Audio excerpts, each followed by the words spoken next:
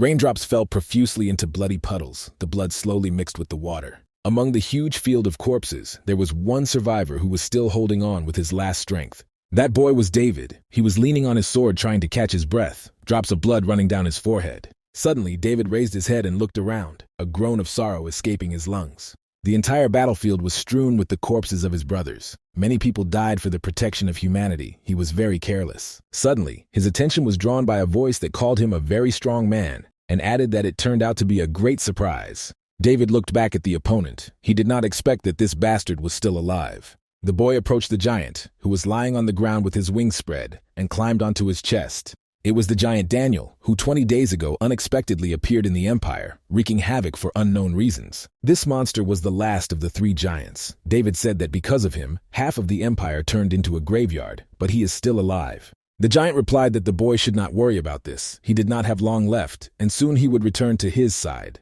David leaned over Daniel and said that it was good. His dead friends were already waiting for the giant there. Daniel looked up at David and asked what friends he was talking about. The boy replied that he was talking about those who came with him. One of them was fried to a crispy skin by a fiery red dragon. The second winged giant was sealed for all eternity by an old man named Charles. David was smiling. He even forgot about his injuries for a moment. The boy asked if the giant understood him. Daniel replied that a strong person may not try to hide the truth behind superficial words. The children of the stars share their feelings among themselves, and they were well aware that they took their enemies with them to the other world. But this also means that there are no strong people left, such as David himself. The boy was outraged by these words. He shouted that he was still alive, and the giant should not be talking nonsense. Daniel answered that the boy could not pretend. He knows well and sees that he does not have much time left. Daniel was glad, because if the boy had realized his powers earlier and started honing them, it would have been a big obstacle in the way of their cherished desire. These words of the giant made the boy very angry, and deep down he was chastising himself for it. In the end, David got over himself and said out loud that he didn't care. He knew he'd wasted his life without Daniel. The giant Daniel said that the boy is a great man, and therefore has an absolute right to be proud. But all the same, in the end, his world will soon be absorbed by the starlight and dissolve into it. David decided that he was no longer able to listen to these instructions of the enemy who was killing his friends and dealt the final blow. Although the killing of Daniel did not sow a sense of satisfaction inside the boy, but now, finally, he could breathe easy. The boy looked around and did not understand how he should change everything that had already been done. David tried to walk, but the road a few steps away caused him to cough uncontrollably. The boy remembered his friends and brothers, with whom he had recently sat by the fire. David remembered the jokes and laughter, the feeling of happiness and togetherness. Life was carefree. The boy also remembered his best friend before they went into battle. Michael was a very cheerful guy, but now he was no longer among the living. David knew this for sure, because at that second he was looking at his body. All his friends were dead. David fell to his knees. They fought to the death because of their pride. Did they think they were strong just because he was strong? How wrong he was. It was necessary first to correctly assess the circumstances and run away. They were both fools and remained so until the very end. The boy did not understand why giants capable of repelling the sword aura of the strongest swordsman of the empire could only be hit by his weapon. If it weren't for this, ordinary soldiers would not have to stand as a wall on the front line, and all his friends would not have died at the very beginning. The boy's body finally failed him. He fell to his knees, full of despair, and gradually sank into darkness. He was freed from the darkness by someone's voice calling for help, someone shouting that he could not move because of his wounds. The boy thought he knew the owner of that voice very well. David resolutely leaned on his sword again. Sometime later, David finally reached a giant stone, against which the still-living girl was huddled with her back. The guy smiled sincerely. Did the commander-in-chief manage to survive this hellish battle? This brave young woman's name was Florence, and she lost her arm in this duel. The boy said that Florence did not look very good. She asked if he was a corporal and added that he could have been better looking. But for now, the exchange of pleasantries was inappropriate. The most important thing was something else, whether the giant Daniel was dead. David replied that there was nothing to worry about. The giant was dead, and his body was lying nearby. The boy had killed him.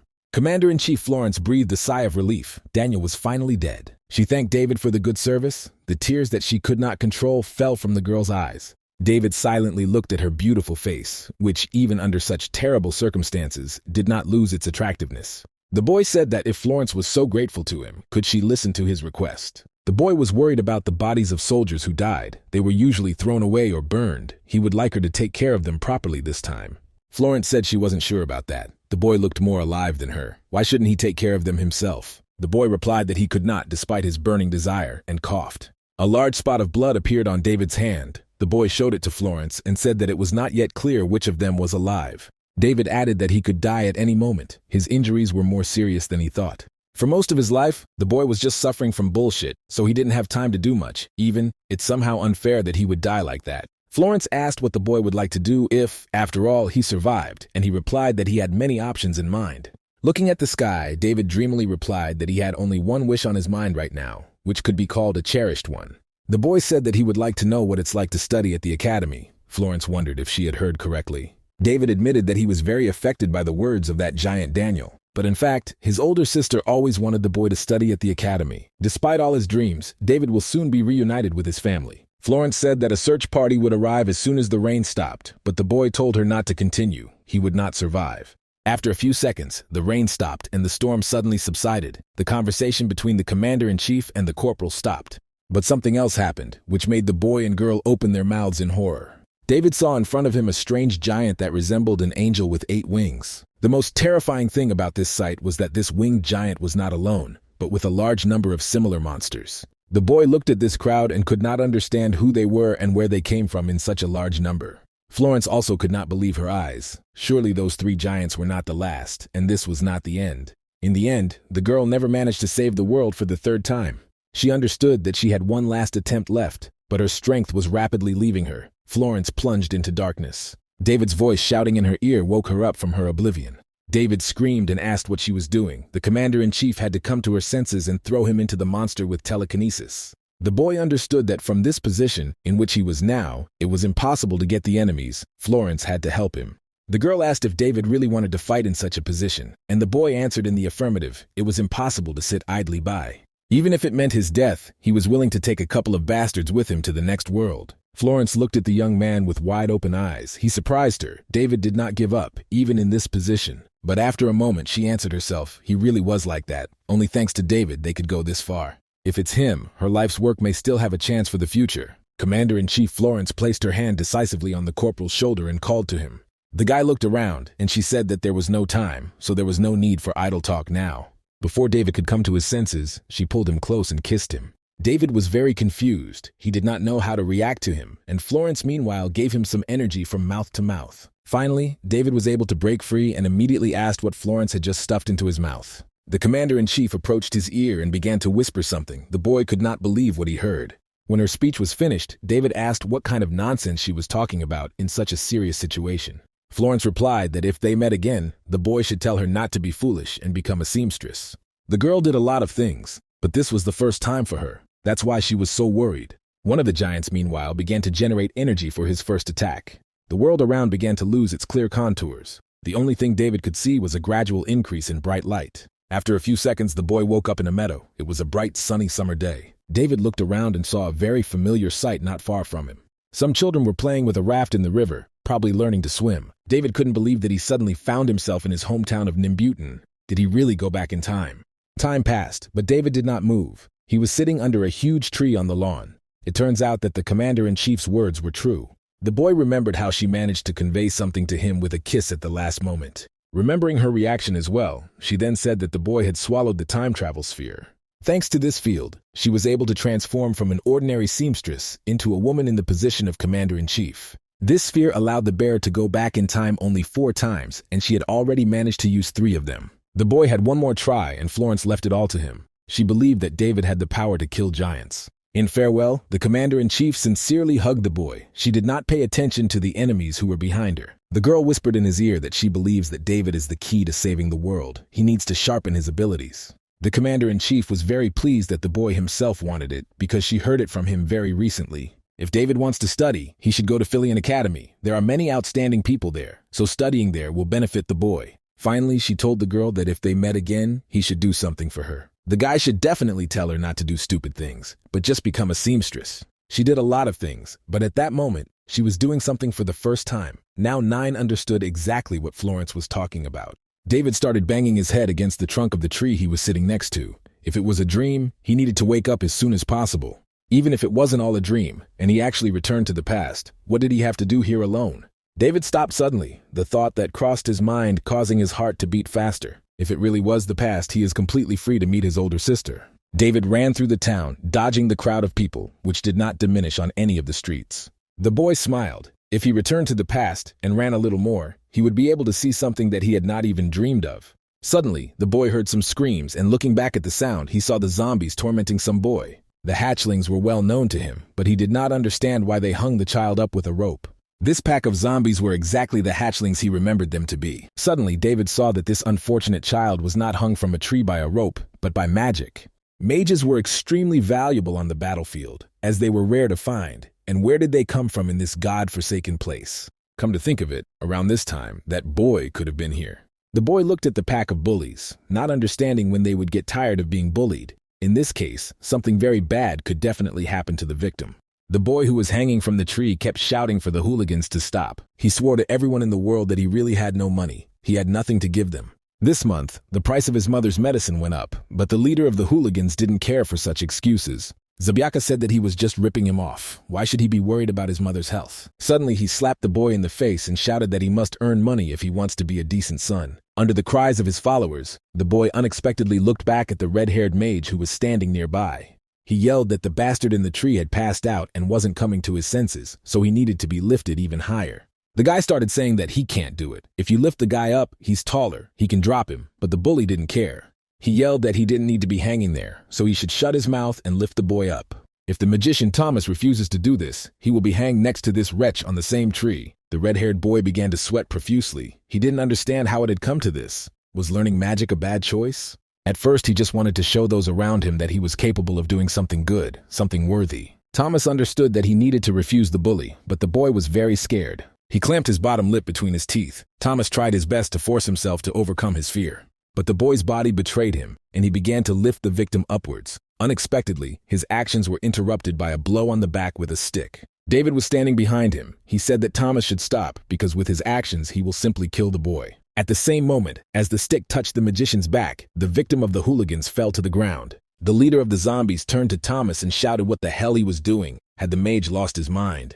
He rushed at the boy with fists and complaints. Thomas began to make excuses that he did it on purpose. David stood in front of Thomas and ordered him to forget about the bully. The boy must look only in his face and speak only to him. Unexpectedly, Thomas recognized the mysterious stranger.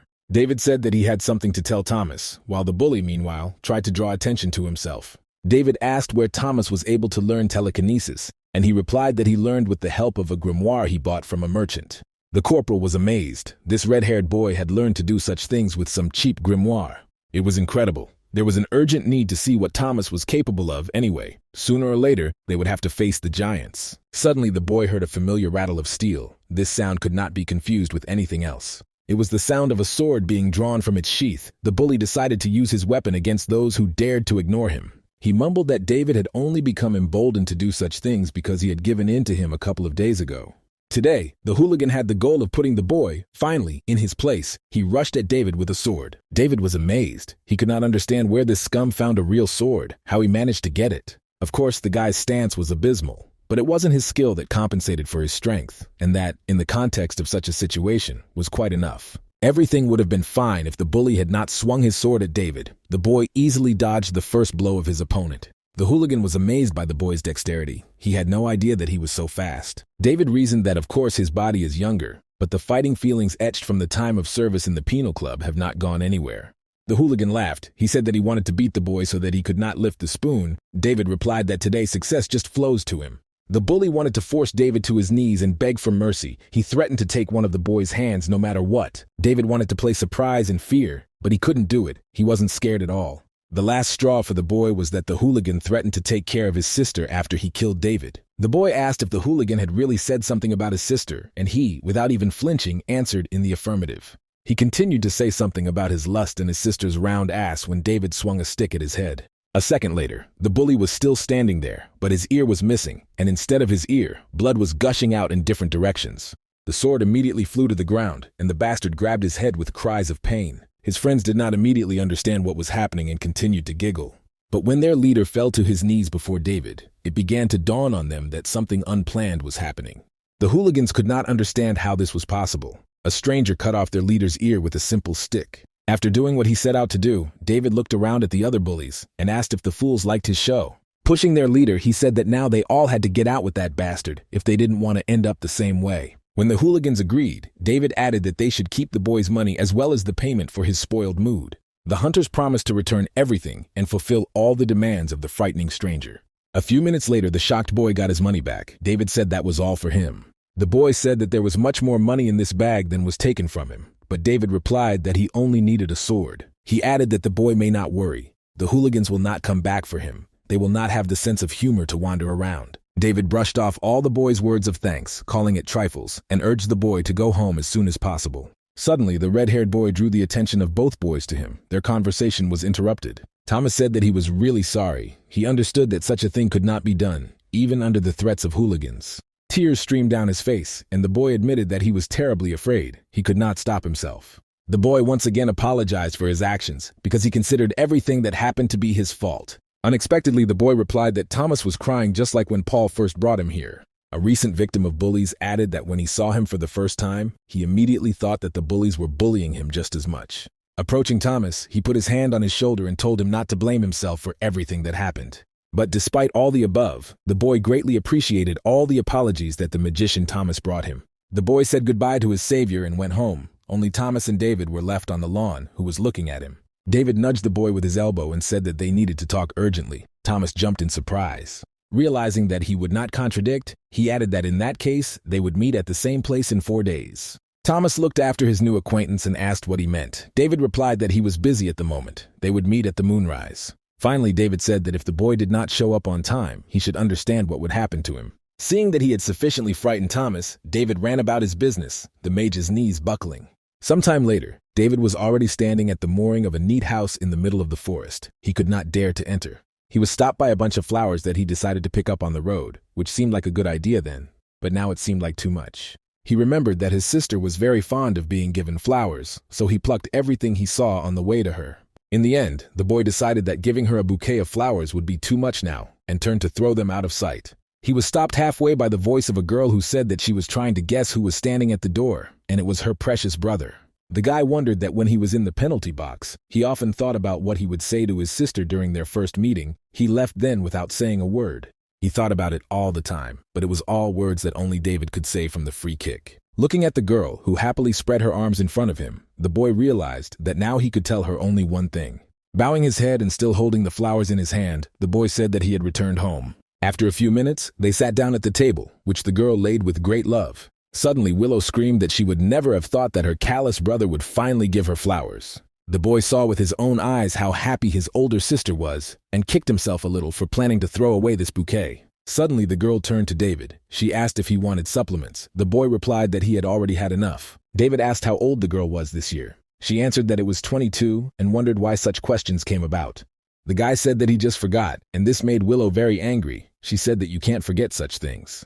Willow got up from the chair and began to fuss. She suspected that the boy had a cold, and he calculated how much time he had left. David realized that if the girl was 22 now, it was about 10 years before those bastards arrived. The boy looked at Willow and understood that his sister remained the same as he remembered her. While the girl measured his temperature with her hand and was interested in his well-being, he saw kindness and warmth in her. This moment was so precious to him that he wanted to extend it for an eternity. He wanted to protect his sister and the whole world this time after 10 years. He only had one attempt. David stopped Willow's hand and said that he had something to tell her. The girl said that she was listening to her brother carefully. Still holding his sister's hand, the boy said that he planned to go to the academy. This news struck the girl so much that she forgot how to move. Will her dream come true? After a second, she started shouting for her brother to repeat her words. She couldn't hear him. He had never listened to her advice before. Suddenly, she let go of his hand and ran somewhere saying that she had something interesting for this moment. Willow said she always knew this day would come. She had a very smart boy, so everything had to work out for the best.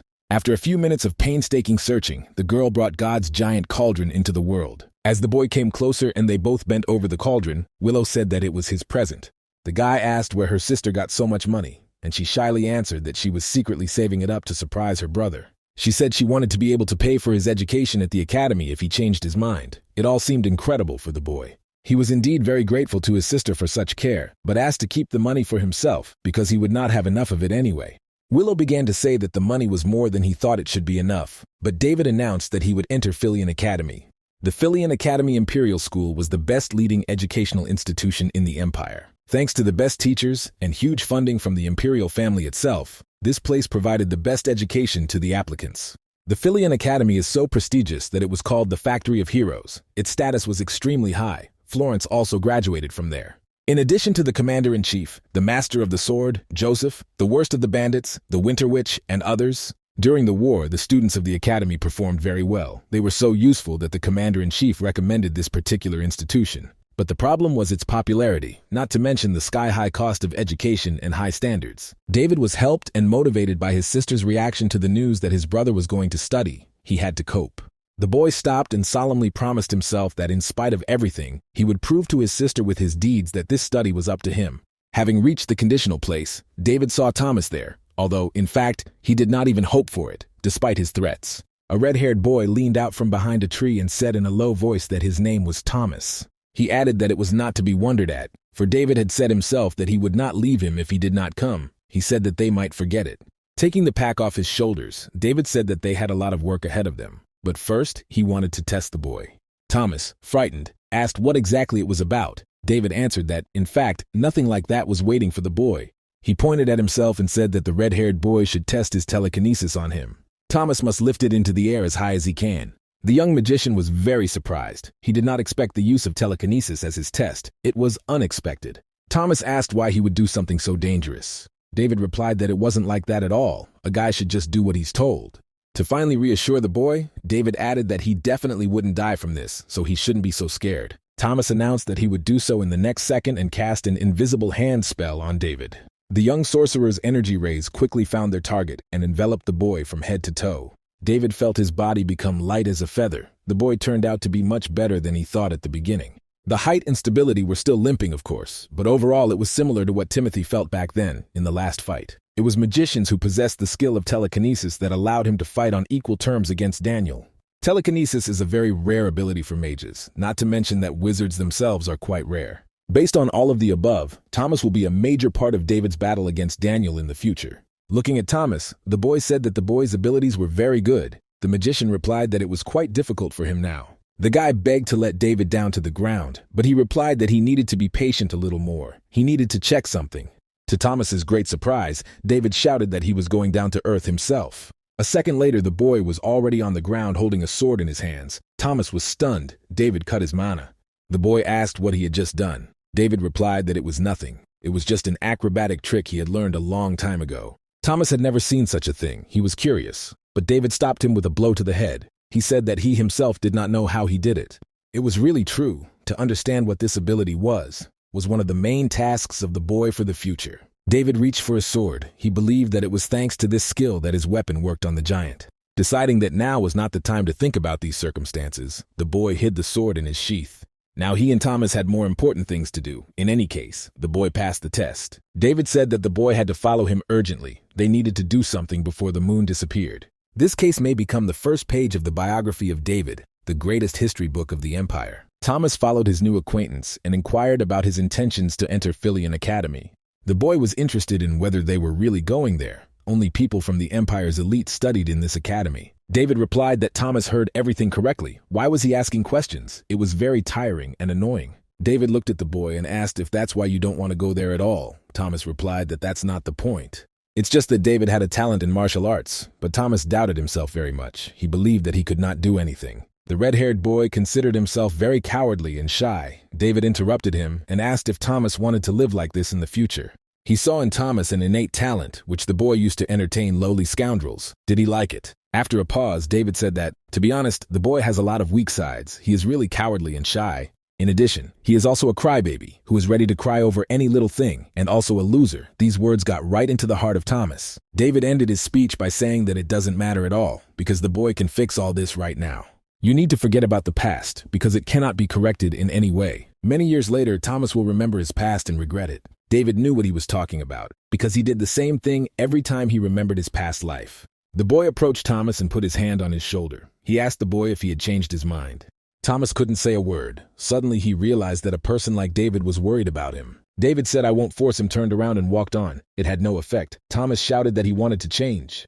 The red-haired mage said that he agreed to go with the boy to Philian Academy. He wanted David to teach him everything that was necessary for this. David stopped. It was the first time Thomas had behaved bravely. Now he was facing his first obstacle. The words of the new mentor scared the boy. He really had to do something right now. David was pleased with himself. A few seconds later, they were already standing near the clearing, hiding behind the bushes. Thomas asked if this was really his first obstacle. David believed that the moon goblin was the best opponent to show the skills of the young mage. In addition, it was not about a simple goblin, but about their leader, which made this case even more spicy. David laughed and put a hand on Thomas's shoulder, asking if he liked the task. The guy decided that they should not mess around. They need to start the business now because time is running out. The lunar variety of goblins often appeared in this area. These creatures created a lot of inconvenience for the locals. Most people distinguish such goblins from ordinary ones by paying attention to their yellow skin and distorted bodies. But their real feature was their boundless love for gold and treasures. These monstrous creatures liked to ambush merchants and steal their valuables, then collect everything they stole in one place. They built an altar for the looted treasures and arranged a real feast around it on nights like tonight during the full moon. Thomas finally understood David's plan. He was struck by the master's brazen plan. They will steal all the gold of the goblins.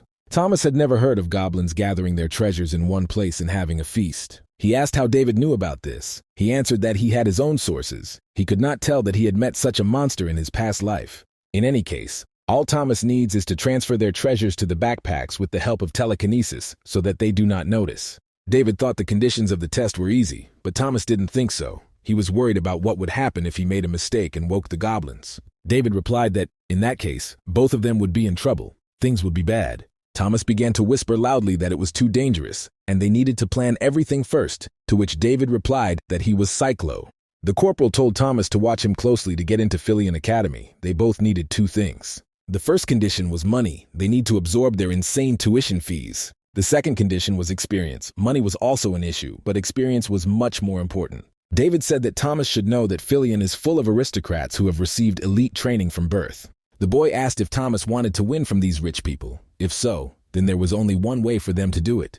From this second, Thomas must start gaining experience, risking his life. These guys are perfect opponents. Thanks to them, guys can get money and experience, kill two birds with one stone. Thomas cried a lot. David asked if the boy had better ideas. If not, then everything was decided. David opened the first backpack and slapped Thomas on the back. They had to start now. Very slowly and carefully, Thomas used his telekinesis spell. The first backpack slowly filled with treasures. In a matter of minutes, the last coins and the dagger landed in the boy's other backpack. David looked at the treasures. He was satisfied. The task was completely accomplished and accomplished perfectly. The boy ruffled Thomas's hair with his hand. He noted what he said earlier. The main thing for the boy is experience. The magician took his breath away. The plan worked. In fact, David was not sure that everything would work out. Just think, the boy learned very quickly. It turns out that Thomas was even better than he imagined. The boy finally found a wonderful servant for himself. David said that if they filled their backpacks to the brim, it was time to run. Thomas didn't immediately realize they were done. The corporal confirmed that they had done everything that needed to be done, so they needed to flee immediately before something went wrong. At the same time, two boys were running through the forest, trying to catch up with something that was moving at high speed. Unable to withstand such a pace of the race, one of them began to shout that the chicken flying in front of them should stop immediately. This scream was heard by everyone. David did not understand what kind of sick bastards could arrange a firecracker in the middle of the night. While the boys stood with their backs to the goblins, their leader awoke, the same cry rousing him from his slumber. The leader looked around to understand where the noise was coming from and saw that there were no treasures in the box. His voice, in turn, woke the other moon goblins, who were trying to figure out which thieves had stolen their shiny rattles. Looking around, two of them unexpectedly noticed David and Thomas, who still hadn't managed to escape from the clearing. David was displeased. To put it mildly, their business was bad. The moon goblins were running to attack them with all their might. The boy dropped his backpack on the ground, while Thomas was not holding his feet at all. David felt that from the very beginning, the events were unfolding very well. He expected a trick and he got it. Thomas asked what they should do. He could throw the treasures and run away. David was against this idea. In this case, they would not pay for education, and this was his goal, to get money. And although Thomas believed that it was not the main thing, they still had no time left. The goblins were in dangerous proximity. Thomas unsheathed his sword. It was made of cheap steel, and with its weight and strength, it would last about 15 blows. There were about 30 enemies, and all of them rushed at a single opponent at the same time, because Thomas could not be taken into account.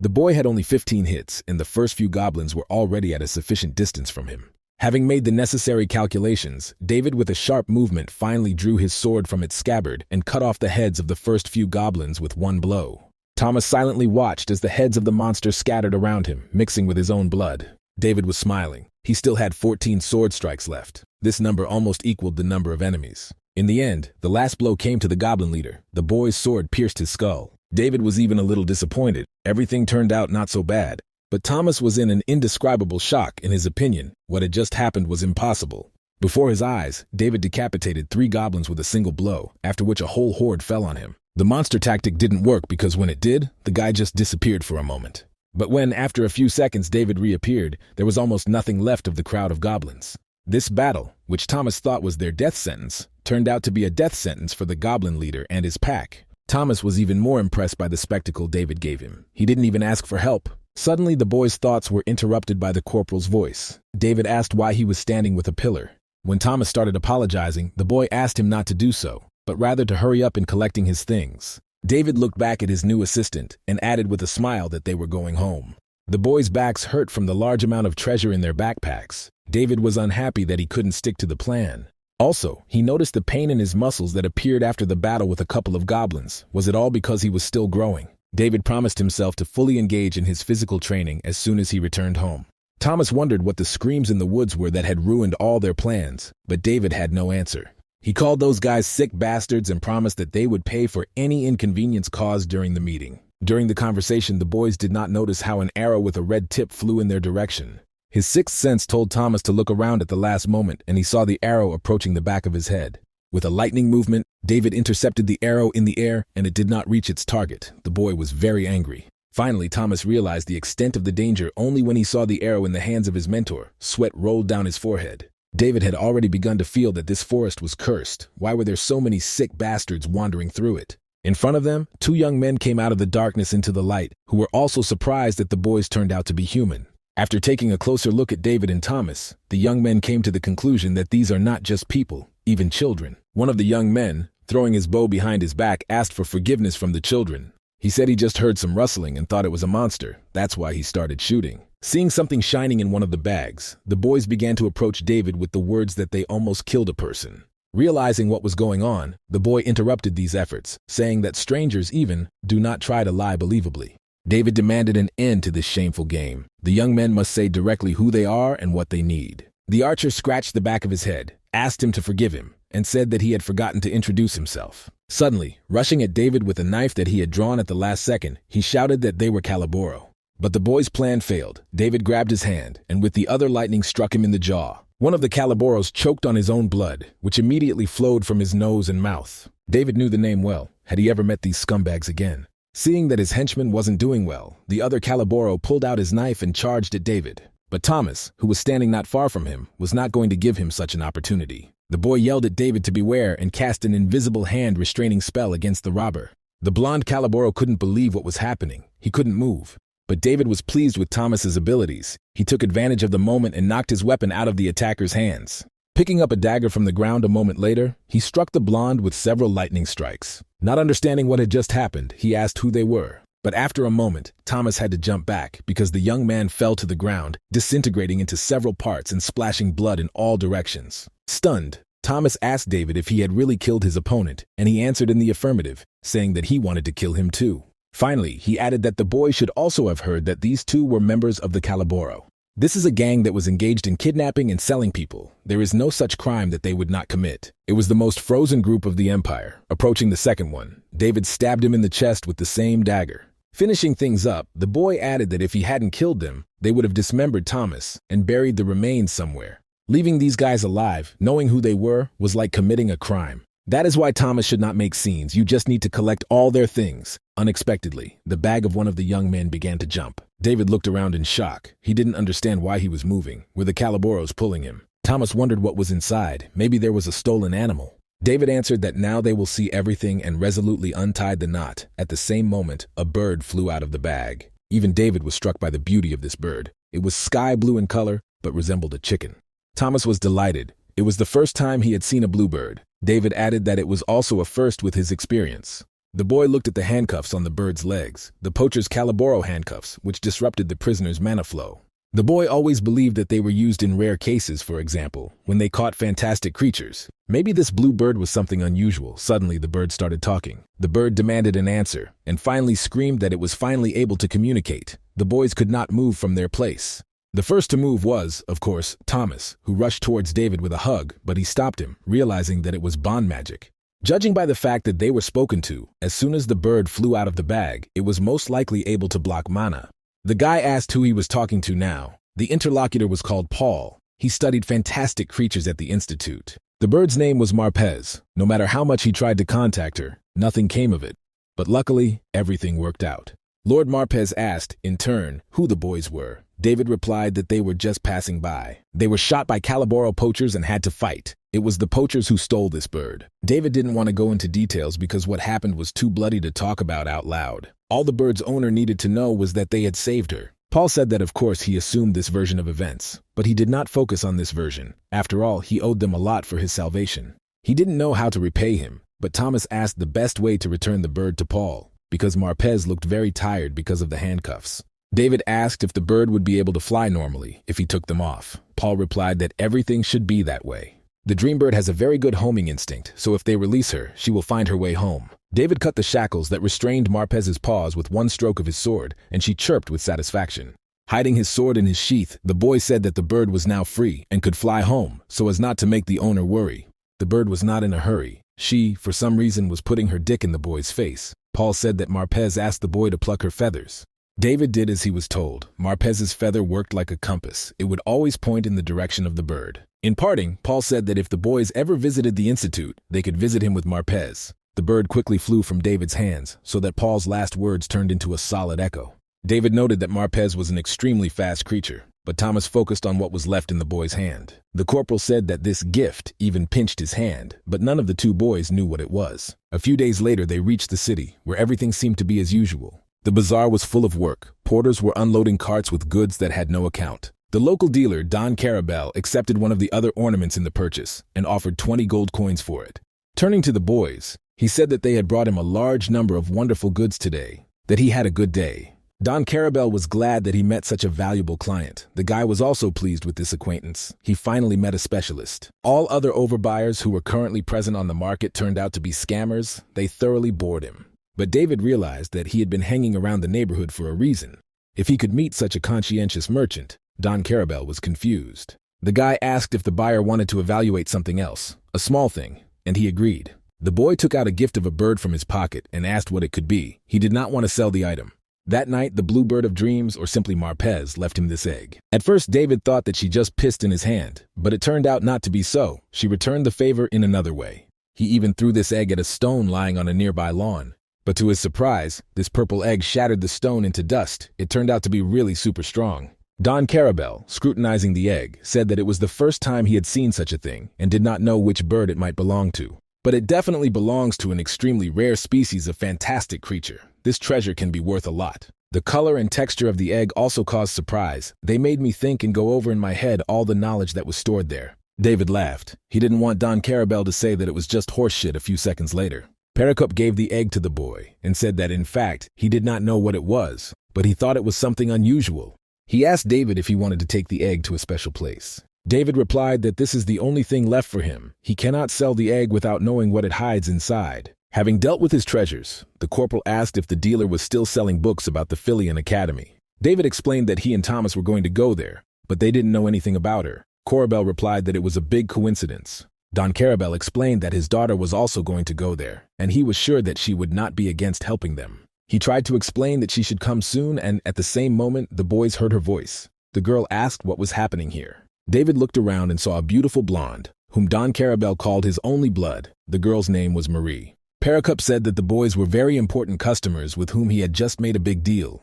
Mary did not believe her father's words, calling Thomas and David babies, which infuriated them beyond belief. Pericup apologized for his daughter, saying that she grew up in a merchant's house, so she is very sharp-tongued. Thomas replied that everything is fine. But David did not care about these mannerisms. He saw something very familiar in the girl's face and asked her if she was really Marie. When Marie answered in the affirmative, he asked if her middle name was sometimes Alice, and she answered how he knew that. David replied that it might sound very strange, but she looked a lot like someone he knew. But just to make sure, he needs to ask the girl one more question. Mary Alice allowed David to do this, and the boy asked in a whisper if she had anything unbecoming of a girl underneath. The girl was amazed by the nonsense she had just heard from the lips of an unfamiliar boy. David ignored the girl's reaction and continued to muse to himself that it didn't look like she had a dick. The boy looked at Don Carabella. He would rather believe that this old man had another child that he did not know about. But David's thoughts were interrupted by a punch in the face from Mary. From now on, she considered the boy a sick bastard. But the effect of the slap was completely opposite. This feeling seemed quite familiar to the boy. After physical sensations, the boy was absolutely sure that this girl was Count Mary Alice. When their fine bat was in the city of Armelin, Count Mary was responsible for their provision. With his excellent work ethic and friendly nature, he could make friends with anyone and was an impressive personality. However, it was worth mentioning the member in a conversation with someone, how he, at the same second, became unusually angry. When he lost his temper, he started slapping everyone. Such slaps also went to David. Then he didn't understand why, suddenly. David always wanted to ask Count Mary at the next meeting why this happened, but there was no such opportunity. Earl of Mary Alice died in battle. Like all other friends and brothers of David, he saw his body with his own eyes. But it seems that just now, David found the answer to his question. Who would have thought that this was the reason? He looked at Don Carabella's daughter, who was standing opposite, angry, and realized that Count Mary Alice was a girl. Seeing that the boy was smiling, Mary Alice exploded even more. She decided that she needed to punish the boy one more time and rushed at him. The girl's next attack was interrupted by the boy instantly. He hit Mary on the head with words to make her calm down. Mary grabbed her head. David told her not to get cocky just because he let her slap him once. But the boy decided to point out that he too was wrong in some ways. This remark of David incited Mary even more. She shouted that she would be fine if she hit the boy twice. Mary Alice grabbed David's hair, and he tried to stop these ridiculous efforts. The boy no longer doubted that she was seriously disturbed. Tomas and Don Carabel watched in amazement at everything that was happening. They did not know how to react. Finally, recovering from the shock, the boy and the old woman rushed to destroy the two opponents, who finally lost control. A little more time passed and everyone more or less calmed down. Thomas still couldn't figure out what was wrong with those two. The two had just fought like they wanted to kill each other. Mary asked if they really wanted to sell it. David replied that everything was correct. He was interested to check if everything was okay with them. David assured the girl that if not, he would buy something from them to replace it. Now Thomas watched as these two oddballs seemed to become friends. The boy decided to buy 3 swords and a magic wand from Don Carabella and his daughter. Mary asked why David had 3 swords. It would be very difficult to carry them with him. He answered that it was just in case. They often break. The girl asked how he liked the weapons that she offered. He replied that they were not bad, but this black one was better than all of them. Mary explained that black iron is very strong, so that's why all the famous knights want their weapons made of it. The girl added that she doesn't know how rough the boy is when he uses swords, but this one, most likely, he won't be able to break. And the wand she offered has a very beautiful magic stone in it, so the boy should keep it, especially considering that there was such a cute guy with him right now. She turned to Thomas and asked if he was a mage. Mary asked what kind of magic Thomas used. He modestly answered that he had the ability to telekinesis. Mary was in awe. This, in her opinion, was incredible. If the boy tried, he could get into the academy without a scholarship. The only question left for David himself was, what technique is he going to show at the practical exam? The girl said that in order to get to Philion, he needs to make an impression and show his techniques in a practical exam. The theoretical was also difficult, but not as much as the practical. Besides, if the boy shows a good result, he will definitely be taken to the academy. If the boy didn't prove his worth, he could forget about joining the academy. David believed that all he needed to do was wield a sword.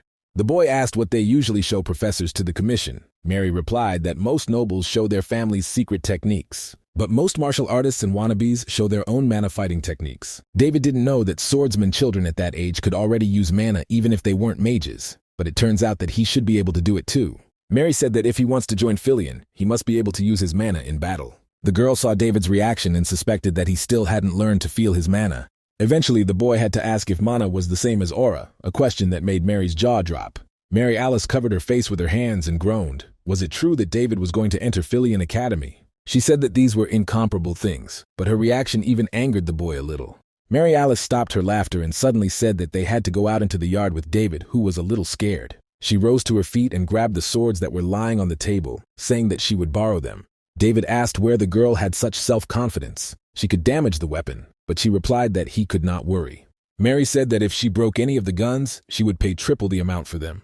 Looking back at David, who was still sitting in place, the girl hurried him on, saying that it was inappropriate to talk. He should follow her. Mary said that mana is the primordial source of the power of nature. It is like air, and it is everywhere, however. Not everyone can use it. In order to use mana, you must first sense your own mana and develop a mana sense. This can be achieved if you have talent, due to training, strong desire, or something else. Many factors affect the result. Usually, people need about a year for this. After a year, they start to feel it. And those future applicants who have a desire to enter Filion have already passed this stage. Mary said that David should forget about feelings for now. He doesn't even know the difference between mana and aura right now. Mary, however, recognized that aura was a form of mana, but the difference between the two was, in fact, like heaven and earth. Even with talent and incredible effort, it takes a minimum of 10 years of training to receive the echo of the innate power of the aura. After saying all she wanted, Mary Alice asked if the boy understood anything. David said that he did a little. He remembered that sometimes he met such people on the battlefield. They boasted about using aura or some other unusual powers. They were his opponents, but not that incredible. If you cut them down, they died just like everyone else. Mary Alice announced that the explanations would be over for now and asked if they could begin. The girl was sure that with practical classes, David would understand everything faster because he would use his body, not his head. The boy did not expect anything extraordinary from Mary because, in his opinion, she was just a young girl. But after a second, Mary Alice made him tense. She attacked David rapidly, and he had to defend himself. He couldn't even gather his thoughts at first. This girl obviously made an impression on him. The boy repelled the girl's first attack, but she did not stop and was already running towards him again. David was amazed that at such a young age, Mary was already able to unleash so much power, even using twin blades. David hadn't noticed anything like that yet, so he couldn't say for sure, but it seemed to be the mana fighting technique she was talking about. But Mary, on the contrary, was impressed. She wanted to end the fight with one attack, to show the power of mana to make the boy refuse to enter the academy. This, in her opinion, was the best way out of the situation, because if the boy was embarrassed in the entrance test, it would be even worse for him. But it didn't happen as expected, and for some reason right now the girl felt that David was pressing on her. He is capable of this even without using mana. Mary Alice tensed. It was some nonsense. The voice of her adversary brought the girl out of her stupor. He asked what she was thinking about. With one lightning movement, the boy knocked both of her blades aside, and Mary was sent back. Yelling that the girl should dodge and not block his blows, the boy launched a second attack. Mary had to jump back. The girl's eyes glowed with excitement. She understood that she was in danger, but now she had a couple of seconds to catch her breath. She asked, looking at David, if she didn't think he was an unusual guy, and he replied with a smile that she did too. She not only possessed mana, but also a sword, although there were problems with the center of gravity. If Mary could solve this, she could become much stronger. Such daring behavior made Mary Alice very angry, who was not used to losing. She shouted that David did not consider himself a winner. The boy was only worried that the girl kept her word because one of the swords fell apart, and she promised to pay for it in triple the amount. Hearing the sound of the iron breaking, David looked around and said that Mary Alice should prepare the money. Thomas, who unexpectedly found himself behind the girl, said with delight in his eyes that she was a great fellow. But at the same moment, David shouted that he was very tired, and therefore the boy must hurry. The next morning, David came to the market to collect his money, which was owed to him yesterday. But his surprise knew no bounds. Instead of money, the boy was expected to receive books on theory for admission to the Filion Academy and Mary's notes. The girl said that there was only a month left until the entrance, but Davida was surprised by such generosity. Even yesterday she was against it. David even threatened her, but Mary replied that there were no ulterior motives. She just liked the boys. She decided to do them a small favor so that they could all join the academy together and is offering these services for free. Mary would really like to teach David personally, but the business did not want to wait, and it was already time for them to leave. So Mary Alice wished the boys to study well. If David failed after all she had done for him, there would be no forgiveness for him. David laughed back and told the girl to take care of herself. It was strange, but he was starting to like her even more. Jumping on the carriage's footboard, Mary Alice waved them goodbye and said that they would see each other in the capital at the entrance exams. She entrusted the boys with the most valuable things and wanted them to look through and learn everything from cover to cover. David understood that he needed to train his weak body and also study, but he even liked this big brew. When the boy returned home, his daily life began to go on as usual, but still with a few changes. David just loved having lunch with his sister Willow. But the girl immediately noticed that the boy was now stuffing his stomach so that it could burst. And then the boy burned those calories until night, hunting monsters around the village, slowly increasing his adaptability and endurance. In the end, these nightly walks bore more and more fruit, and so it continued until there were no monsters left around the village. In addition, the boy was still constantly studying, which was already an incredible feat as for a soldier of the penal battalion. He did not understand why he needed the table etiquette of the northern nobility. He did not know what results awaited him, but he made the efforts he was capable of. A month passed, and finally the friends reached the main place of the story, the capital of the Walloon Empire. The best educational institution of the empire was located in the capital, the small city of the White Tower. The eyes of the boys finally had something to look at. The Filion Academy appeared before them. Mage Thomas was full of delight. He could not say anything except how beautiful it is. For the boy, Everything that was happening now was like a fairy tale, but David tried to get him out of this state and move him from his place. He said that Thomas needed to stop acting like a village idiot and go inside because they were going to be late for the exam.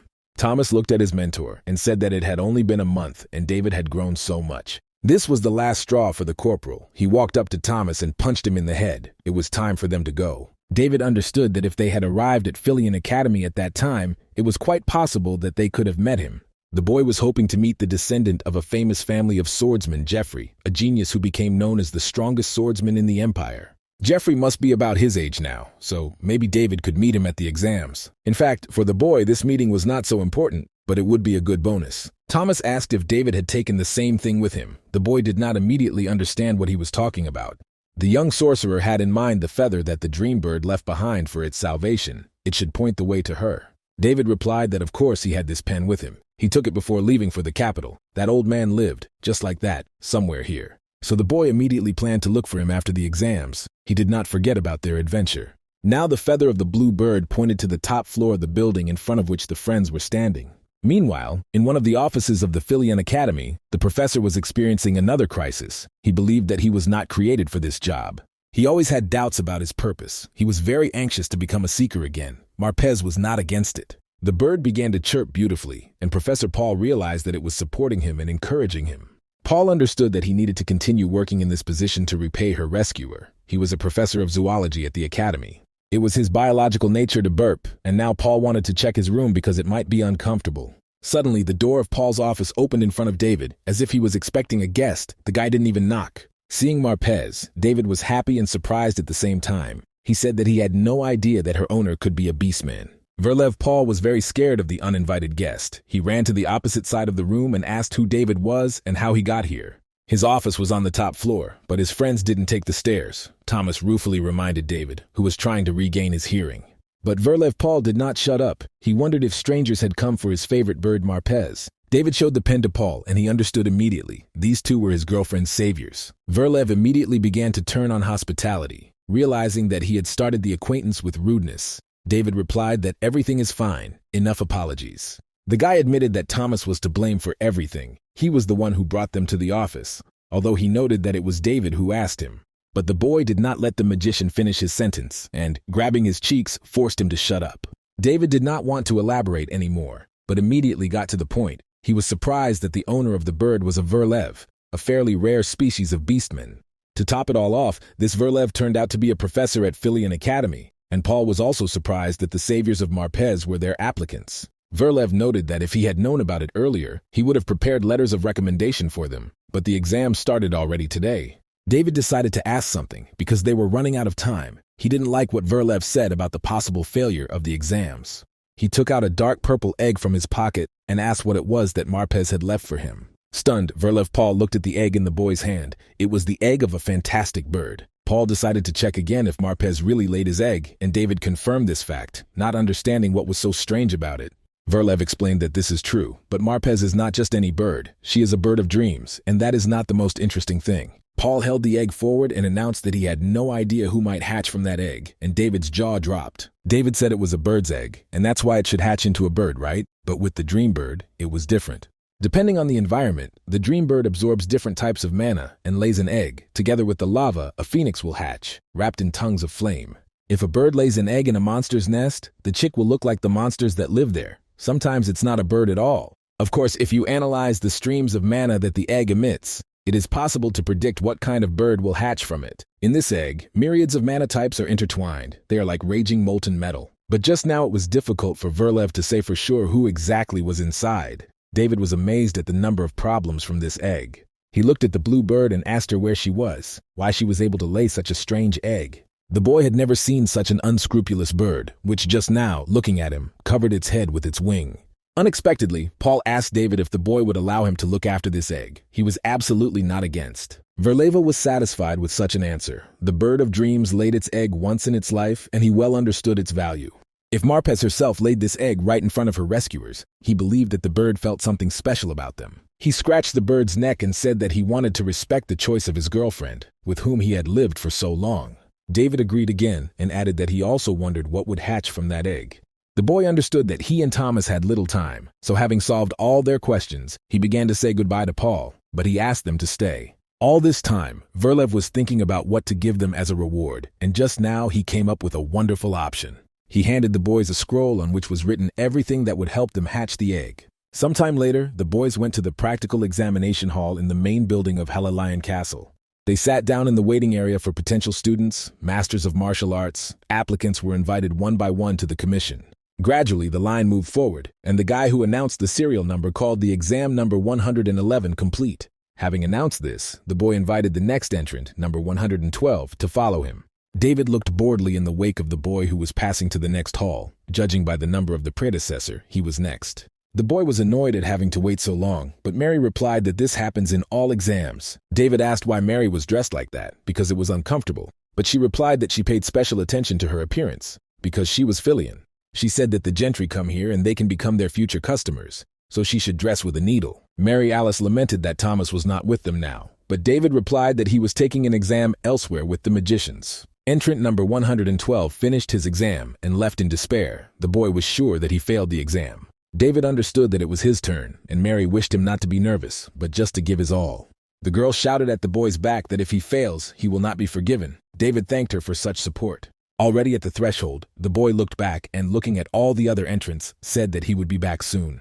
In the next hall, where the admission committee was sitting, the boy finally saw the professors of the Filian Academy. Each of these teachers stood out from the rest. They all had a rather interesting appearance. But what attracted his attention the most was this old man sitting in the center of the table. He was the director of the academy, Archmage Donald, but the woman sitting next to him was also a very impressive person. In the past life, David rarely felt such an aura.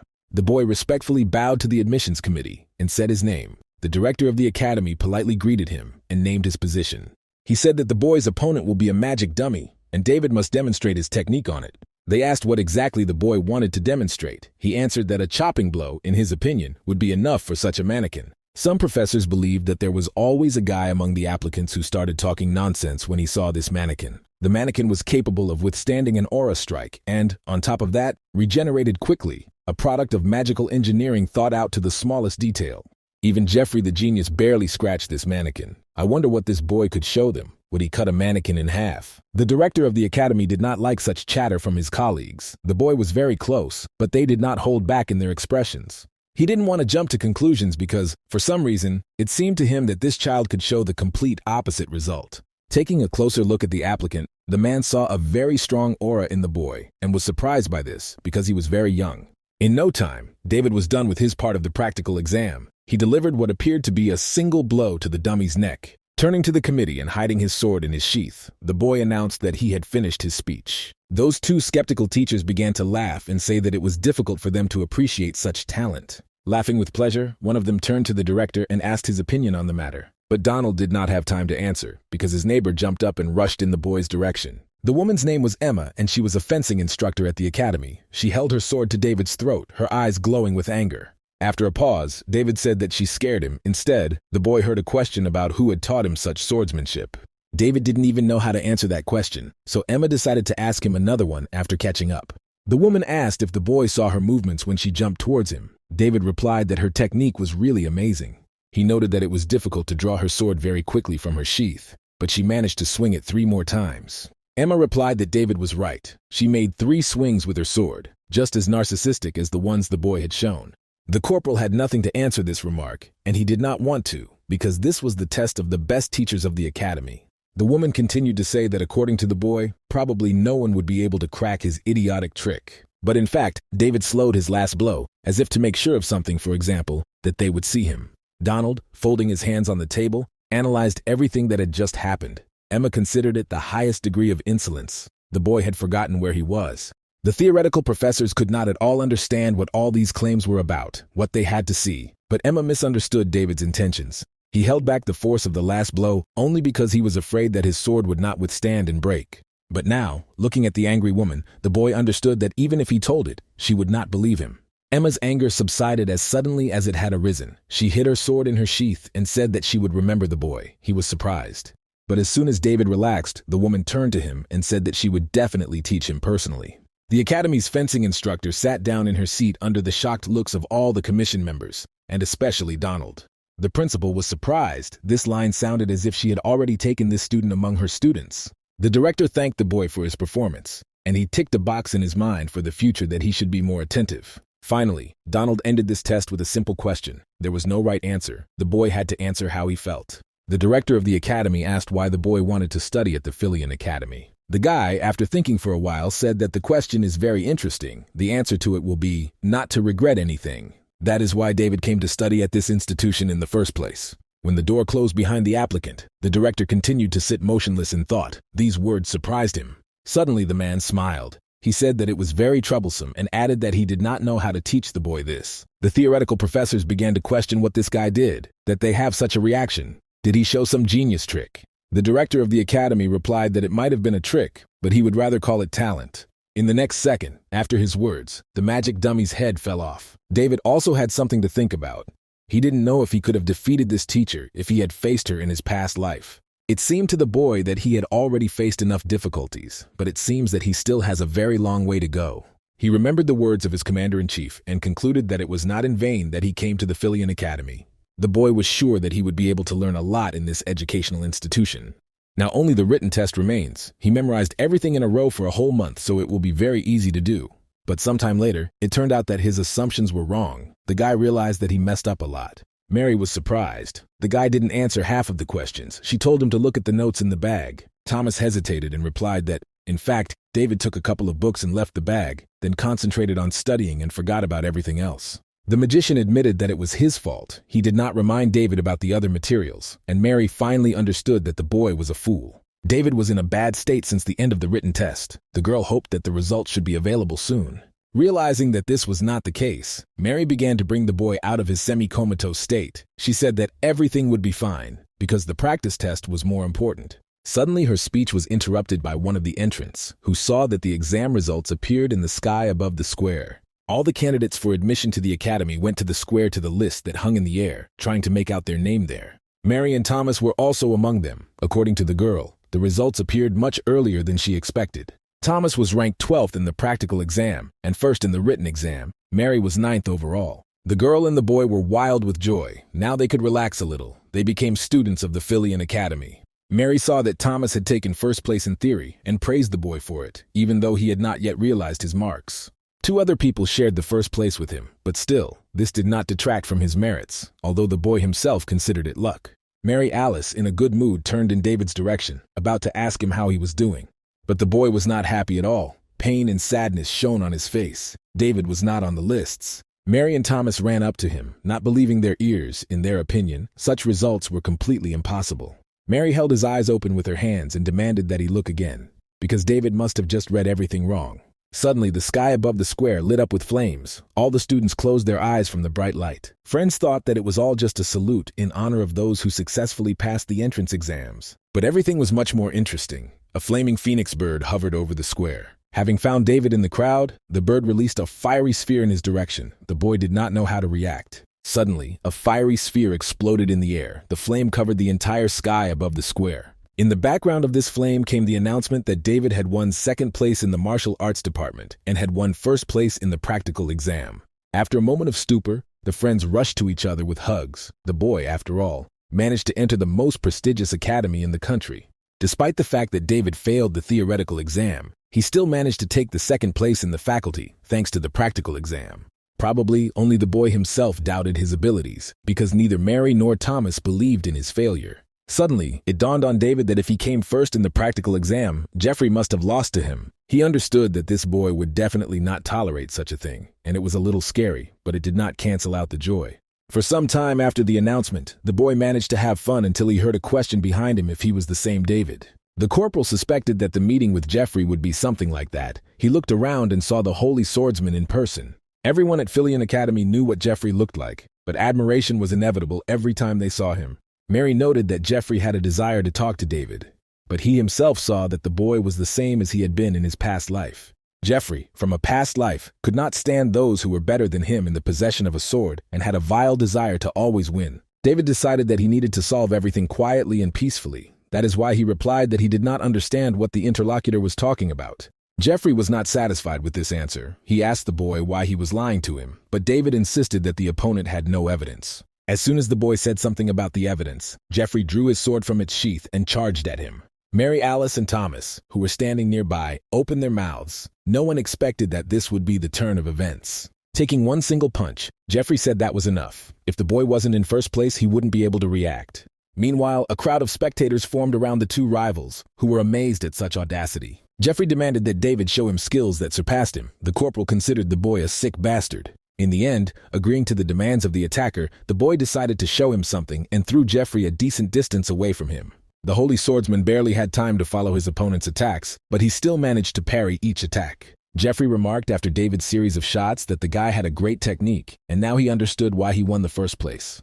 But according to the holy swordsman, this was absolutely not enough for him to overcome him in a personal duel. David was already tired of proving something to this madman. He wanted to stop Jeffrey, but he did not back down.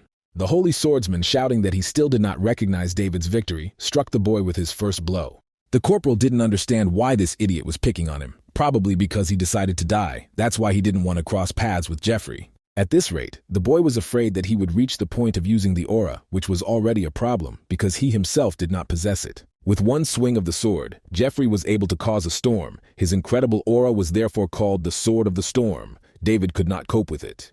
The boy saw only one way out. He immediately turned around and started running away from the enemy. Jeffrey was amazed that his opponent turned his back on his opponent. Did he think he would be let go so easily? Thomas, behind whom the boy hid, was horrified. He did not understand why his mentor chose him for the human shield mission. Jeffrey called David a vile bastard who stooped to using the girl as a shield. He was definitely no knight. Thomas shouted that he was not a girl, but a boy. David noted that Jeffrey's character was just as vile, even on the verge of death. Saying that the holy swordsman values nobility no matter what, the corporal tossed Thomas aside and flew into the attack. This unexpected attack caught Jeffrey off guard, and the holy swordsman was hit in the face. Seeing that, the opponent fell to his knees and covered his face with his hands. David looked back at his friends and shouted that this was their chance. When Jeffrey was able to open his eyes, he saw David holding hands with Mary and Thomas running away from the square. A few seconds after their escape, an overseer made his way through the crowd to the holy swordsman. He wanted to find out who made such a mess. But seeing Jeffrey himself on the ground, he forgot all the severity and began to find out who exactly dared to do such a thing to an aristocrat. He began to ask the boy what the attackers looked like, and promised that the guards would definitely find them. Jeffrey said that he was a normal student now, and they could not worry about that because it was a fair fight. Getting to his feet, the boy saw that his sword had cracked, and that sword was, for a moment, made of high-quality mithril. All this time, Jeffrey thought that there was nothing unusual about his opponent's skills, but he did this to his sword. This caused great interest on the part of the young duke. He said that from now on, he would remember David's name. The next day, on the edge of Shimo Forest, David and Thomas were looking for something with a map. Thomas anxiously asked if the corporal was sure they were going to be all right. The magician meant yesterday's mentor's battle. He heard that the opponent was the Duke of the Gracia family, the second most important after the Imperial family. In that duel, David broke Jeffrey's nose. What if he wanted to pay back? But the corporal replied that the Duke was a good guy. The Duke had principles and could be trusted. He served as an example to all who protect the weak, the embodiment of the ideal aristocrat. Jeffrey must have said yesterday that it was just a fight, or they'd be in jail by now. Doesn't Thomas think so? In the end, David told the guy to knock it off. He thought they had gotten to where they needed to be. It was the vein of mana that Professor Paul Varon, Fernando's source, had spoken of. Mana enveloped the entire world, and the place where it, for unknown reasons, gathered and formed a puddle was called the vein of mana. Here, ordinary stones could become a high-class mana stone, and an ordinary thistle could turn into a magical healing herb. Absolutely everyone wants to find veins of mana for these incredible effects. This place is incredibly valuable, but Professor Paul is a very generous beastman. This Verlev shared such an estimated price with them for the sake of some unknown egg. David asked Thomas if he felt anything unusual. The boy replied that it was the first time he felt so much mana gathered in one place. In his opinion, here he can easily use magic that will be much stronger than his usual one. In addition to everything, they also had an egg. It usually always does that. But now this strange object is absorbing mana at an incredible rate, and it seems he likes it. David replied that he still wouldn't understand it on his own, but he suspected Mary would like it here too. Too bad she's busy. Thomas agreed with the boy, but he did it somehow tensely. Something was bothering him. The young wizard asked his mentor if that was why this place seemed strange. Professor Paul said that there is a lot of mana, and that is why many fantastic creatures come here. This meant that there should be plenty of normal beasts here as well, but this picture did not match what they were seeing now. After these words, David realized that he had relaxed too much. He needed to stay on guard. He was hardly surprised that the whole trip was not going according to plan again. It happened everywhere he went. To Thomas's question, the boy replied that he should get ready, because the corporal had already smelled blood. Thomas asked what exactly the smell of blood was, but David answered him with question after question, forcing the boy to guess for himself. Before their arrival at this place, someone had already visited this place, which is why the meadow near the spring was so quiet now. But these guests were completely uninvited, and at this very moment, they were aiming at the boys with their bows. Arrows charged with mana from the source flew rapidly towards Thomas and David. The corporal quickly drew his sword and began to destroy the enemy weapons one by one. The arrows flew into pieces, but the boy, nevertheless, realized that he had seen them before, in the past life of a free kick. One of his comrades presented such an arrow to them, saying that it was extremely powerful and could tear off the head, even of an orc. After finishing his presentation, the boy asked if the captain wanted the same for himself.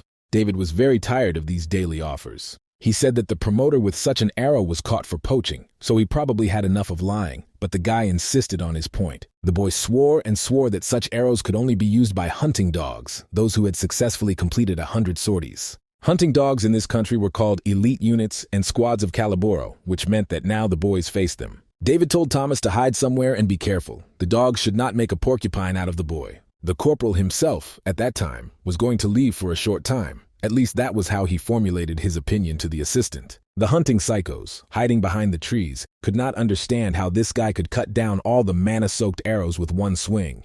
While the Calaboro squad speculated about the identity of the enemy, David was rapidly closing in on them. Finally, the platoon commander saw this and ordered his men to immediately run out, surround the enemy, and attack him. David guessed that the squad leader was quick to make decisions. These guys were different from the little rascals he'd met in the woods before. When he saw that the members of the detachment rushed in different directions, the boy realized that the matter would be a little steamy. If things were going this way, David decided to use a ruse and yelled that the Calaboro no longer knew enemies from allies. David continued to bluff. He said it was strange the hunting dogs didn't hear the new introductions. He called himself the youngest hunting dog of the Damas branch named Kenneth. The squad members returned to the lawn and surrounded the boy. They asked if he was telling the truth. David insisted, but the squad leader shouted that the boy probably thought he was a complete fool. Hunting dogs couldn't take such a stinker even with bonds. The corporal replied that he could ask the wolf of his branch. Finally, the boy gave the squad commander a piece of advice that it is not a good habit to consider everyone around as worthless just because he is one. Calling the leader of the pack a wild dog, David added that it was because of this that he looked very pitiful. The bandit could not understand where the boy had the courage to call him names. Did he really want to die? But David continued to mock. Already even the members of the detachment began to reassure their captain. They told him not to doubt the boy just because he was a child. Still, the system of ranks and branches was known only by the Calaboros themselves, and the boy understands all this. The fighters insisted on waiting for the captain, and if the boy wasn't lying, they might have conflicts with the Damas branch. Suddenly, the voice of the captain rang out, asking what kind of mess they all made here. A man came out of the bushes and onto the lawn. The captain turned out to be a stocky man with traces of fights on his face and body as a whole. He was a wolf of the Demir Vium branch. The squad commander immediately released David and briefly told them everything the boy had told them. David was already tired of this conversation, but if the captain had joined them, everyone was now gathered on the lawn. The wolf asked if Kenneth's boyfriend was really from the Damas branch, and David hurriedly answered in the affirmative. For the captain, such a statement was rather strange. He did not understand that in this case, Kenneth had forgotten that this part of the mountain range is the territory of Demir. David laughed and pretended that he was simply not aware of such a division of territories. After a short pause, the boy added that it was all because he was not Kenneth. The wolf rolled its eyes at him. A second later, everyone around David was stunned by his sword. The boy no longer wanted to talk. As he continued to kill the hunting dogs, the boy said that he simply gave himself the most unlucky name he knew. The wolf did not have time to answer anything because his head flew off his shoulders with one blow. The captain was no longer among the living. When only David and the squad leader were left on the lawn, the boy addressed him with the words he had said earlier about his bad end. With one lightning strike, David cut off the fingers of the opponent's hand that held the dagger. The opponent's reaction was unexpected. The man fell to his knees with his back to David and started screaming in pain. The corporal threw a map in the direction of the enemy and said that if he did not want to die, he would take himself in his hands and grab it. The commander of the unit of hunting dogs must mark on the map the location of all the branches that he knows about. At the silent question in Calaboro's eyes, David laughed. Everything was completely clear, or the opponent just didn't want to do it. Raising his sword, the boy said that if he resisted, there was no point in leaving him alive. The commander of the hounds said he had nothing to write with, but David said he had made him a perfect pen. The opponent had to look at his right hand. It was far better than any pen in the world. Sometime later, when the deed was done, David examined the map with new markings. He said that the commander had worked very hard. The guy added that, in his opinion, the commander of the hunting dogs even had a talent for drawing and asked if he would be released now. But it would be better not to ask. After a moment, the boy's face was cut open by a lightning strike from the corporal's sword. David stood enveloped in moonlight. He radiated a powerful aura. The boy was not going to leave anyone alive. Thomas was turned against the tree on which the boy was leaning from this terrible sight that appeared before his eyes. David looked at his ward and said that he had warned him about this in advance. But in Thomas's opinion, it was already too much. Before the boys lay a whole pile of dead bodies of magical creatures and forest beasts. David looked at this pile of bodies and said that, as he said before, not to kill a Calaboro in an encounter is a crime. But still, Thomas has nothing to worry about. They are all wanted criminals who needed to be executed. Suddenly, among the dead animals, the boy saw a blue bird. He said that if Professor Paul saw it, he would be very upset. Eventually, David asked Thomas if it was time for them to go back to the academy dorm. Suddenly, the boy felt how the egg on his belt seemed to move. He untied the pouch and tried to pull it out. But Thomas did not pay any attention to the hopes of his mentor. The boy pointed to something in front of them. The corporal looked in the other direction. A real tsunami of blood rose over the lawn, but all this avalanche froze in front of the boys. David forgot about his egg and grabbed the hilt of his sword, preparing for another fight. Suddenly, all of the boys' worries vanished as the egg flew into the air and glowed purple. After a moment, the boys saw that this strange egg, with an unknown creature inside, was absorbing blood. Peeking over David's shoulder, Thomas asked the corporal what he thought was going on, but he had no answer. David was sure of only one thing. Whatever was under that shell, it was definitely something unusual. Sometime later, not a drop of blood remained on the lawn. The absorption was complete. David thought this was an interesting feature, but noticed that nothing had changed, and at the same moment the egg cracked. The boy realized that the time for the hatching of the unknown beast had come. He was delighted. The amazing bird should have hatched soon. But having come too close, the boy lost his vigilance, and what was inside the shell flew straight into his face. David grabbed his nose. He didn't understand what the hell was going on here. Was this creature going to attack them? He opened his eyes and saw a very strange-looking dream bird right in front of him, which answered something in its own language. But no matter how closely he looked, this creature did not look like a bird at all. It was more like a dragon. Thomas agreed with him on this. In the books the boy read, dragons were drawn roughly like that. David's mind went back to the image of Marpez. He wondered where, anyway, she absorbed the mana to give birth to such a creature. The boy held out his hand, and the strange creature rubbed against his finger with pleasure. David bent down to the little dragon's face and said that hitting him in the face was too much for a greeting. The creature closed its eyes and a strange pentagram instantly formed in the air. As the pentagram dissipated, David realized that all the wounds on his face had healed. This kid apparently knew healing magic. To all of the above, the incredible love of the creature for David was added. The creature did not look as capable as it really was. Thomas was in awe. He wanted to name the creature because it was not possible to call it like a dream bird all the time. Both boys thought about what name would suit this creature. But the creation did not allow them to finish what they started. Unexpectedly, the little dragon rushed away from the clearing in the direction of the forest. David was amazed at the speed of his new friend. Was the creature able to sense someone's presence at a distance? Sometime before that, a Calaboro messenger of the Demir branch named Stephen had been running in the direction of the clearing. He stopped at the edge of the clearing, not understanding how it happened that while he was running on errands, all the members of the squad died together with the captain. And also the boy managed to see this huge sea of blood, which was absorbed by an unknown object. Stephen decided to run away, but as soon as he took a few steps, a strange dragon-like creature chased after him. The boy turned so many times in horror that he could not stay on his feet and tripped over a root on the ground. He turned towards the creature that was hovering over him. It began to draw blood from his wounds. The boy started crying that he was bleeding and begging for help. Everything stopped with one word from David. He called the creature Sita and said that in this way she would kill this boy. Thomas asked if it could be assumed that David had just named the dragon Sita. He answered in the affirmative. This name had been spinning in his head for a long time. The boy scratched the creature's leg and asked if it liked the new name in front of the astonished messenger. Stephen realized that David was in that clearing with this creature. Was he the master of this monster? The corporal approached the dispatcher and asked how Stephen was feeling, calling him by name. The guy first frowned and then quickly answered that he was alive only thanks to the stranger. Stephen understood that this strange boy knew his name from somewhere, but David, threatening with a sword, said that it was no use for the courier to know.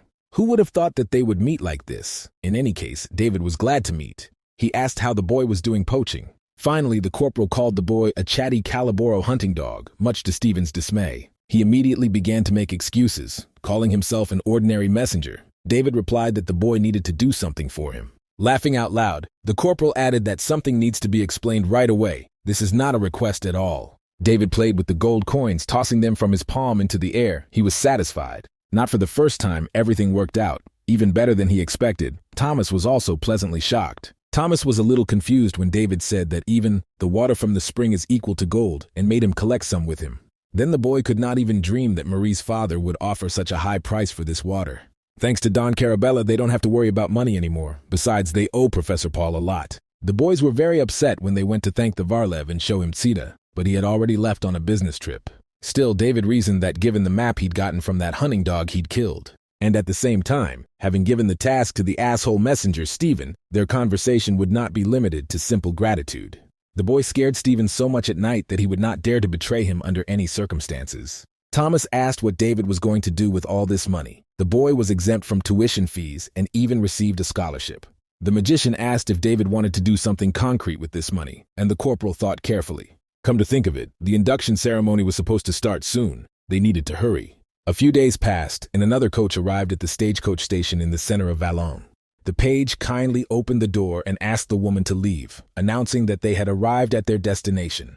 The girl was delighted. She looked around and could not believe what she was seeing. It turns out that the capital was just like that. David's sister, Willow, was in high spirits. Everything was shining and glittering around. The buildings and people were incredibly beautiful. Next to her, as if from the ground, David grew up and asked how her road to the capital was. The girl was even more happy. The boy asked if something like this had happened while he was gone, but Willow insisted that she should be the one to ask. She said that David does not represent her surprise when the girl saw a luxurious carriage in front of their house. Where did he get the money for it? She was also interested in why her brother had lost so much weight. Was he not eating well? David barely managed to insert a word, saying that he eats well.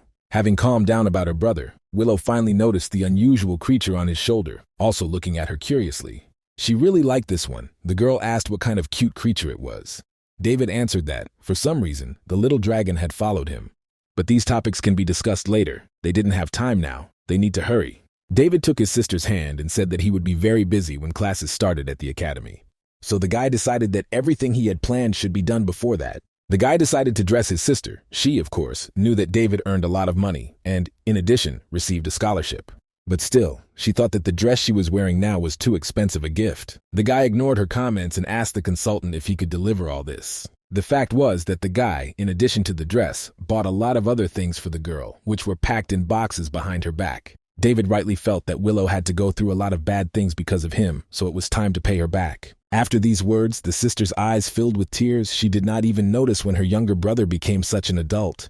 Now Willow just couldn't be contained. She started running around the store and yelling for everyone to look at her kind and smart brother. David was very embarrassed by this behavior of his native person. He decided that they were finished at this location and should move on. The boy wanted to take his sister to the street of craftsmen. He needed to buy himself a normal sword. He opened the door to the shop, saying that some crazy idiot had damaged his sword, but he didn't see Jeffrey in the doorway. Looking back at the door, the boy shuddered in fright. Even Sita was frightened by the appearance of the strange Duke, who, judging by everything, was waiting for them. David asked what he was doing here, and Jeffrey replied that he had come to pick up a new sword he had ordered nearby.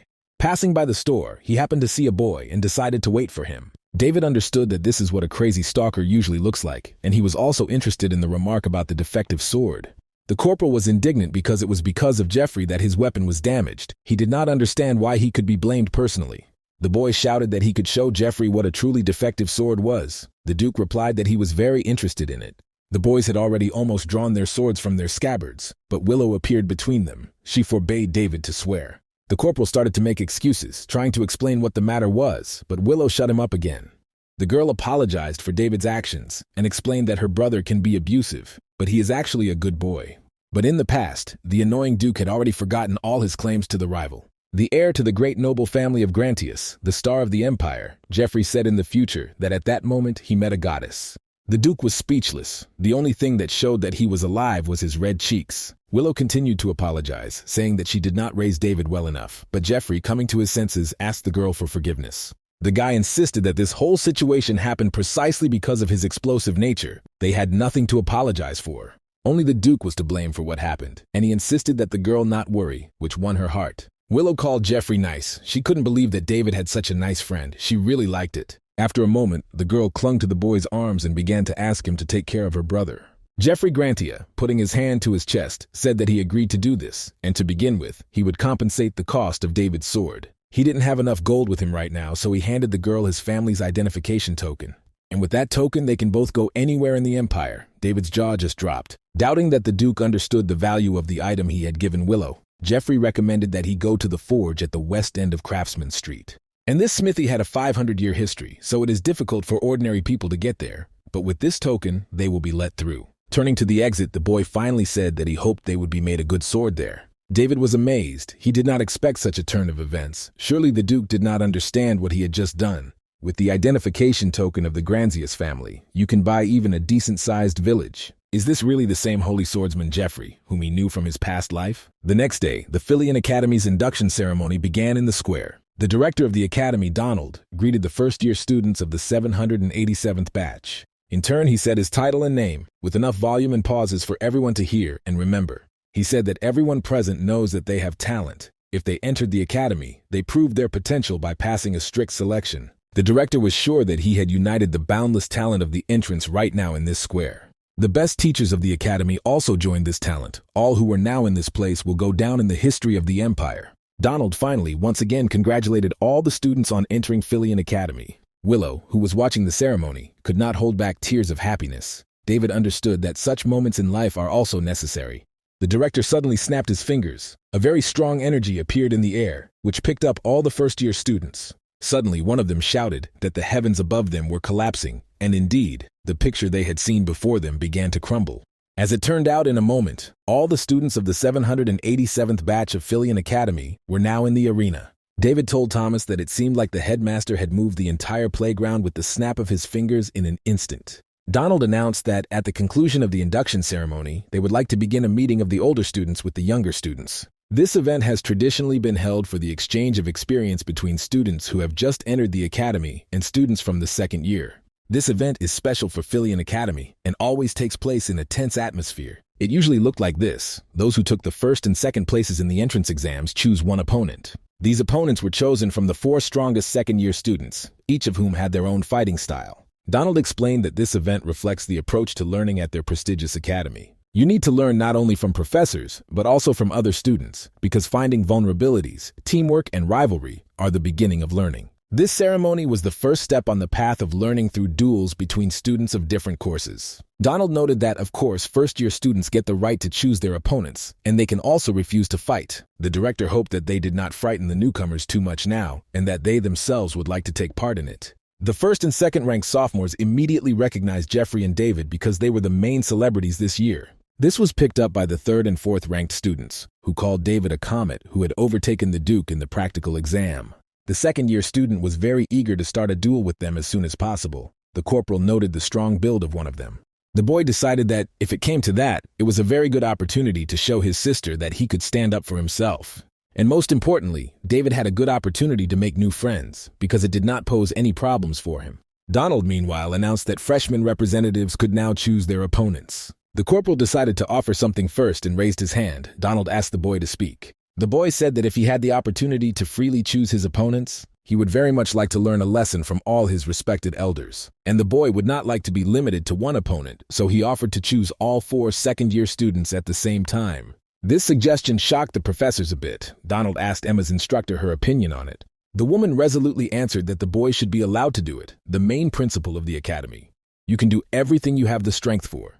So whoever wins this fight, it will be a good lesson for many other students. Nevertheless, instructor Emma promised that, if anything, she would gladly intervene in the match to settle the tense situation. The second year thought that the milk on the boy's lips had not yet dried, but he had the audacity to look down on them. Opponents decided to teach the boy manners and put him in his place. The chief among them reassured his friends. He said that no matter how defiant David was, the boy still defeated Duke Jeffrey. He should not be underestimated. So because of that, they have to go all out from the start. The guy got his sword. Willow was very afraid for her brother. Such determination of his opponents could become fatal for him. The girl shouted at the top of her lungs for David to be careful. If he couldn't handle it, he should give up immediately. Donald finally announced that if the parties were ready, the first battle between the seniors and the juniors could be considered to have begun. As soon as the sentence was finished, the first of the second-year students charged at the boy. The punch was pretty good, much better than that Mary attack. Looks like these 4 are on a whole different level of power. David also noted the speed of his opponents and the fact that all his opponents acted in a very coordinated manner. As soon as the predecessor delivered his blow, the other participant of the match immediately entered the game. But the boy managed to avoid injuries, although the second-year students worked well in the team. In the end, David had to retreat to a safe distance. He decided that there was an urgent need to change tactics. The boy did not notice that the fourth opponent, the stockiest student, had already appeared behind him. He swung his sword at the boy and said that David had started all this in vain. He wanted a serious fight with the boy, which he thought could not happen anymore, although David skillfully avoided his punch. The attacks of the opponents were powerful enough. They also attacked in turn, and without pauses. The boy understood that the second-year students were all at a very high level of skill. But he also missed. After a moment, the boy was no longer at the place to which the opponents were running. The stocky student's sword hit the ground with force. None of them even noticed that the boy disappeared from their sight. Davida was very impressed with the skill of Filian Academy, despite the fact that the boy managed to strike 3 opponents in a split second. In the end, only 2 remained active in the arena. The stocky student was impressed by the power of the freshman. David asked if the boy had lost his fighting spirit. If not, he promised to remain serious until the very end. The corporal rushed in the direction of the opponent. Without waiting for an answer, he prepared to repulse the attack. Unexpectedly, the sophomore noticed and recognized instructor Emma's unique stance in David's movements.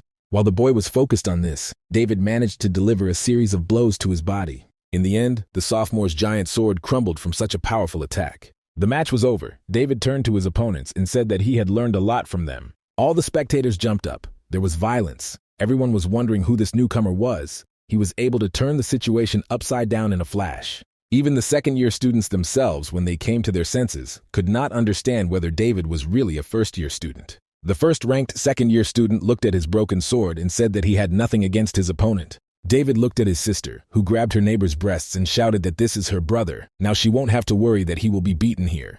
The boy turned to his opponents and said that they did a good job and he learned a lot from them. Against the background of his joys from entering the academy, the boy admitted that he had gone a little overboard, but they were much stronger than him. Now he knew it for sure. He thanked the second-year students profusely for accepting his challenge, much to the surprise of Mary and Thomas. The boy asked to forget about his today's rudeness. He hoped that he could still learn something from them in the future. The stocky student, after a minute of silence, shouted with a smile that at first it seemed to him David was an asshole, but he turned out to be a strong, well-mannered younger man.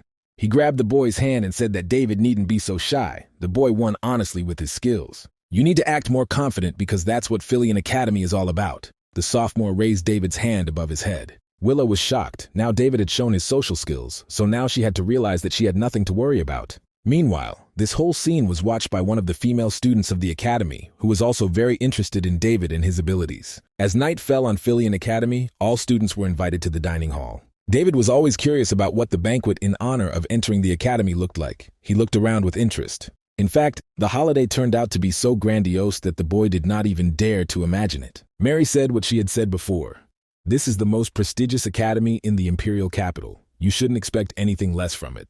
David answered that, stop being surprised by everything. Thomas asked if the boy had taken his sister. The boy replied that Willow was too worried about him, so he had to calm her down for a long time. The guy even had to send Sita with her just in case, so there was no need to worry about the girl. Sita, after all, was not what, but a dragon. Thomas was amazed. David cared so much for his sister. The corporal considered such behavior absolutely natural, decided not to continue any more dialogues, but to check what they are fed in this academy. As the boy's teeth bit into the chicken leg, he heard Jeffrey's voice behind him, displeased that the boy was simply enjoying his meal. Frightened again, David jumped out of his chair and shouted what Uncle Jeffrey wanted from him this time. He asked why the Duke leaned back again. He replied that he did not come to fight, but just wanted to check something important. The boy took out his notebook and asked where Lady Willow's main deployment base was located and how far it was from the imperial capital. David did not have time to answer the first questions, and the boy was already asking new ones, whether it is well guarded, how often bandits appear there. Finally, Jeffrey wondered if David had taken good care of the escort. The boy should have, at the very least, brought in mercenaries. David exploded. He said that he had taken good care of his sister, that she was being looked after by someone more reliable than ordinary mercenaries. So Jeffrey has nothing to worry about. Nothing is going to happen to Willow, unless there is a wyvern or something like that. But such words, on the contrary, only provoked Jeffrey. Now he was worried that if the wyvern appeared, the girl would be in danger. David was fed up with this. He asked what kind of old guy is organizing a circus here because of his sister. Who is he even to her? Unexpectedly, the argument of these two stubborn rivals was interrupted by the voice of a girl who said that they had put on an interesting show. She turned to Jeffrey and asked how Granzia's wolf had become so talkative. Judging by the appearance of the Duke, this girl was not at all to his liking. He asked what she needed, calling her Corinne. It was Corinne Akalucia. She took first place among those who entered the Faculty of Magic. The girl, laughing, asked for forgiveness. She said that she would not want the Duke to misunderstand her. But at the moment, she was not interested in him, but rather in his interlocutor, David. The guy was shocked and did not know what to answer to such a confession of a stranger. While David was thinking of some kind of answer, Jeffrey said that the girl must be at it again with her evil hobby. The Duke finally remarked that he was done with his work, so she could do whatever she wanted. But Jeffrey couldn't just leave and finally suggested that David send a couple of guards after Willow, but he asked him to just drop it. Thomas approached the boy and whispered that it was the same girl who had shocked everyone during the match. David asked not to remind him, because he himself remembered how Corinne showed complete superiority over all opponents. Remembering that explosion in the arena, the boy came to the conclusion that, in his opinion, she even went a little overboard. The girl smiled sweetly in response. She said whether it seems to him that it is necessary to teach those who are completely insolent. But David said he didn't understand what it was all about. He remarked that she had better get down to business. Corinne smiled wildly and replied that she was very impressed by the boy's talent and came to propose to him. A petty thief would not even dare to dream of such an offer. It was so special. David stared in amazement at the locket that the girl was holding in her hand. It was an invitation from the Akalucius family.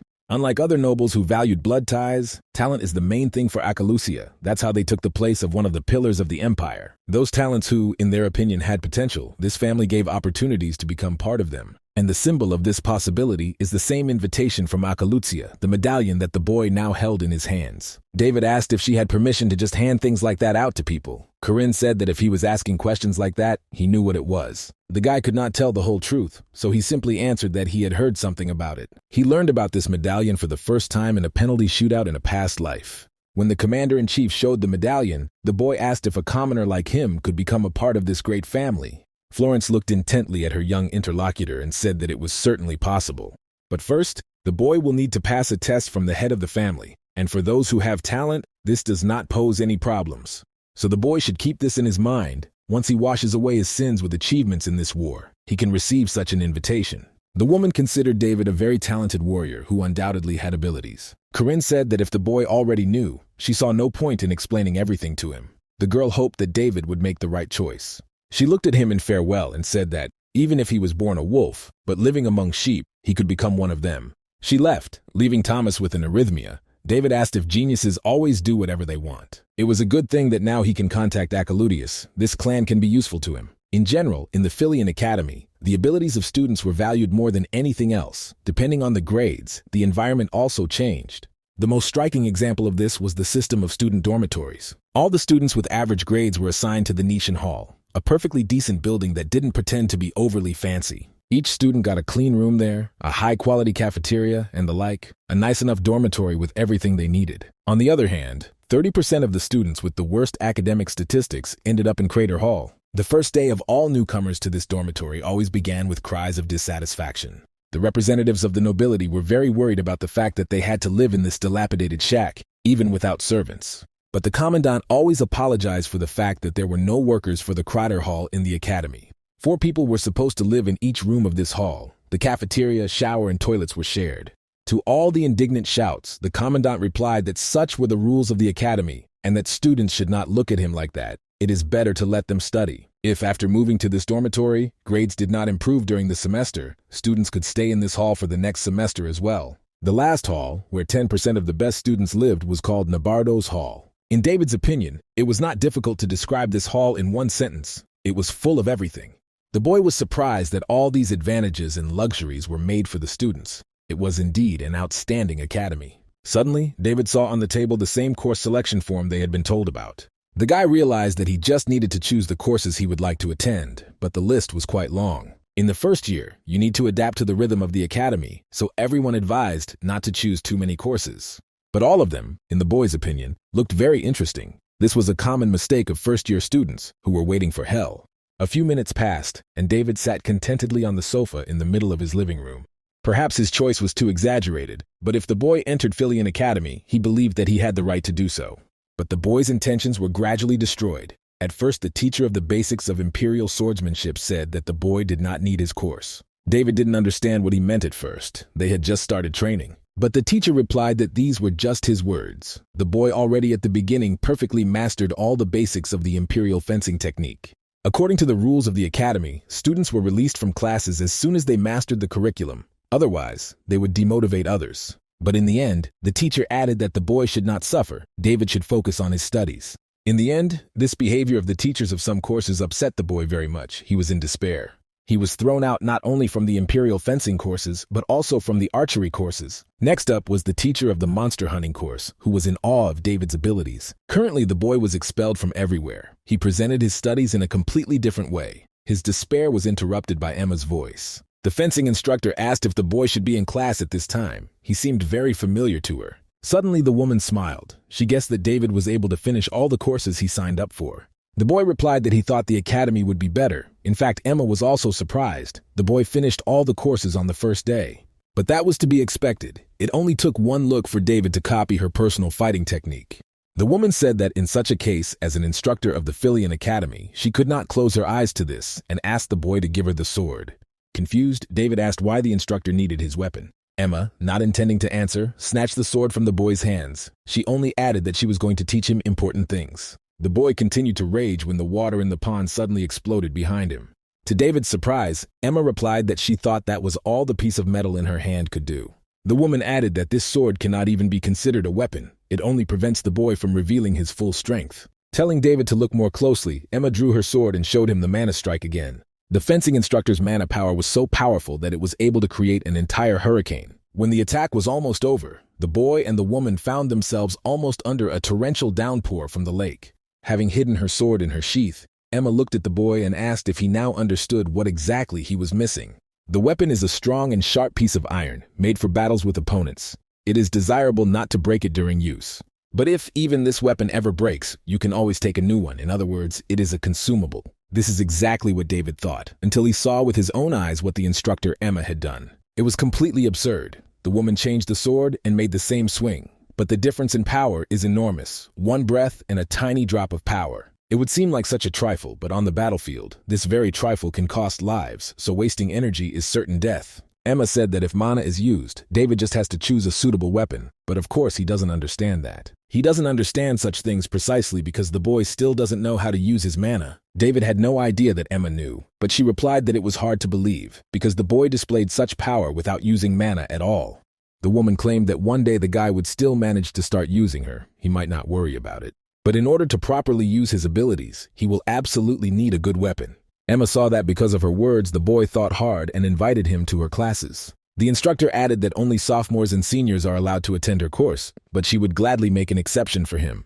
But David has to come to his first class with a normal weapon instead of this piece of iron. This is a condition for admission to her class. On the very first day off, David and his friends came to order a sword, prompted by a dialogue with the instructor. They came to the same forge that Duke Jeffrey had told them about as he gave David his locket. According to friends, this forge looked very shabby. It felt as if it fell apart from one touch. Mary asked if the Grantius family really bought their weapons from this place all the time. David replied with a smile that it seemed to be the case. The boys said that they would only know for sure when they got inside, but inside it seemed to be even worse. It was strange for the boy, because Jeffrey couldn't lie. Suddenly, a very angry voice asked who was making noise in his house, because he was, after all, asleep. After a second, the door to the room where the friends were was opened and they saw a giant wolf in front of them, who asked who they were. Not getting an answer, the wolf asked if they didn't see that even the fire was not burning in the house. Why vote like that in broad daylight? David could not take his eyes off such a grand sight. It turns out that werewolves lived in this forge. The werewolf growled. He asked again why they had stopped, and the boy, taking out Jeffrey's locket, said that they had come for weapons. David added that Duke Grantius had recommended this very place to him for such purposes. He said that they had unsurpassed weapons. Werewolf recognized the token, but asked why David wanted it. He could stick it up his ass. It wouldn't make him Grantius. He added that he doesn't know where the information about this place leaked, but strangers should be dumped from here. They don't serve children. Although, after a moment, he added that there was one more option for David and his friends. The werewolf pointed a finger at Thomas and said that David could give the hand of this squishy bastard, and in this case, he agreed to change his mind. Showing his teeth, the werewolf said that he was very hungry and would not refuse such a generous offer. David was no longer going to tolerate such behavior of an insolent beast. In his opinion, the werewolf had reached its limit. A second later, the boy's sword pierced the werewolf's chest, which screamed in pain. The giant had to jump back to save his life. He held his chest with a paw. David noticed that his blow felt somehow strange, and only now did he realize that the werewolf was in armor that came out of nowhere. But it didn't matter to the boy. He said that he could just cut through her with his sword anyway. The werewolf yelled for David to wait. The giant beast shouted that the boy should not be angry, because it was just a check. It is a mandatory procedure for new customers. And also, today he just wanted to test his new invisible armor, which he made himself, so he went a little overboard with the provocation. Finally, the werewolf shouted that, in fact, he did not want to harm his friends at all. David took it as a simple refusal. Friends did not believe it. The werewolf assured that it would be quite the opposite if there were no inspections at the forge serving the Grantius family. He added that if the boy still couldn't believe him, David could personally ask Duke Jeffrey about it. The boy said that such a test was quite amusing. How quickly and painfully one can die. The werewolf again remarked that he had gone a little overboard. In the end, the werewolf got to his feet and, with a smile, said that his friends should forgive him. He didn't want to scare them, especially Thomas. Looking at the boy, the giant added that he doesn't like to eat people, so he can absolutely not worry about his life. Realizing that he had not introduced himself, the werewolf called himself Edward and added that he was not only the master's assistant here, but also a guard. He asked David's name, he introduced himself, and the werewolf asked if the boy had really come to get a weapon. The werewolf opened the door behind him and said that he would lead them inside. This place is just an entrance, not the skill itself. The real forge was inside the room he was inviting his friends to now. When David, Thomas, and Mary entered the next room, which was completely empty, the werewolf asked if they were steady on their feet. He clicked on one of the bricks and said that now their new customers will see a real miracle. Suddenly, the room started to fall down. David looked at the machinery spinning above them. The room was an elevator that was made of magical stones and pulleys, the fastest way to the forge. Werewolf noted that it was the best and largest forge in the empire, which was called the Grand Cappadocia. The boy was amazed that there was actually such a place underground. He could not think of anything else to add. Werewolf added that David could be happy, and because he had passed his test, Edward would take him to Cappadocia's best master. This majestic man was the best craftsman in the empire, who knew how to make unparalleled weapons. David would never have thought that there was such a huge forge under the capital. None of the representatives of ordinary people knew about its existence.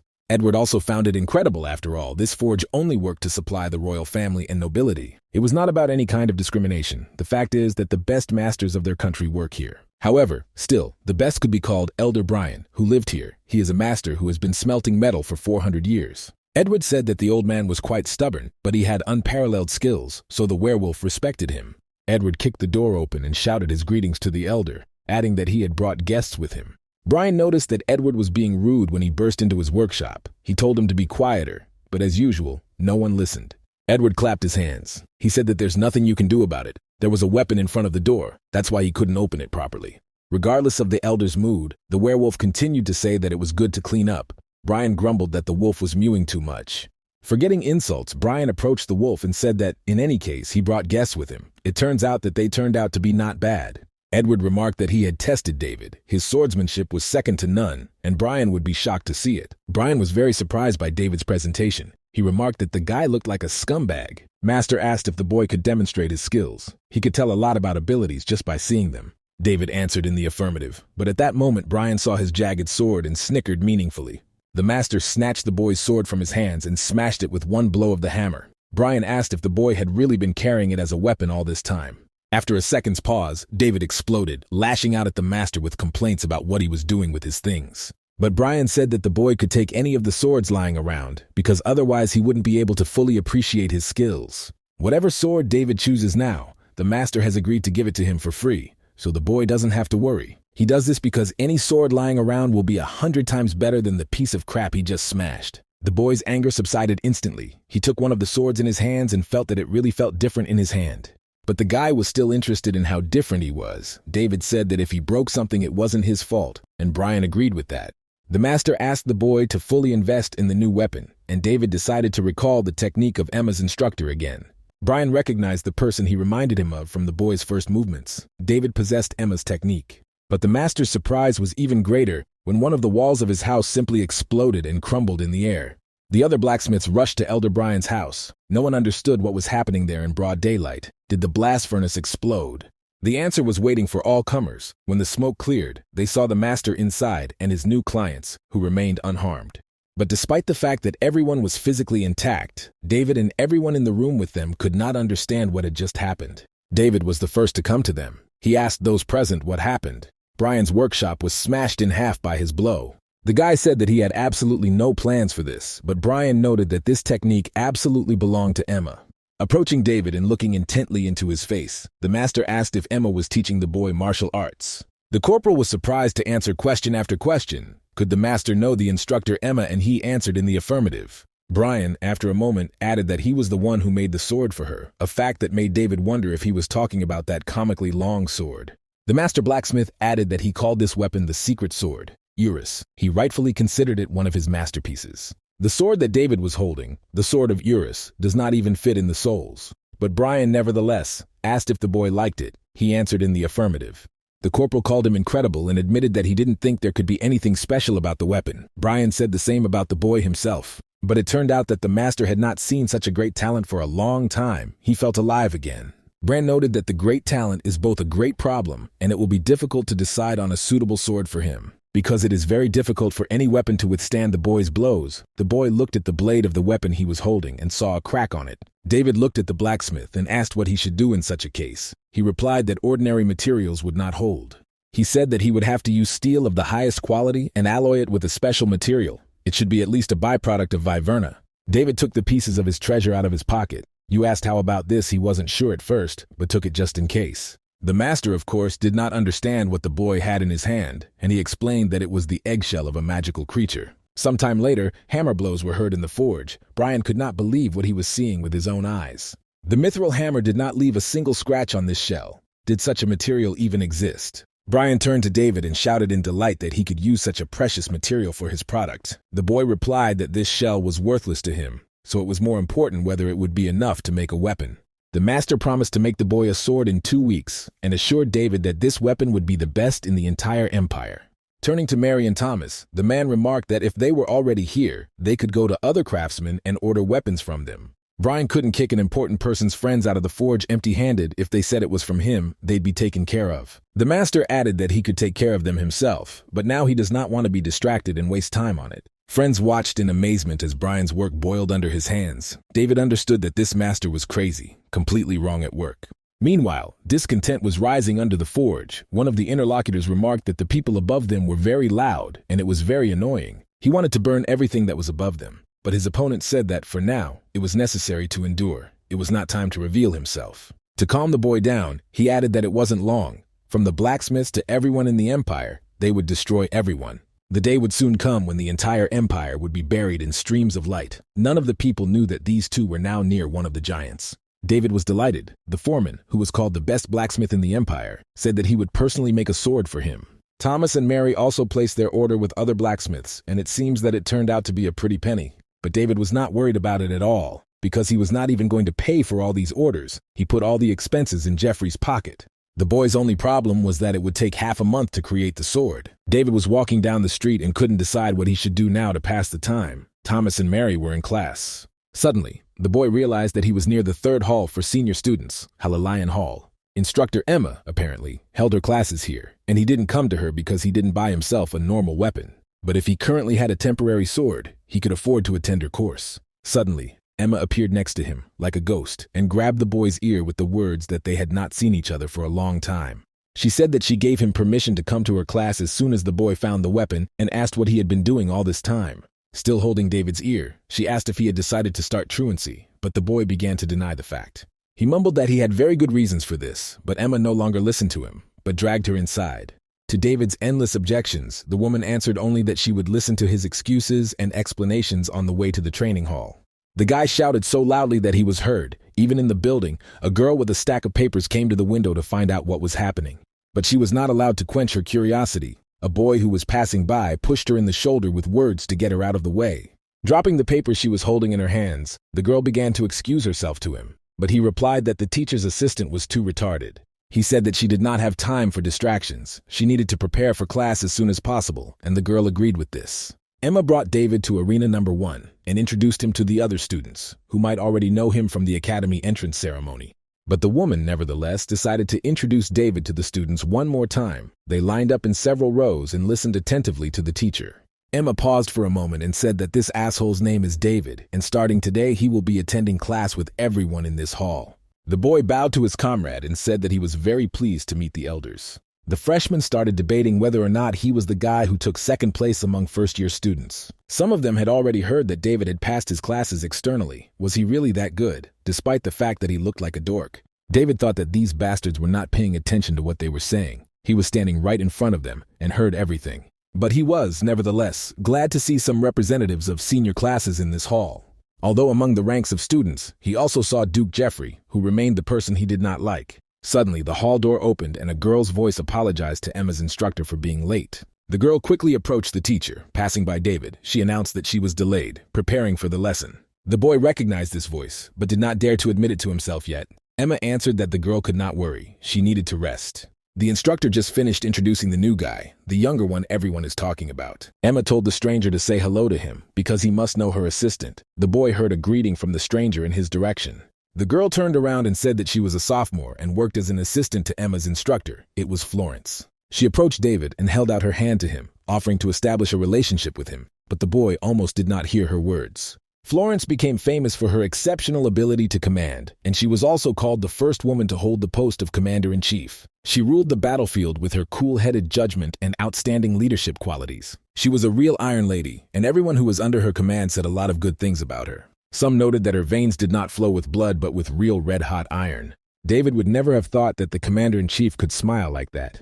It was clear that she had no memories from her past life. David was looking at the real commander-in-chief from his past life. He remembered her same request, that the boy told her to become a seamstress in the next life, but he did not understand what he should do now. But now he was worried about something else. One of the senior students asked the girl to look at his counter, and she willingly agreed to come over. Following the second senior student said that her towel smelled bad and asked if there were others. The girl again agreed to help. David looked at this picture, how Florence ran from one student to another and could not understand why she was being so hard. The boy's thoughts were interrupted by the voice of a senior student who offered him to arrange a sparring match. The corporal was surprised at this suggestion. The boy scratched the back of his head and said if it was so unexpected, David should excuse him. The senior introduced himself to Anthony and said that he was a third-year student. He had heard of David and thought the boy's performance was simply incredible.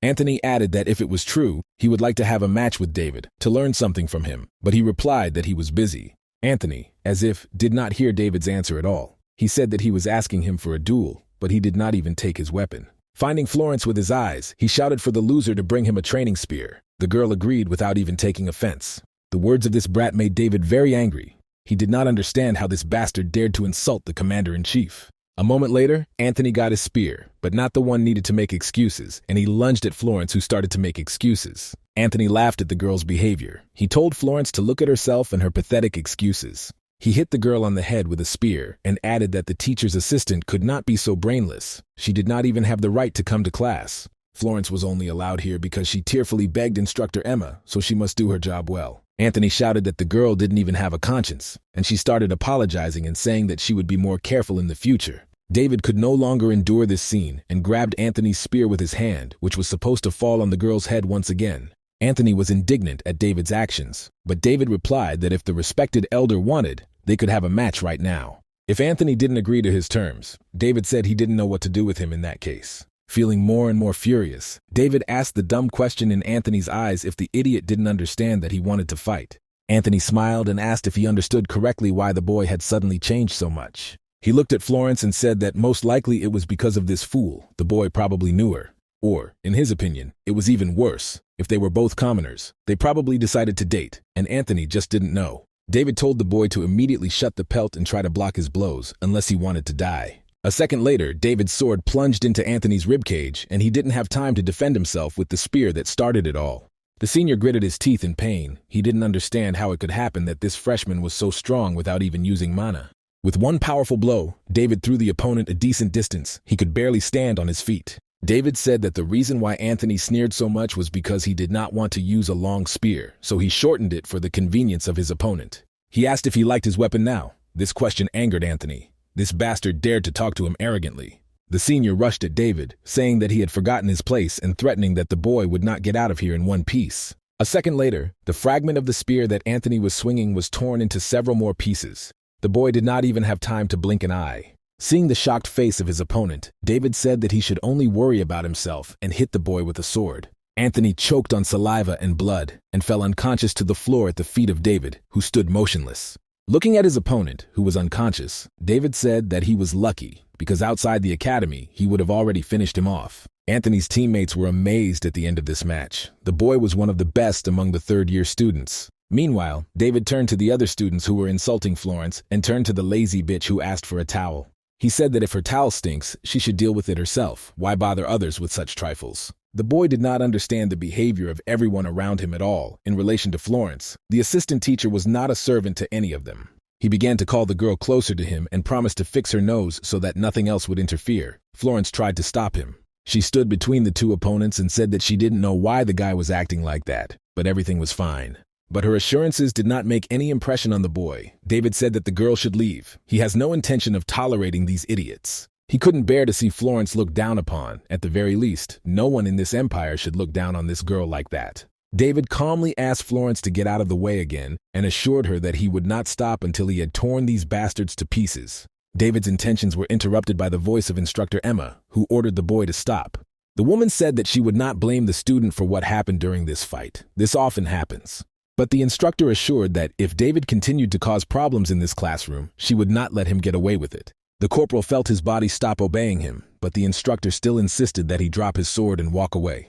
Looking around, David saw behind him a giant snake that was ready to jump on command. David realized that this gigantic creature could be a reflection of the aura of Emma's instructor, a former sword saint. Meanwhile, the woman said that what the boy is trying to do now cannot be called a duel in any case. She was responsible for this class, and therefore could not allow such a mess under any circumstances. David replied that, come to think of it, the woman always knew how to deal with her assistant. But not paying attention to it, just watching from the side, Emma replied that it only applies to her and the assistant, but not to David. The instructor noted that she was giving the boy a final warning. He should immediately stop and calm down. But David replied that whoever the woman was, his answer in this situation would never change and sent her to hell. The teacher realized that she had no choice and activated the attack of the snake that destroys. David, as if he found himself back in the past, he turned to Florence with a question. Why did the girl want to command in this war when everyone scattered, and answered that one day he will understand that there is a destiny in the world and everyone has their own? David didn't understand why she answered then exactly what Florence was thinking at that moment. This woman put such a big burden on her shoulders in her past life that not everyone could bear. Suddenly, he saw the face of Florence, who said that she was sorry and that the boy should not forgive her in any way for throwing the burden on him. David jumped up on the bed, not understanding where he was now and what had happened in general. Suddenly, he heard the voice of the commander-in-chief, who asked if he had a nightmare. The guy was confused at first, but then he quickly got over himself. He laughed and replied that he didn't dream anything terrible. Everything is fine. He asked if they were in the infirmary. The girl answered in the affirmative, and added that the instructor ordered to take him here. Florence also said that Emma's instructor promised to correct David's behavior in extra classes. Unexpectedly, the girl asked if it was because of her that David got so angry that he caused such inconvenience in classes. The boy replied that he could not stand it when the rules of propriety were flouted. He was a gentleman after all. Florence added that he was also a bad liar. The girl asked David not to feel hatred towards Anthony and others too. She understood their feelings. David was surprised how Florence could say such a thing, because the girl tried her best to help others. He was very interested in why the commander-in-chief constantly allows herself to be insulted like that. David thought it strange if all the seniors were acting like this to her just because of some teenage stupidity. He was also very interested in the behavior of the instructor Emma, who saw all this and allowed it to be done. Didn't Florence? It was not upsetting in any way. The girl laughed and asked not to misunderstand. The instructor behaved exactly as Florence asked for it. It turned out that she was enjoying privileges that she did not deserve. At first, only those who had reached the level of an expert could attend this course. But even after a year of academic leave, she is still barely able to control her mana. David couldn't believe it. Florence, who used such an incredible, powerful aura, was once such a girl. The commander-in-chief said that she asked the instructor not to surrender if any of the students misbehaved with her. The girl did not want to be a burden because she took the place of assistant instructor Emma anyway, bypassing all the rules. If she enjoyed such privileges, then of course she felt that she had to pay the price for it, which was contempt. She said that it was not difficult for her to endure, but nevertheless, she thanked the boy for his concern. In fact, Florence already seemed to be used to such an attitude, but today the girl really had a hard time. David asked if Florence was putting up with all this because she wanted to be the commander-in-chief. The girl covered her mouth with her hands. Florence was surprised that it was so obvious. She couldn't say it out loud with such confidence. But the girl, nevertheless, dreamed of becoming the commander-in-chief of the empire, despite the fact that she was still quite weak.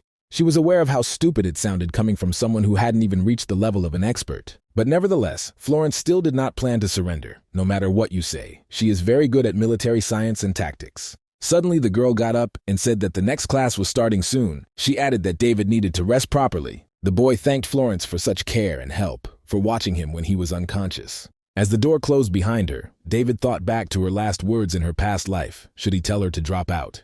These thoughts gnawed at the boy in the middle. He did not know how to act so that it would be correct in this situation. A few days later, the weekend came, and the friends returned to Grand Cappadocia. David was unhappy. No one met them, although they were invited to come today. If the master was going to behave like that, then he sent him a carrier pigeon in the middle of the night, saying that he had made the masterpiece of his life. David saw this as a shit attitude. He poked the helmet that was lying nearby with the words that no one cleans here at all. Mary and Thomas looked at the boy and did not understand why he was so sensitive lately, especially after Emma's class. David interrupted their conversation, saying that they needed to go downstairs on their own. Mary said that it was not possible, but the boy replied that the master himself ordered them to come. There was no reason for arguments here. The guy found the right brick and the elevator went down, rapidly gaining speed. He was not mistaken. Mary and Thomas began to panic, but David was focused on the master and how to train him. When the elevator brought them down, the friends saw before them a terrible picture of the burning Grand Cappadocia. Everywhere lay the dead bodies of blacksmiths and customers who came to the forge to receive their orders. Thomas very loudly called David to urgently look where he was pointing his finger. Down there, a huge stone giant was chasing after several blacksmiths. The men did not know where to go from him. Surprised, David asked what the stone giants had forgotten, but Thomas worriedly said that the blacksmiths were about to be caught and they needed to be helped. As soon as the boy finished his sentence, David took him under the arm and told Mary to get the teacher or someone else here. A moment later, the boys jumped down David in the air, ordered Thomas to use telekinesis, and he used his invisible hand. Meanwhile, the blacksmiths were already out of strength and fell to the ground, preparing for their participation, probably in their last seconds of life.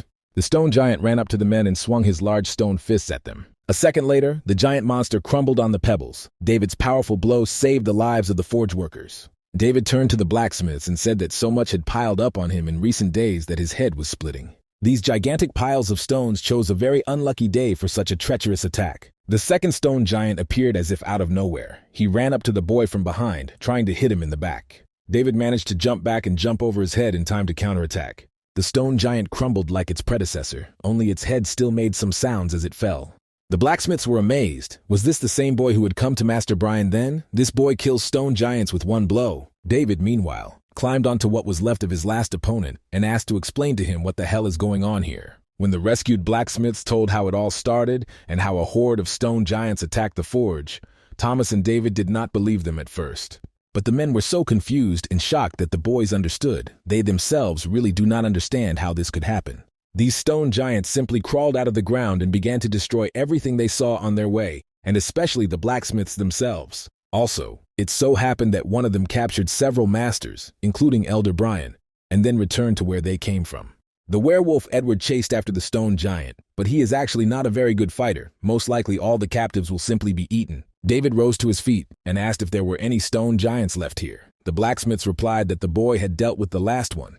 The corporal turned to Thomas and said that the boy, together with Mary, would need to find all the wounded who were under the rubble. He handed the boy Sita and noted that the dragon's abilities should be enough to provide first aid. Thomas asked what David was going to do in the meantime, and he replied that of course he was going to save old man Brian. This old fart owed the boy the weapon he had promised to give today, which was why they had come to the forge. Meanwhile, Brian, clutching his new work of art to his chest, assured Edward that he had come down after him in vain, even though he was grateful to him. He wanted the werewolf to escape from the dungeon with the invisible armor he should have gotten out, but he told the elder to lock it. Edward growled that it was difficult for him even without this pointless chatter, and the old man still did not think to shut up.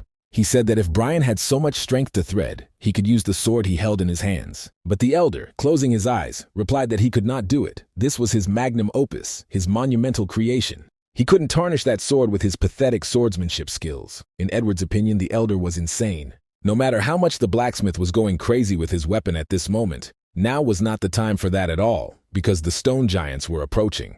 As one of them ran very close, he brought his stone fist down on the werewolf and blacksmith with all his might, trying to crush them. But to Master Brian's surprise, Edward turned out to be a tough nut. He held back the blow and it didn't hurt any of them. But in the process of restraining the pressure of his opponent, the werewolf began to understand that even the protective spells on the armor could not withstand and dissipated. The stone giant stepped back to strike again, and the werewolf thought that if he knew of his death, he would only create what he wanted. He regretted his last years of life and prepared for death, not knowing that David was already flying to help him. With a lightning combination of blows, the boy prevented the attack of the stone giant. Landing on the floor in anticipation of new opponents, the boy said that Edward is well done. He will deal with the others on his own. Master Brian immediately picked up the werewolf under his paws. He, like Edward, were glad to see David's unexpected appearance. They asked how he got here. There were many giants on the way, but the boy answered that while he was rescuing other blacksmiths, he dealt with them all. Stunned, Edward fell to his knees. He didn't understand how that was possible, but David noted that now was not the time to talk. He reached in the direction of the scroll that Brian received in his hands and said that he should give him the sword, because his weapon was already malfunctioning. The old man didn't immediately understand what he was talking about, and the boy added that the thing Brian called his magnum opus was probably his sword. An understanding was found and the master handed David his creation. He added that he had not yet reached the scabbard, but the sword itself was already ready. Unrolling his weapon, David said he was now going to test how good of a craftsman Brian was. The boy made one swing of his sword, which smashed the other two giants, who were shocked by such power, to stone. David himself did not expect such power in his hands. The boy froze in place, admiring what he saw.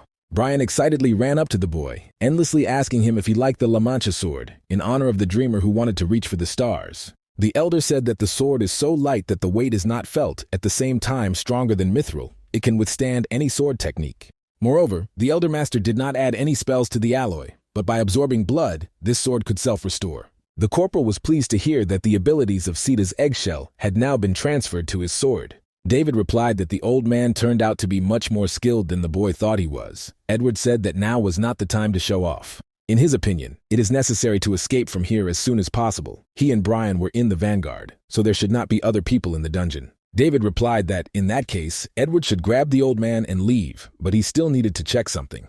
The surprised master and the werewolf asked what exactly the boy was interested in seeing here. David replied that he thought rats had settled here. And in his opinion, these rats were quite large, so it was necessary to deal with them urgently. But the werewolf Edward did not budge. He once again asked what exactly David was talking about. The boy replied that something was bothering him. The corporal knew well from his past life how stone giants behave. These freaks don't gather in groups, and they don't attack first. And also, never before this day, he had seen such suspicious tattoos on the backs of these giants. Brian pointed out that it was a magic circle, and David asked if the elder knew what he was doing. The master didn't know much, and probably couldn't say. He came closer, and looking around said that, judging by the behavior of the remaining mana, this circle was quite insidious. In his opinion, the stone giants went mad precisely because of this strange magical tattoo. Elder Brian was very curious as to who could have done this, but David didn't have the answers yet, even though he wanted to know them himself. But the boy was sure that they could find out if they did not miss the opportunity and went deep into the dungeon. It was decided to do as David insisted, and now the boy was already racing through the underground tunnels at maximum speed. At first the boy was not entirely sure, but the deeper he went, the more convinced he was that there were human tracks among the giants' tracks. After all, on the way he also began to see stones that reacted to mana. They were placed to guard the tunnels. Now David was sure that these terrible people had absolutely planned everything very well.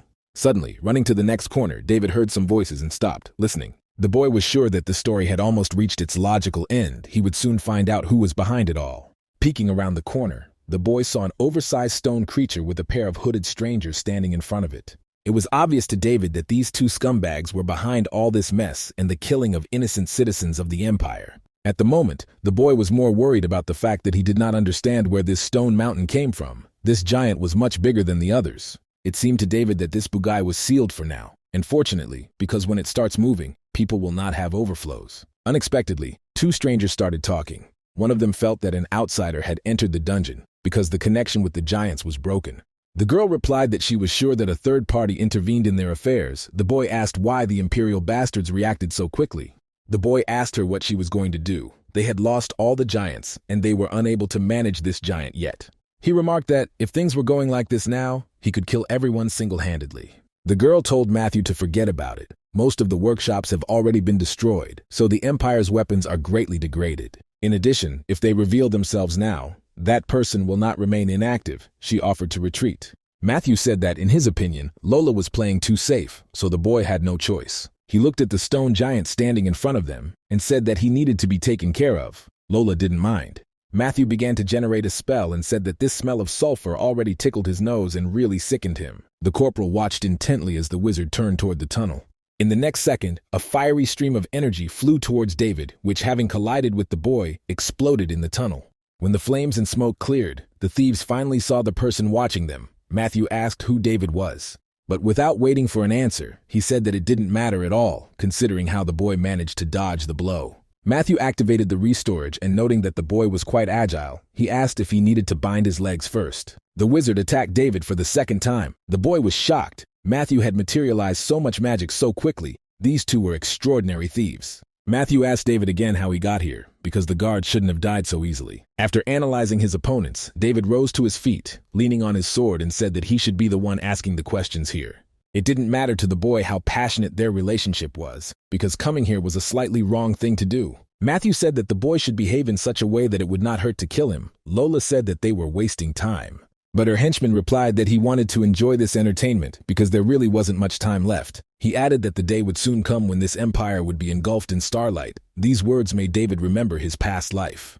The boy took a few steps towards Matthew and asked what he had just said.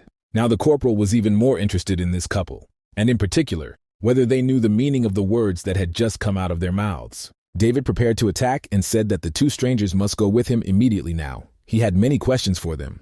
Matthew laughed and asked if the boy was completely out of his mind. He probably wants to catch them on his own. Does he think it is possible? David did not answer his mouth. His weapon spoke for him. The boy cut off the hand that Matthew was going to use to attack him. After the limb separated from the body, the boy briefly said that it was possible, but for now, the opponent should just lie quietly. The sorcerer fell to the ground and began to crawl towards his severed limb, while David approached his companion.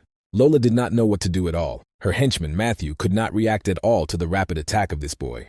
While the girl looked in confusion as her henchman picked himself up piece by piece, David grabbed her by the throat with his hand.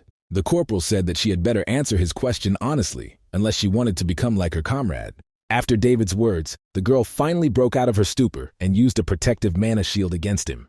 The corporal sighed. It turns out that the girl was not going to give up so easily. He noted that Lola had created a strong protective shield. But the fate of the barrier was decided by a combination of his lightning strikes. The shield crumbled into small pieces. Lola dropped her hands in shock once again. This little guy was able to cut through her mana shield with a few punches. But the girl's surprise was short-lived, because after a few seconds, David threw her to the floor, thrusting a sword into her chest. A sharp fall knocked Lola's hood off, and the boy saw elf ears in her. She was a half-elf who got in touch with a complete freak. Suddenly, a powerful explosion rang out behind the boy, which drowned out his words. To save his health, David had to remove the sword from Lola's body and repel this attack. The first explosion was followed by several more, and all of them were from the side of the giant stone giant. David turned around to see Matthew, whose arm had turned into something rather ugly. He thought he had chopped his arm off. Matthew shouted for the boy to immediately remove his hands from his henchman. David smiled and, thrusting his sword into the girl's leg, said that Matthew didn't seem to understand how things really worked. The guy looked intently into the sorcerer's eyes and said that, in fact, the sorcerer should understand. They are nuts. David added that Matthew has to choose, or he silently does what the boy tells him to do. Or that half-elf lying on the floor would also lose her arm. David wondered if she could grow a new limb in the same way. Matthew suddenly calmed down. He said that he agreed to obey David. The boy was satisfied with this choice. Actually, the corporal didn't want to shed any more blood either, so he took his sword out of Lola's leg. He looked at the girl and said that it would be bad if she died, but the smile froze on the half-elf's face. While David was wondering why Lola was smiling, the stone giant's hand hit him with such speed that he barely had time to put his sword down.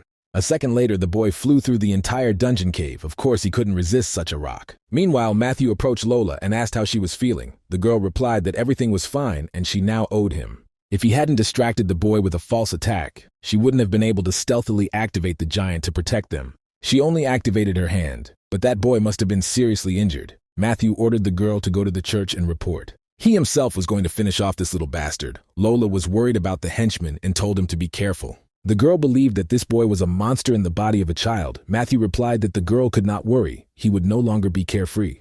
The sorcerer understood that in front of him was not a child, and if he did not kill him now, it could become a big problem in the future. Matthew needs to follow every move of his opponent, he decided for himself.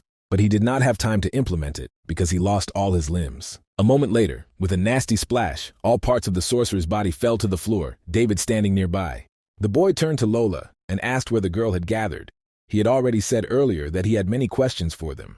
The half-elf was shocked. She did not understand how the boy could survive such a blow from the giant. She hastily activated some rune. David gritted his teeth and said that there was no way he would allow any of them to escape from this cave. But after a moment, he realized that in a strange way, he could not make his limbs move. His body did not obey him. Lola stood opposite him and after a short pause said that everything had changed very much. She must report all this. After activating the portal, the girl added that David should prepare. She would learn everything about him and take everything dear, his family, lover, and friends. David couldn't let that happen. He had just found the hook and he couldn't lose it or it would happen again. The guy tried with all his might to move from his place, but managed to move. Only with his hand, he shouted for the girl to stop. Suddenly, a green light illuminated the cave and a female voice ordered the half-elf to stop. Instructor Emma said that she also has many questions for the girl, but first, she must answer them. The teacher is most interested in this question, whether the half-elf Lola was the same person who dared to lay a hand on her student. Emma approached David and said she knew what had happened. The woman praised the student for a job well done. David looked back at her and said with a smile that the instructor had arrived at his grandfather's on time. The boy said that he did not expect to meet the teacher here and added that he was very lucky. The woman replied that if he had the strength to talk, the boy would live. And now it was time for them to deal with these two criminals. Lola felt that the snake's aura paralyzed her whole body. Did the same person come here? Why did she appear here? Emma, meanwhile, approached the girl and grabbed her face with her hand with such force that she choked on blood. The woman said that running was not an option because Lola had done many things that could not be forgiven. But what angered her the most was that her student was caught. The instructor led the girl to the snake's mouth and told her to see what future awaits her. A few minutes later, Lola was already lying on the floor begging for mercy. She was crying. Emma said that David had done a good job. As soon as he was treated, everything needed to be reported to the principal immediately. The guy asked if the future the instructor was talking about was the Rodolan prison. The woman answered in the affirmative and asked why he was interested. The Screaming Fortress of Rodolan is a prison located in the heart of the sea. Criminals who rebelled against the Empire are kept there. It is famous for the fact that it does not disdain any kind of torture. Having found out everything he needed, David began to ask to be allowed to be present at the interrogation. Emma pretended that she did not understand what he needed, but the boy did not give up and grabbed her hand. He begged her to listen to his request at least once. David looked with pity into the eyes of his teacher, not letting go of her hand. The boy said that it was very important for him. Meanwhile, the mage's doctors provided first aid to all the injured in the forge and took them to the mountain. Mary and Thomas were finally able to catch their breath. It was as if a stone had fallen from their hearts. It seems that they managed to help all the victims. Thomas still continued to worry about their friend David, who still hadn't returned. Had something happened? Suddenly, the friends heard the voice of the boy coming out of the dungeon. He said that the boy and the girl had done a great job. He was told everything, by the way. The boy heard that while Mary was running for reinforcements. Thomas, together with Sita, saved more than half of the people who were overwhelmed by the debris of the forge buildings. He asked if everything was okay with his friends, but received the same question in response. Thomas saw that the boy was covered in wounds. Young Mock ran up to David and asked him to get treatment immediately. He replied that he had already done it. It was better for his friends to rest. All the more so, since the boy still had some things to do. He watched as two criminals were taken out of the dungeon on a stretcher. They were unconscious. A few hours later, David, accompanied by the academy's teachers, arrived at the meeting place with Rodolan's convoy. Suddenly, a cart pulled by a giant magical flying creature, driven by a masked man, appeared over a cliff in Grengno Forest. When the cart landed, this person approached the instructor and greeted Emma by name. Invisibly, two more joined him. He said that they had come to escort the criminals, having an imperial order. He approached the bound criminals and asked if they were the same people, and they answered yes. Emma added that the man had an amazing ability to regenerate. They should keep that in mind during the interrogations. The escort replied that the interrogator would be satisfied. For the first time in a long time, they got their hands on an interesting object. Having found out all the details, they captured the prisoners and promised to contact Emma after the interrogation. After a few minutes, the prisoners rose into the sky. Probably this was the last time when they could feel free. The instructor looked after the escorts and said that during the Sunday stay in Rodolan, these two will definitely talk. She added that she would be sure to notify the boy when they contacted her, so all they had to do now was wait. David had only to agree to the conditions that the teacher offered him. If he had to wait, he would wait. From that moment, time flew very quickly. The restoration of Grand Cappadocia also moved quickly with the support of the Empire. David happily returned to the academy and spent a bunch of extra classes on fighting techniques with instructor Emma. A few more days passed and the Rodolan fortress finally welcomed them into its arms. The chief interrogator was interrogating another prisoner. He was so engrossed in this case that he almost forgot about one circumstance. They were about to receive guests who were very rare in these places. A grizzled elderly man politely greeted Instructor Emma and David inside the walls of the Rotterdam fortress. He called himself an interrogator attached to those criminals they caught, and also part-time he will accompany the guests today. This man's name was Larry. He asked if the guests wanted to go to the prisoners immediately. Emma said yes, they wanted information. David was very surprised by the appearance of this interrogator. One could not immediately tell that this cute old man was Rotterdam's executioner. The instructor replied with a smile that, to be honest, I still can't believe it. Everyone says that when they meet him for the first time. But don't judge a book by its cover. The boy will soon see why this man was called the worst night terror. Larry said that the camera is not far away, so he will only cover the main points. First, it must be said that he thought so from the beginning. These two turned out to be members of the Clavier Nebula. That was the name of their organization of villains. Instructor Emma remarked that she had never heard of that name. The woman asked if it was something like a Caliboro, and Larry said yes, but added that they were much more dangerous because their identities were unknown. From the Great Fire at the Nalanda Granary to the blowing up of the Institute of Magical Engineering, they were behind everything that happened this year. The boy had not heard anything about them, but it turns out that everything was so bad that he decided to intervene in the conversation. David asked if either of these two captives had said anything about the starlight, or something about the arrival of a star, Larry replied, surprised that this was the first time he had heard of such a thing. David, in order not to attract attention, said that he overheard the conversation of this couple before they were captured, and it seems that it has something to do with their goal. The guy decided to repeat his question. He thought that the interlocutor simply lacked understanding because of his respectable age. Larry didn't answer anything, but just silently took out his mask from his pocket and put it on in front of a surprised David. He seemed to become a different person. The man even got a little confused. It turns out that he had hit his face in the mud on their very first meeting with the boy. He felt a great shame. It seems that these two prisoners were not yet impressed by his sincerity. Therefore, he will have to open his heart to them again. David looked at the old man with horror and did not know what to expect from him. A picture of tortured former opponents appeared before his eyes. Were they the same people he met that day? Larry said that Matthew is a very interesting specimen. He regenerates his body with unusual dark magic. He asked if the visitors know how to get close to such people. It is easier than it seems. It is necessary to cut him so that he cannot recover. Larry said that he put his whole soul into cutting off Matthew's limbs, thus showing his sincerity. So from now on, they and this stump were good close people. But that's what the interrogator thought until the boy said that Matthew was dishonest with him. The man was very disappointed. After what happened between them, the boy was still hiding something. He grabbed the captive by the hair, lifted his head and looked into his eyes. Larry said he thought they opened each other's hearts. Matthew shouted that he had nothing to hide and told everything, but Larry said that he had hidden the information about the arrival of the star meanly. He let Matthew know that he wanted to end this sensitive conversation with him because Lola didn't have the strength to recover like he did. He, of course, does not care, but the guy should be aware that the girl may die if the interrogator decides to continue with her. David looked at the tortured Lola, who moaned a request to kill her. The corporal had never seen such cruelty, even in the army. But looking at Matthew, the boy could not understand how he still had the strength to hide something from the executioner. The main thing that David could not understand was why the identities of the two criminals were revealed. Could the boy simply not be able to speak? Emma and Larry looked back at David. Silence settled in the torture chamber. The boy explained that this is usually done to soldiers on the battlefield. To prevent important information from reaching enemies, soldiers are often cast with magic that blocks the ability to tell secrets. It is quite possible that the same thing he had just described was done to these two criminals. Larry exclaimed that he was very ashamed. He missed such an important moment again. The man asked to wait a little longer and left the room. A few minutes later, the executioner returned to the room, holding something rather ugly in his hands. He explained that this piece of crap is actually called the cursed eye. It eats all the curses placed on people. When interrogating criminals who couldn't speak because of a curse, she was simply indispensable. The man approached Matthew, holding one of these creatures in his hands, and said that they would now begin the execution. He promised that the prisoner would be released soon, so the cursed eye could eat to his heart's content. A few seconds later, a purple light filled the room, and Matthew screamed wildly in pain. When it was over, Larry approached the captive again and repeated his question about the arrival of the star. The boy said that the star is an eternal being, the only blessed one that will save the miserable creatures of these lands.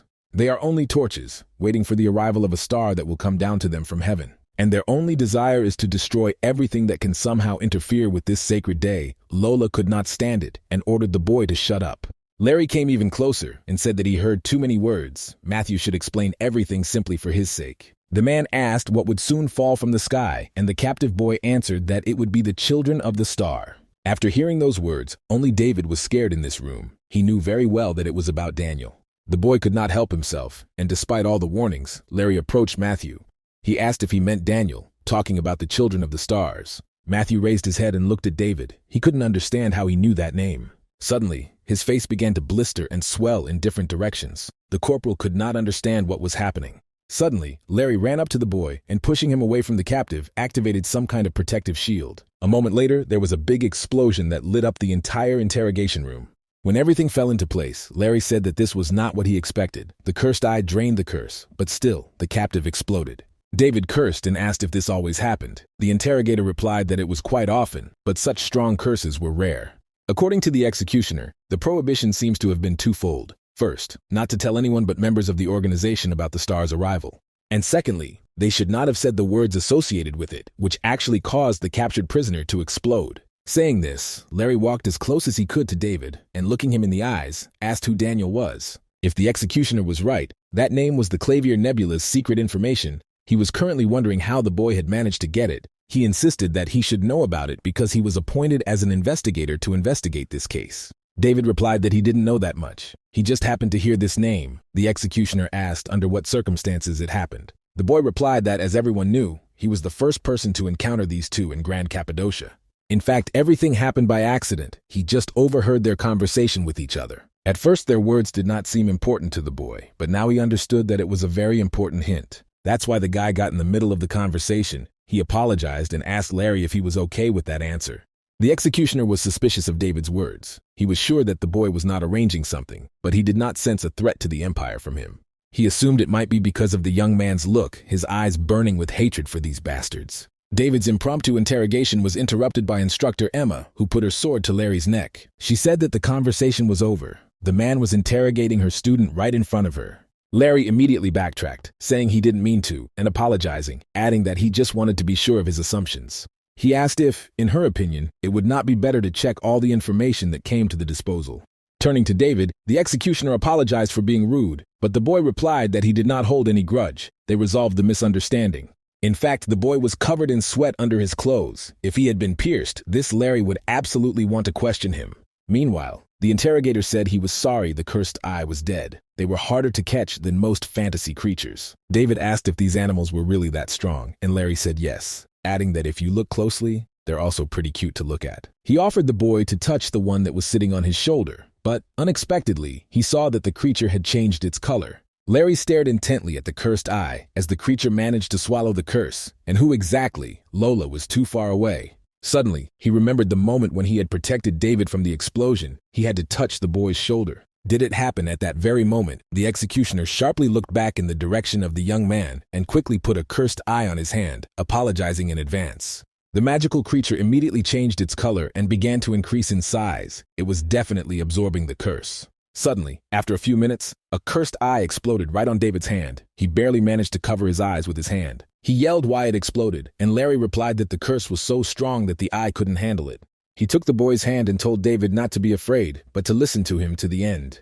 The interrogator believed that the boy was under a curse and asked if he did not feel any limitations in his daily life. Not being able to run, for example, or touch iron, something that only he could do. David thought about it. It seemed to him that there was something. Larry did not demand an answer from the boy and did not want to insist. According to the executioner, he still couldn't help the young man in any way, but he should have known that judging by the power of the curse, whoever put this curse on the boy, this creature or person hated him very much. Sometime later, he escorted the guests to the crew and remarked that he would continue questioning Lola as soon as the ban was lifted. Instructor Emma responded that she approved and said she would look forward to the report. Larry, meanwhile, was watching the boy, who was lost in his thoughts and not participating in the conversation at all. The executioner asked what he was thinking, and the boy replied that he had learned about the curse that had been placed on him all his life. The interrogator replied that he understood, but David might not worry so much. He is a student at Philian Academy. The boy did not understand what this remark was about. Larry smiled and replied that as far as he knew, there was a mage working there for a long time who was the best at curses on the continent. The name of this amazing woman was Professor Lillian Secret. She is the one to turn to with a problem of this nature. On the way to the academy, the boy's eye continued to bother him. It constantly itched. He had to scratch his eyelid. The instructor, looking at this picture, asked if the boy could leave his eyes alone and if he felt a strong itch. The boy answered in the affirmative. Ever since the cursed eye had touched him, the itching had been unbearable. Emma said it was a sign of the curse loosening. She added that the student may not be worried and asked if he remembered someone who could do this to him. He did not even have a clue about this personality. In his opinion, he could not be so hated because he led an ordinary, quiet life. But the boy decided to thank Emma for her help. She stopped Larry when he was looking at him with such anger. If it weren't for the instructor, he would have already forced a confession out of him for a crime he didn't commit. Emma laughed and replied that she was only acting as an instructor and the boy had nothing to thank her for. David looked closely at the teacher. She had not only excellent skills, but also character. She seemed to him a worthy person more and more every day. But the boy was very stressed by the fact that, for some reason, he did not know anything about her in his past life and did not see her anywhere. He was worried that it might be because of the infamous Clavier Nebula. Did those criminals have something to do with it? The next day, David and Florence met at the entrance to Sherry Forest, near the Column Park. The girl greeted and added that they had not seen each other since that day. If it were not for the instructor's order, they would never have met. Florence asked how things were going.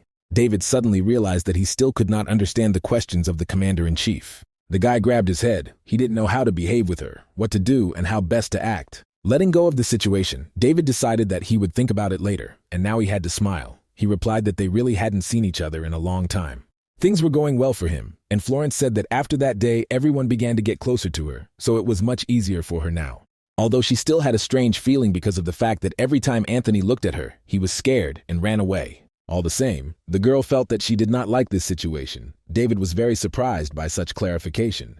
Florence said that the instructor told her about the boy's curse, and he confirmed that this information was true. That's why he came here today. He needs to meet with Professor Lily in secret. But now the boy understood that this strange girl had very specific tastes if she decided to live in such a place. Florence supported this opinion, adding that the office of the sorceress is also unusual. Only students of the Faculty of Magic can find it. That is why she asked for help from an acquaintance from the Faculty of Magic, but she, it seems, was running late. Suddenly, out of nowhere, Corinne materialized next to Florence and cried out in a hug that she missed her sister. They had an everyday conversation about business, and David still couldn't move away from his state of shock. He saw, absolutely definitely, the same Akalucia who told everyone about wolves and sheep, but now the girl was different. Florence apologized for asking the girl so suddenly, but she replied that her sister could call her at any time. Suddenly, Corinne's smile disappeared, and she worriedly asked why Florence needed Professor Secret. There was a silence, and David realized it was his time to join the conversation. He greeted Corinne and replied that it was his idea. The girl's reaction was unexpected. She grabbed her head and shouted that David had forgotten it. Sometime later, the friends finally reached some strange small house. The boy asked if it was really the professor's office. He added that it was very suspicious and asked Corinne if she had any desire to kill him and bury him here. The girl exploded. She shouted that there was no need to call her that and asked what made him decide that she was going to kill him. Finally annoyed, she ran forward, saying that enough chatter, he should follow her. David was looking at the back of the girl who continued to mumble something. They were friends with Florence, even though the commander-in-chief was also an Akalucia. After a few minutes, Corinne opened the door of the small house and invited the boy to come inside. David's jaw dropped. Did he now see the same Professor Lily in secret in front of him? But Corinne warned the boy to take his time. They hadn't reached their destination yet. Approaching the woman sitting in the chair, the girl directed her hand at her, generating magical energy. She warned David to stand tall and not squirm, no matter what was about to happen. The girl loudly uttered some kind of magic spell of a few words. It was supposed to open the door. David looked at the grandmother, who remained unmoved. He did not understand what all this was for, if nothing was happening. Suddenly, the grandmother began to transform and increase in size. She opened her mouth, which was the size of a room. David was really scared for his life at that moment, but Corinne told him not to worry, because this was the entrance to the professor's real office. Lillian Secret's cabinet was called Separacchio, and the boy was looking at it in amazement now. It turns out that old woman was the entrance. The boy considered such a decision, to put it mildly, very strange. Suddenly he heard a voice behind him.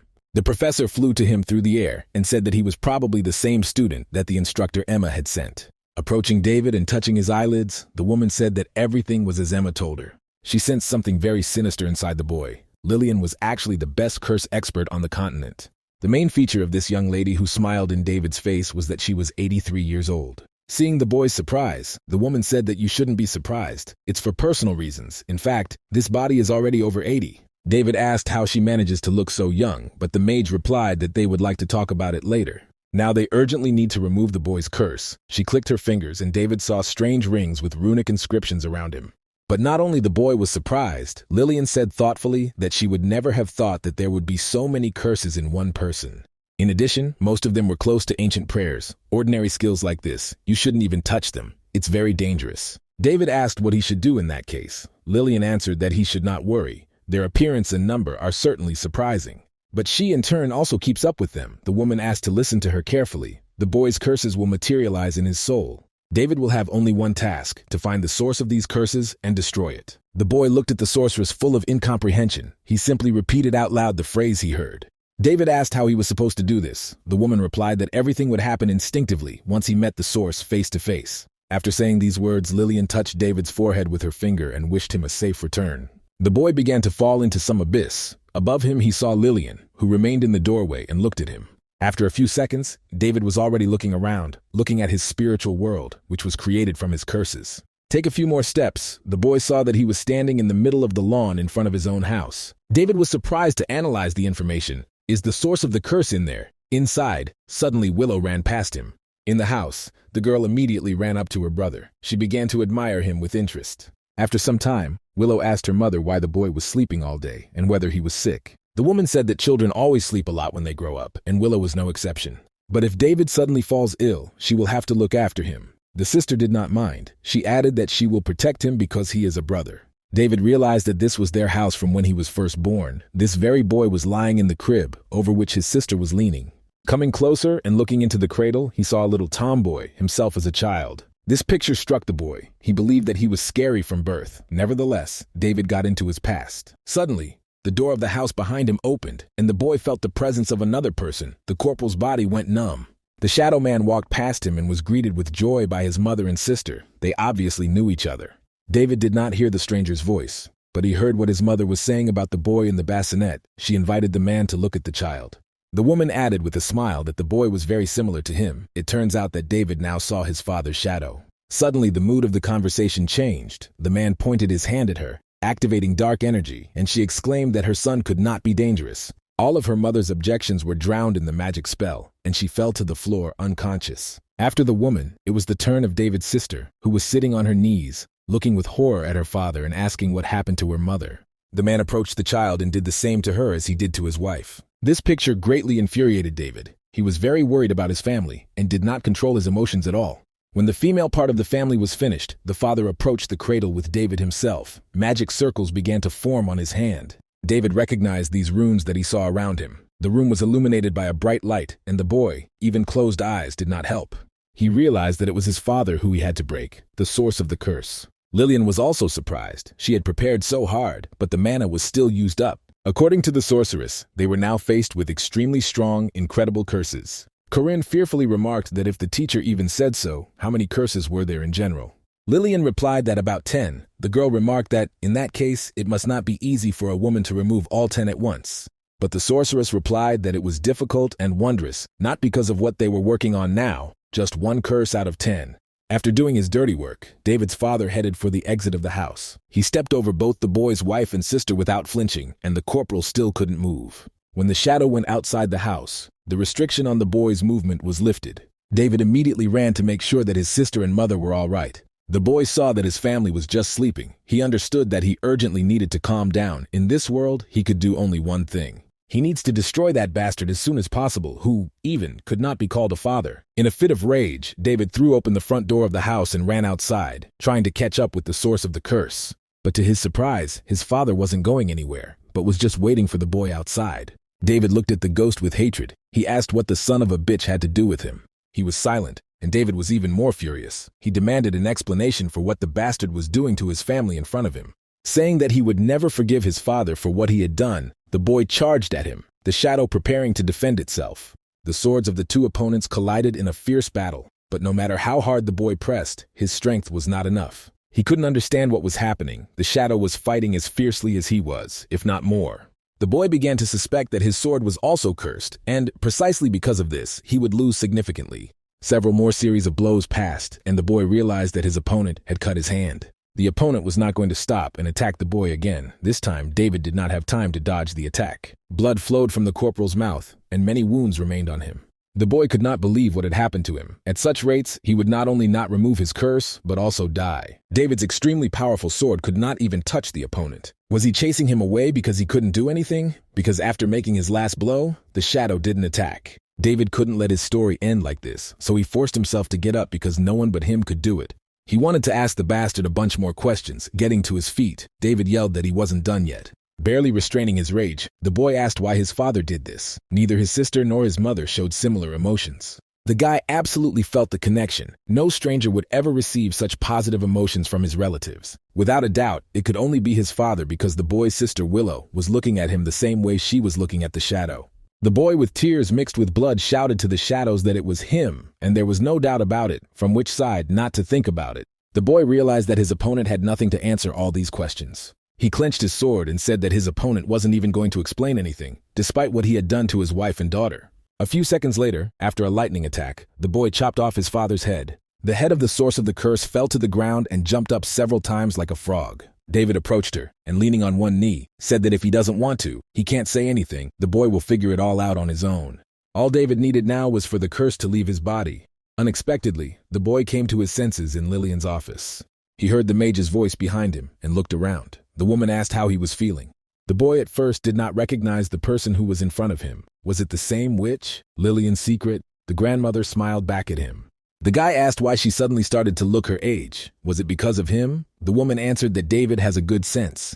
But Lillian added that the boy should not worry. It does not apply to him. Let him, better, analyze his feelings. Maybe there will be some changes. The guy replied that, to be honest, he understood at first glance that the woman was an unusual person. But now, he could already see how incredible Lillian's secret really was. The witch smiled back and said what that meant. Everything worked. Sometime later, the woman could not believe that the curse was hidden in old memories, which the boy himself did not remember.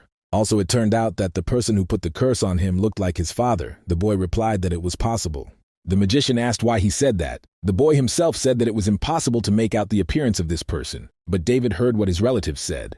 To be honest, the corporal thought he felt something when this bastard touched his family. This something was so unfamiliar to him that he would not have been able to recognize such an unfamiliar sadness on his own. That is why, it seemed to the boy, that this was the reason why he was so out of his mind. Now when he thinks about it again, it seems to him that this man, his opponent, felt the same way. The woman asked if the boy had no memories of his family at all. David answered in the affirmative and added that his sister had too. The boy explained that he and his sister had never even thought about it, as if those memories had been completely erased. The mage realized that not only the ability to perceive mana, but also the boy's self-perception was sealed. It was as if David's father had placed such a powerful curse on his son. And also, just in case, erased the boy's memories, and precisely for this reason, some of his father's memories were transferred to David. Sometimes magic spells associated with memories have such an effect, which is why his memories could be reflected in the boy's imagination. The very fact that David was able to use mana even before he cut the curse indicated that the boy had begun to perceive mana for a while. This most likely was a consequence of the boy's reaction to the restoration of lost memories. David looked down at his hand and asked Lillian if those shiny curls that spread out in all directions were really mana. The sorceress replied that it is so. Now the boy can only see her, but later he will be able to easily manipulate her, like other students. But this will happen only if the boy gets rid of 2 more curses out of 9 that are imposed on him. Of course, this process will continue for some time. It is not known where the curses placed on him came from. They are all very strong.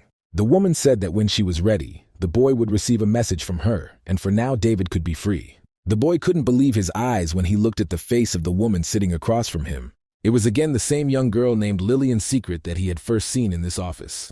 The guy asked if the mage's appearance changes according to the hours of the day, and she answered that she has the same body as him, but with some peculiarities. The woman added that the boy may be a little confused because he revealed the unpleasant truth, but he should take care of his conscience. The future of any person is too precious to burden oneself with the past. David got up from his chair and said in parting that he completely relied on the professor. At the same time, on the other hand, under Grand Cappadocia, a well-dressed man approached the stone giant. He thought this giant was smaller in size. Did the student stop it on his own, without the help of Emma's instructor? After some time, a security guard approached him from behind. The man seemed to be expecting him and called him by name Donovan. He asked how the guard's recovery went, and he replied that everything is going well. He will fully recover after Sunday. In addition, as the owner had ordered, they had time to investigate those bastards. There was no additional information in this place. But at the academy, they learned the location of the student who was in this dungeon at that time. Donovan asked if Duke Joseph Grancia would like to meet the boy in person. He answered in agreement, and immediately the stone giant's eyes lit up red behind him. Donovan, seeing the giant raise his fist in the air, asked if the Duke could temporarily step aside. The guard said that he and the others would try to stop the monster, but the Duke replied that there was no need for that. With lightning speed, Joseph drew his sword and, turning around, attacked the stone giant. A series of powerful blows backed by mana made the giant behemoth cry out in pain. The Duke turned to face the exit and sheathed his sword as he walked past Donovan, clanging him with him. They came out of the dungeon to the sound of stones falling on the floor. It was all that was left of the stone giant. The next morning in the Navarro dormitory pavilion, there was a knock on David's door. The boy got out of bed and went to open the door, disgruntled. Donovan was standing on the threshold of the room. The corporal, without holding back, called him crazy. In addition, not intending to slow down in his emotions, David asked what he needed, whether the traitors had permission to come to this hostel. Donovan heard the insults at his expense and exploded. He asked if the boy knew who he thought he was bragging to. The boy saw the mana that enveloped Donovan from head to toe, and this energy was quite dark. Something must have mixed with this energy. Unexpectedly, the Duke intervened in their conversation and said that it was their fault. They came without warning. Donovan began to object, and the boy realized that he was now standing in front of a man who was called the Duke of the Empire. Duke Joseph Grancia apologized for the words and actions of Donovan, who was his knight of the escort, or bodyguard. But he asked if the boy would devote a minute of his attention to them. If, of course, he had no objections to this. David looked in amazement at the box that the Duke had brought with him. He asked if he correctly understood that they had finished making it only yesterday. David examined the scabbard of his sword, the La Mancha. It was truly an exquisite work of art. The boy asked why the Duke was doing this, and he replied that he had been asked to do so by the masters of Grand Cappadocia. To put it more precisely, Master Brian insisted on this. He was the one asking him for a favor. In addition, the Duke himself wanted to personally thank the boy for what he had done. The families of Grantius and Grand Cappadocia have long been good old friends. His favorite sword, the Pale Lord, was also crafted by Master Brian in this forge. That is why it is only natural for the Duke to congratulate the hero who saved Grand Cappadocia.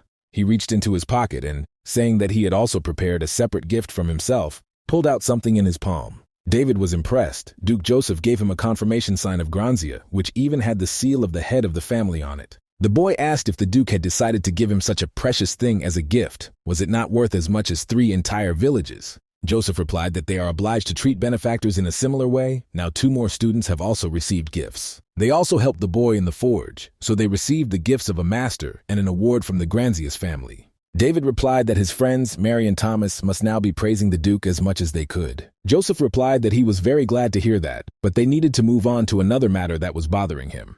He asked David if he could tell him everything that was known so far about this incident that happened in the dungeons. Duke Granzius remarked that he was too interested in these reckless people. David was amazed by the aura that arose behind the sofa where Joseph was sitting. This is what brought the Duke of the Empire here. The boy said he didn't know how much the Duke knew, but he should have realized by now that these rats were a lot crazier than everyone thought. The boy said that he was very fast, because of which David had to spend a lot of strength and energy in order to hit him. David asked what exactly Joseph meant when he said he did not let him go. The boy was brainstorming with the Duke, but all the same, he was looking closely at the guard, who still didn't even move. He was reacting to their conversation. In retrospect, this feeling was similar to the repulsion David felt when he encountered the criminals in the dungeon. Was that person behind Joseph one of them? The Duke asked what had happened. David was constantly talking about something, until suddenly, abruptly, he fell silent. The boy did not understand the reaction. Was the Duke's subordinate releasing something around them? Duke Joseph Grazia was one of the most powerful men on the continent. Didn't he see what David was seeing now? Could it be that only a boy could see such things, in which case he decided to ask? Perhaps the Duke had felt the appearance of a star. And David made no mistake in throwing the bait. Donovan's face darkened. The Duke put a cup of tea on the table and said that it was about the organization that supported the Children of the Stars, the Clavier Nebula. He couldn't believe that such a thing could exist on the continent, but the boy's words did not cause him any doubt. Joseph asked if the boy found it out on his own, and he answered that before the teacher came, he had to fiddle a bit so that the enemy would confess. Looking at Donovan, the boy laughed and said it was very funny to watch him cry and beg for his life. David wanted to explain in more detail, but the Duke refused. He asked to write a letter because he could not listen to the story anymore. The corporal did not insist, and leaned back on the sofa with a smile. In fact, he saw that it was not necessary to continue.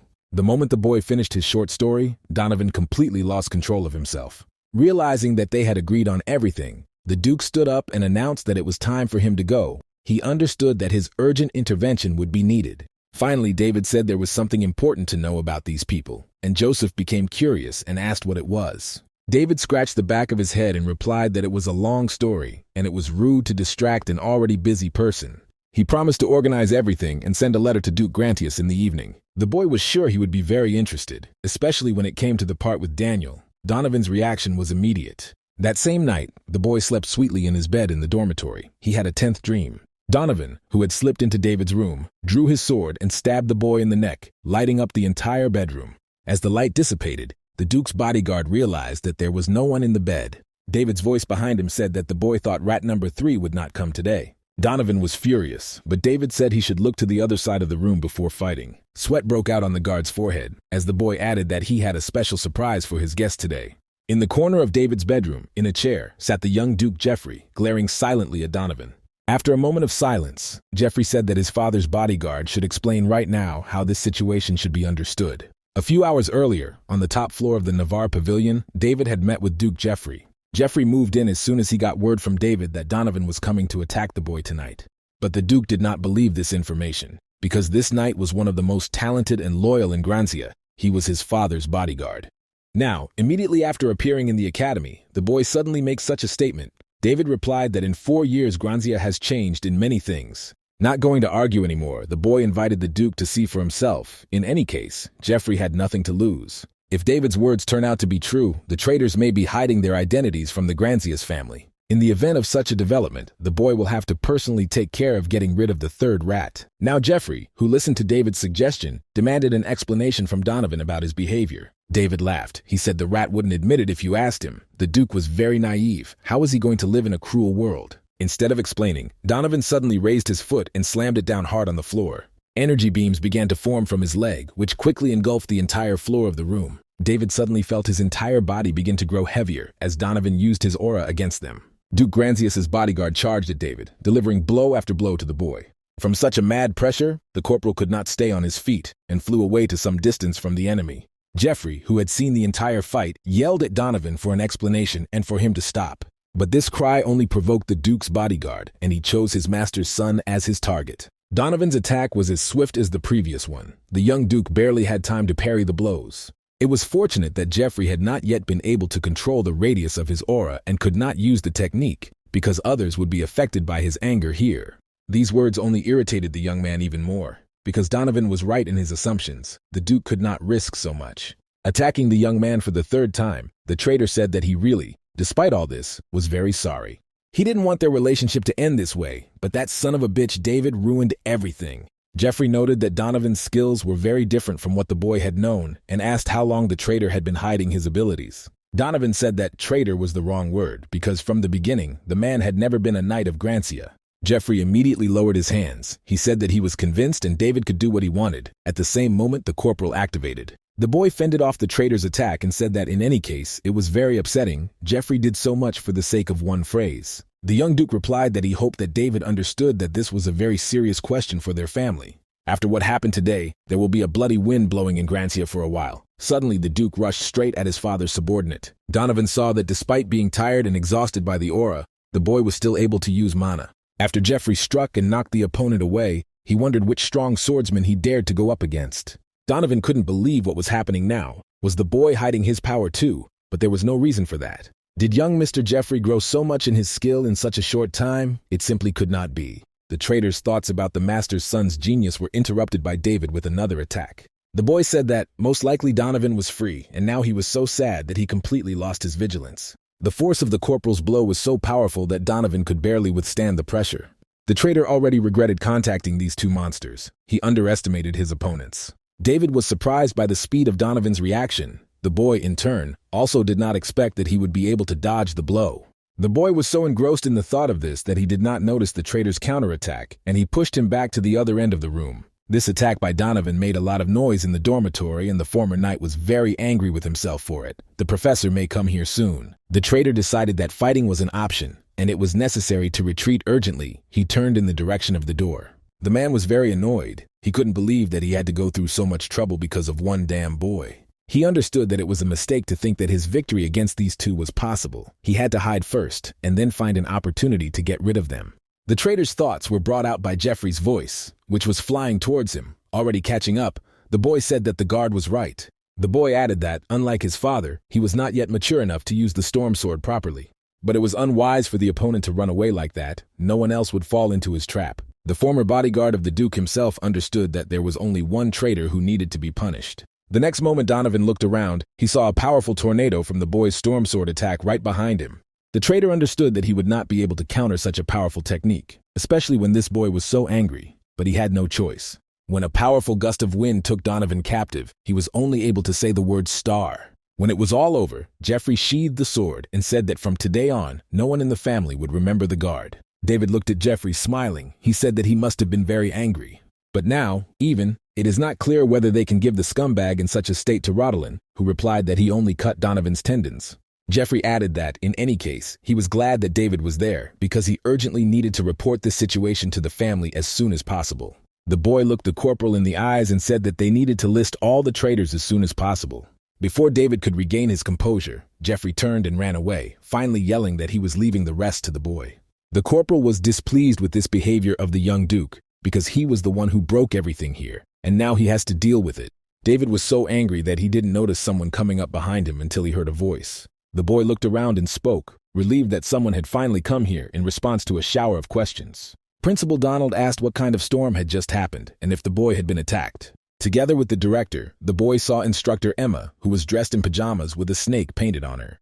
The boy, seeing the home teacher, complimented her clothes, and she, not paying attention, said that David should answer her question. Donald supported the woman in her desire to know the truth. He added that Emma's pajamas are not important now. It is good that the boy was not injured, because he needs to explain everything. David agreed to the demands of the elders. But first, the boy asked the director to repeat something after him. He decided to check all suspicious personalities this way. Donald asked, laughing, what exactly he should repeat, and David said it was the phrase, Daniel Ragul. Emma and Donald stared at the boy in shock. They didn't understand what it was about. But in the end, the headmaster complied with the boy's request without any problems. A little later, there was a conversation in the office of the director of the academy. Donald learned that there was a spy in the Grancius family. The situation was very serious. The director praised the boy for his work. Thanks to David, they managed to avoid many problems. The boy decided not to tell anyone yet that he had the ability to see mana. However, he wasn't 100% sure of it either. If, God forbid, there is a leak, not only he, but everyone around him will be in danger. Donald said that there would be a full-scale investigation of the Grans family, so David could not worry about anything. Grandfather noted that the Empire was in debt to the boy again and again after that incident in the village of blacksmiths. Donald added that he would like to thank David on his behalf as the director and asked what the boy needed. He decided to take the opportunity. David didn't even think about it. He shot what he wanted to do inside the academy and asked if he would get permission to do it. The next day, in Fillion Square, David was standing next to a bulletin board advertising his project. The guy asked everyone who wanted to know if they were tired of club activities limited to the academy. He had ideas about this topic and the news for everyone is very good. It was about a special adventure club. One of the students tried to ask what this name meant, but David, covering his mouth, said that it was, of course, a good question. David said that this is a very constructive club that develops individual talents that will help the Empire from a practical side. Also, this is the only club that Director Donald agreed to operate outside of the academy. This information caused a bit more noise. Finally, the corporal announced that all those who wished to enter would be able to come to the first Halalion arena at the time indicated in the brochure. As David was speaking the last words of his speech, Sita flew off his shoulder, and a girl passing by the crowd noticed her and stopped. She even forgot where she was going and approached the crowd to get a better look at this strange creature. A few days later, in the first arena of Galalion, a distressed David lamented his fate to Florence. He put on such a show in the square. The guy tried to convert new talents, but only his friends and acquaintances came to the arena today. Mary laughed and asked if David was serious about telling him to remember what he had done in his so-called interview. He beat people's spirits with his own hands under the guise of testing their skills, and also told very suspicious things to those who did not know or were ready to risk their lives. After that, rumors spread through the academy that you need to have 10 lives in order to join this club. David, after listening to the reproaches of his friends, said that this, in fact, is what the real battle consists of. Those gossipers are just cowards. After all, the boy only needed promising individuals. Such was the third-year student who had just gotten to his feet after coming to his senses. David said that he himself insisted on sparring. Although the boy told him that these abilities did not need to be tested, they were familiar. He said that the third year had obviously passed. The boy's name was Danny Brown, and he thanked David profusely for accepting. David remarked that as an early warning, their club was going to be pretty tough and asked if Danny was up for it. The third-year student happily answered that this is exactly what he was looking for. His goal is to become even stronger. David replied that in that case, everyone present can leave today. They need to rest before moving on to real business. Thomas asked what David himself would do, and he replied that there was time, so he wanted to wait a little longer. Who knows what might happen? David hoped that some other talent might visit him, but in the end, he was completely disappointed after a few hours. No one came. The boy said that he needed to gather and thank Florence for her assistance. She found a moment to help him. The girl replied that she was really sorry. If it weren't for the help of instructor Emma, she would also have applied for admission. David glared at Florence. He couldn't tell her that he couldn't take the girl to the club. He looked at the commander-in-chief and understood that soon he had to make a choice, to make her forget about her dream of becoming a general, or not. It was a difficult decision, so it was necessary to carefully consider everything. The boy's thoughts were interrupted by a girl's voice. The stranger said that she was relieved that the boy was still in the arena. David asked if she came to the interview. The guy asked if the girl wanted to join the club, but she asked if she could do something in that case. The girl replied that if she joined the club, would it be possible to touch him? David in fact began to stutter. The boy asked what exactly the girl was going to touch. Suddenly, an obscene thought crept into the boy's brain. Silently, he shouted that the girl was probably a pervert. The watcher replied that David could calm down. It wasn't about him. He misunderstood. It was about the creature that David was holding in his arms. Hearing this, David laughed. He said that he should have warned her right away. That's why he misunderstood her. Pointing to Sita, David added that this little thing is always with him, so if the girl joins the club, she will definitely be able to touch her. After seeing how the girl reacted to this news, David was finally convinced that she was a very strange person. He couldn't believe that he hadn't noticed her before and she didn't come very close. She was definitely an unusual student, not that simple at all. The stranger asked what she needed to do to pass the interview. David replied that she had to show her technique on a magic mannequin. The girl said her name was Ruby DeKnight. She was a junior magician and announced that she was starting an interview. Both David and Florence's mouths dropped in shock. This girl used dark magic against the magic dummy. Florence remarked that what they were seeing was unbelievable. Ruby could handle dark mana so easily. David was surprised by something much more. It was difficult to see, but quite noticeable, the blood-red energy that Ruby emitted. Her mana center was definitely a shadow claw. There was no point in arguing with the boy about it. In the end, a powerful explosion rang out from the girl's attack, illuminating the entire arena in red. Florence covered her eyes with her hand from this light, but David was so confused by this sight that he did not react to anything, but only looked at Ruby. When the smoke cleared, the boy saw a magical mannequin cut in half and said that it was not necessary to duel. Ruby passed the interview. But David was interested in the aura question and was about to ask it when he heard a girl's voice in his head asking how he was able to see. It turns out that Ruby DeKnight possessed telepathic magic, but the mage herself insisted on not saying it out loud. If someone else found out, it would be bad. The girl telepathically said that they had better go away and talk together. She also wanted to ask David something. Finally, Sita was in Ruby's arms and the sorceress was looking at her carefully, muttering something under her breath. A few minutes passed and she already tickled Sita's tummy and squealed with delight, and the girl told David that it was a dream bird. A bird that is born from absorbed mana is a very interesting creature. The boy had the same opinion about Ruby DeKnight herself. He had heard rumors that their species had long since left the Empire, but now his worldview was changing before his eyes. She was a vampire. Ruby replied that not everyone left. A small number of vampires remained, but they weren't looking for trouble, so they hid. David noted that, despite this, the girl dared to come to such a famous club only because of Sita's mana, which she noticed at the meeting. Ruby replied that she sensed the creature when she saw it in the plaza. Sita possessed the energy of blood magic, the innate magic of her species. David finally understood that Sita uses the ability of vampires. The first thing she did after birth was to absorb blood. Ruby was struck by such a detail. She questioned whether the creature really used vampire magic immediately after birth. David answered in the affirmative. The next question was how long ago Sita was born, 3 or maybe 5 years ago at least. David replied that it was 2 months ago, and the girl did not believe what she heard now. This creature she was looking at now had dense blood mana. If it was true, then it was possible. The girl asked David if she could ask him and Sita a favor. The boy was embarrassed by such a question. Ruby said that at first she just wanted to look at Sita, but if the boy complied with her request, she would try to help him. Of course, now she needed to do research, but after completing what she had planned, the girl promised to help David. The next day, the friends met in the nest, the location of Fillion's clubs. The adventure club now had its own building. David was pleased with the facilities of the academy. They gave an entire building to the student club, a very generous act. But before going inside, the boy decided that he should tell his friends about how they have changed a lot. Looking at Mary and Thomas, he asked if they had the weapons from Grand Cappadocia that Duke Grantia had sent them. They answered in the affirmative. Mary, it turns out, had changed the double swords to a single two-handed one that suited her strength, so the girl decided to challenge him. And Thomas flaunted his magical bracelet, which was made according to the wills of the magical city of Delpium. The boy said that considering the bracelet's mana control was much better, he considered his speed and strength to be doubled. Mary asked why David told them to come here with guns, but David said he would tell them when they got inside.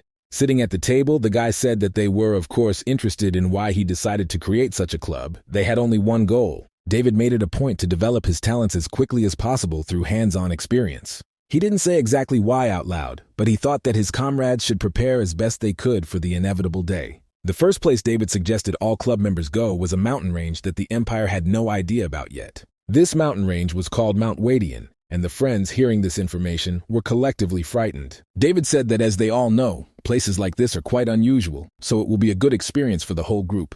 And also, he had his own personal affairs in these parts, which he did not want to spread now, but simply informed. To begin with, according to David, it was necessary to solve the problems of the club members, which, judging by everything, they had no idea. David took hold of his sword, and smiling, said that the boys and girls must follow him at once, for it was time for the duels. Thomas and Mary did as David asked, but they wondered what kind of problem they needed solving. The friends had a theory that the boy wanted to make sure that they finished their studies early. He asked them not to be surprised. David said it would be at least Sunday after they left for the task, but they had to have couples at the academy at that time. In this way, it can affect the activities of the boy and girl in the club. The boy noted that the director will not be able to give them special permission. That is why the boy wanted to offer one way out. They should, like him, finish their studies earlier and become completely free. For these reasons, David took them to the club room on the second floor to start a private lesson. He wanted to see their skills. The boy told his opponents to attack in whatever style they were most comfortable with. They could not be afraid. He would only use the scabbard of the sword.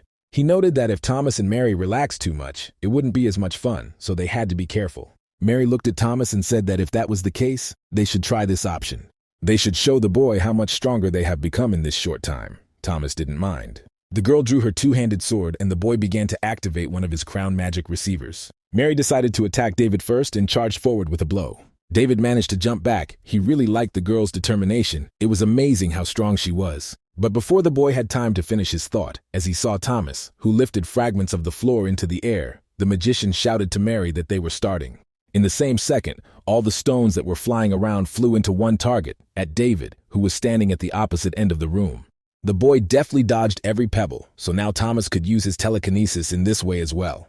David even had to involve the scabbard of the sword in the process to deflect the falling rock, which he did not think of stopping. Thomas had a very good skill. While the boy was busy attacking the sorcerer, he almost missed Mary. The girl flew at him and shouted for David not to block, but to dodge. David decided to follow his friend's advice and jumped aside at the last moment. When Mary's sword hit the floor, the boy laughed out loud. He realized that if he hadn't dodged, he would have been dead already.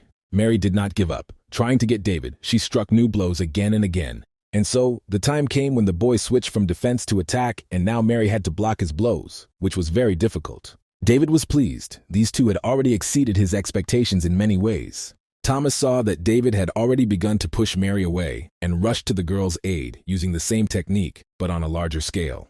The attack was so powerful that David had to give up trying to attack the girl and start defending himself from the stones from the sky with the help of a sword. After a few minutes, the dust from the stones began to clear, and Thomas's attack was completed. David sheathed his sword and said that his friends were indeed getting better at their skills, especially since they were acting in concert. This meant only one thing, that even without David in the classes, they did not beat the crap out of them. According to the corporal, special success was achieved by Thomas, who became completely different. To be honest, David was even surprised by the upgrade.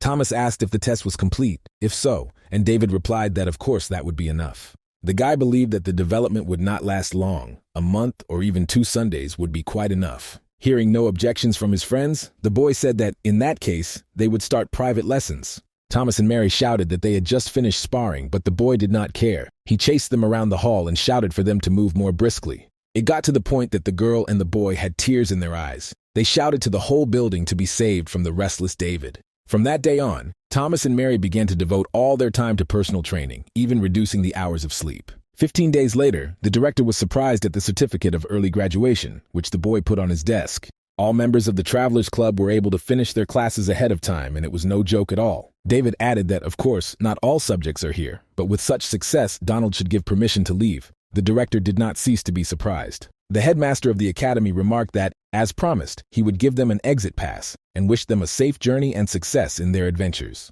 The next day, the friends already started to pass the first task of the adventure club and went to the Wadian Mountains. The Marys were surprised because they had just started their journey, and here there is already such pure mana in the air, it will be even easier to train here. Danny was happy with the circumstances and asked David what they were going to do next. The boy replied that he would let them know when they got there. Friends asked what they were going to do here, and David answered that they may not believe, but there is something to look for here for their development. Meanwhile, in the temple in the heart of the forest, the elf felt that a rather grand affair was taking place. Guests had come to such a harsh land. A little more time passed, and David announced that they were already there. The friends could breathe a sigh of relief. They stood on the mountain and looked at the valley where there was a whole camp of orcs. The boys said that they were just darkness here.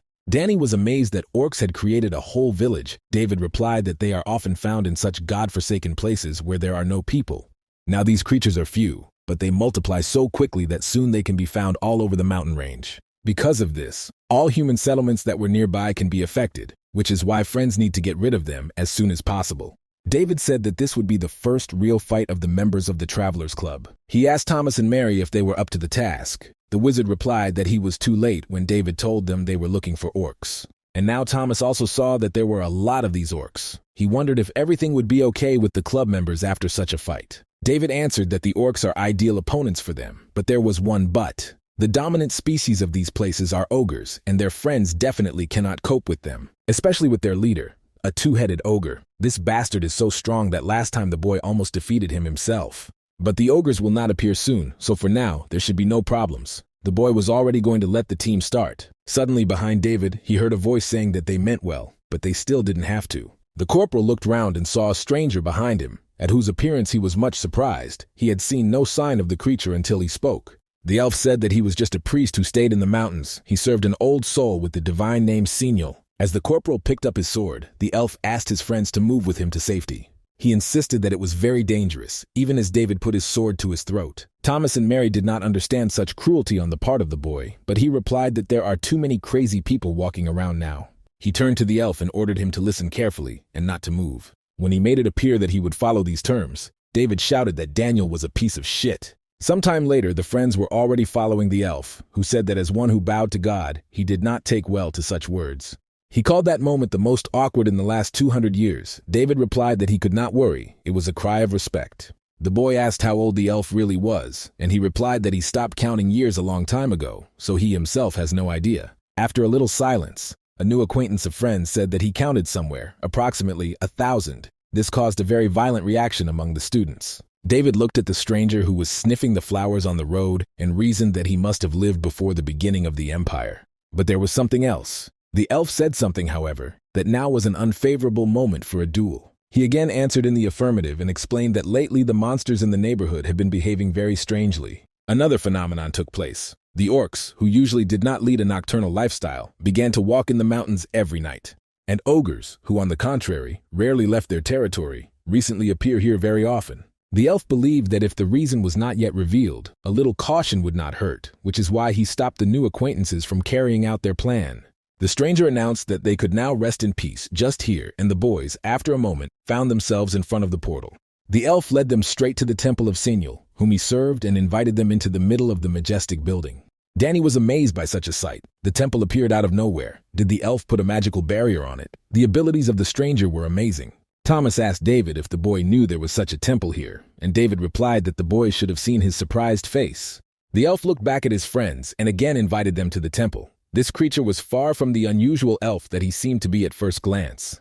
When the students entered the main hall, they saw something they did not expect. It turns out that Senial, who was served by an elf, was an ugly stone. The elf replied that this stone had a purpose, but he doubted that his friends would want to listen to this rather long story. He offered to take their things and rest. There were many free rooms in the temple, and added that they could inform if anything was needed.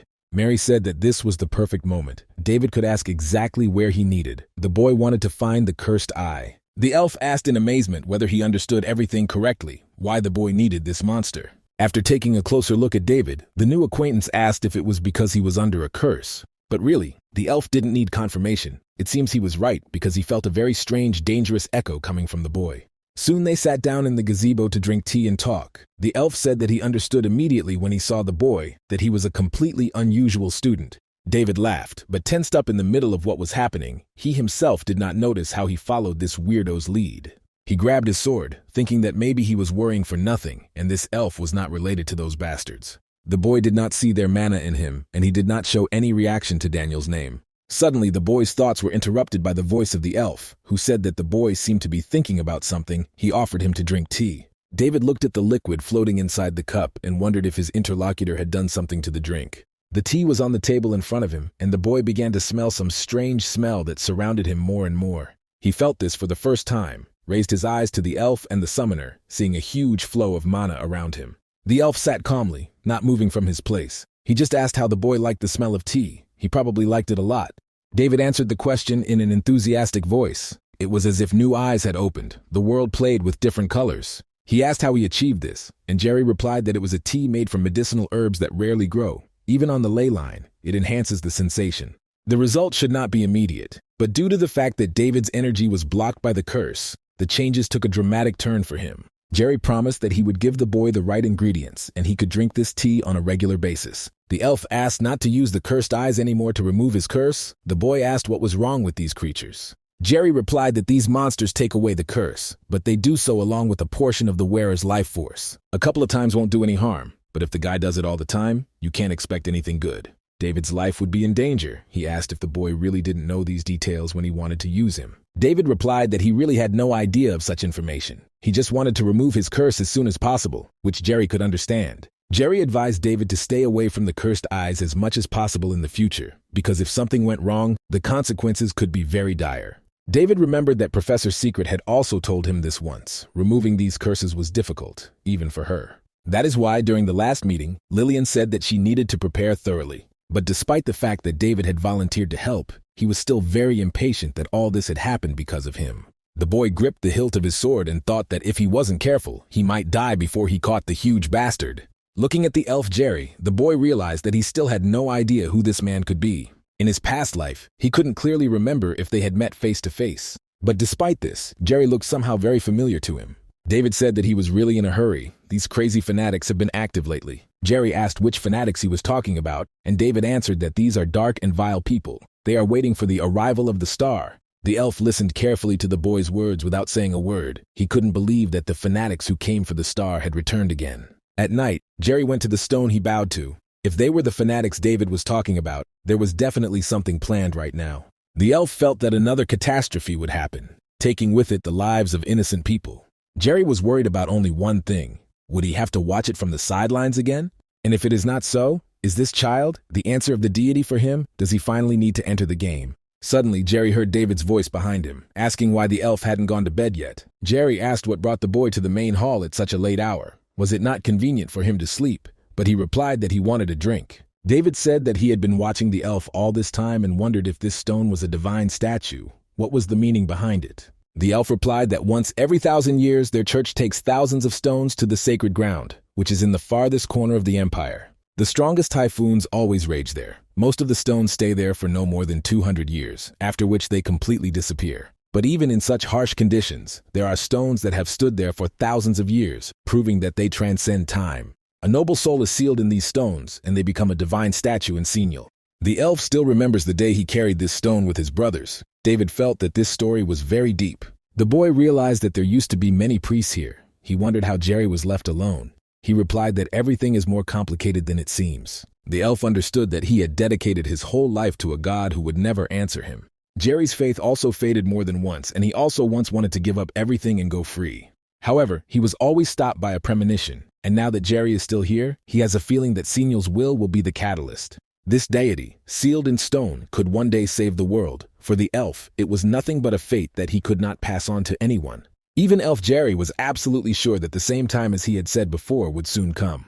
The next day, the friends put Jerry's incomprehensible words behind them, and they began to really prepare. This unique tea prepared by the elf had a special effect that David's companions felt on themselves. With the help of the energy of the ley line, the members of the Travelers Club managed to sharpen their senses. At the same time, David himself went to the mountains with the elf Jerry to find even more medicinal herbs for his treatment. Jerry was kind to strangers and showed genuine concern for them, for a boy who was an oddity in all he had been through before. That's how these 2 peaceful days flew by in the majestic building of the temple in the mountains. But as always, a tragedy was waiting for friends around the corner. This tragedy hurt a lot and caused indescribable pain. The sight of the bloodied body of the elf Jerry, which rested with its back on the rock, will forever remain in David's memory. On the day of the attack on the orc village, friends said goodbye to Jerry on the threshold of the temple. He was very worried about their fate. He noted that they still haven't figured out the reason for the monster's strange behavior and insisted that it would be better to prepare a little more. David replied with a smile that the elf may not worry about them. They will manage. The orcs are just behaving strangely,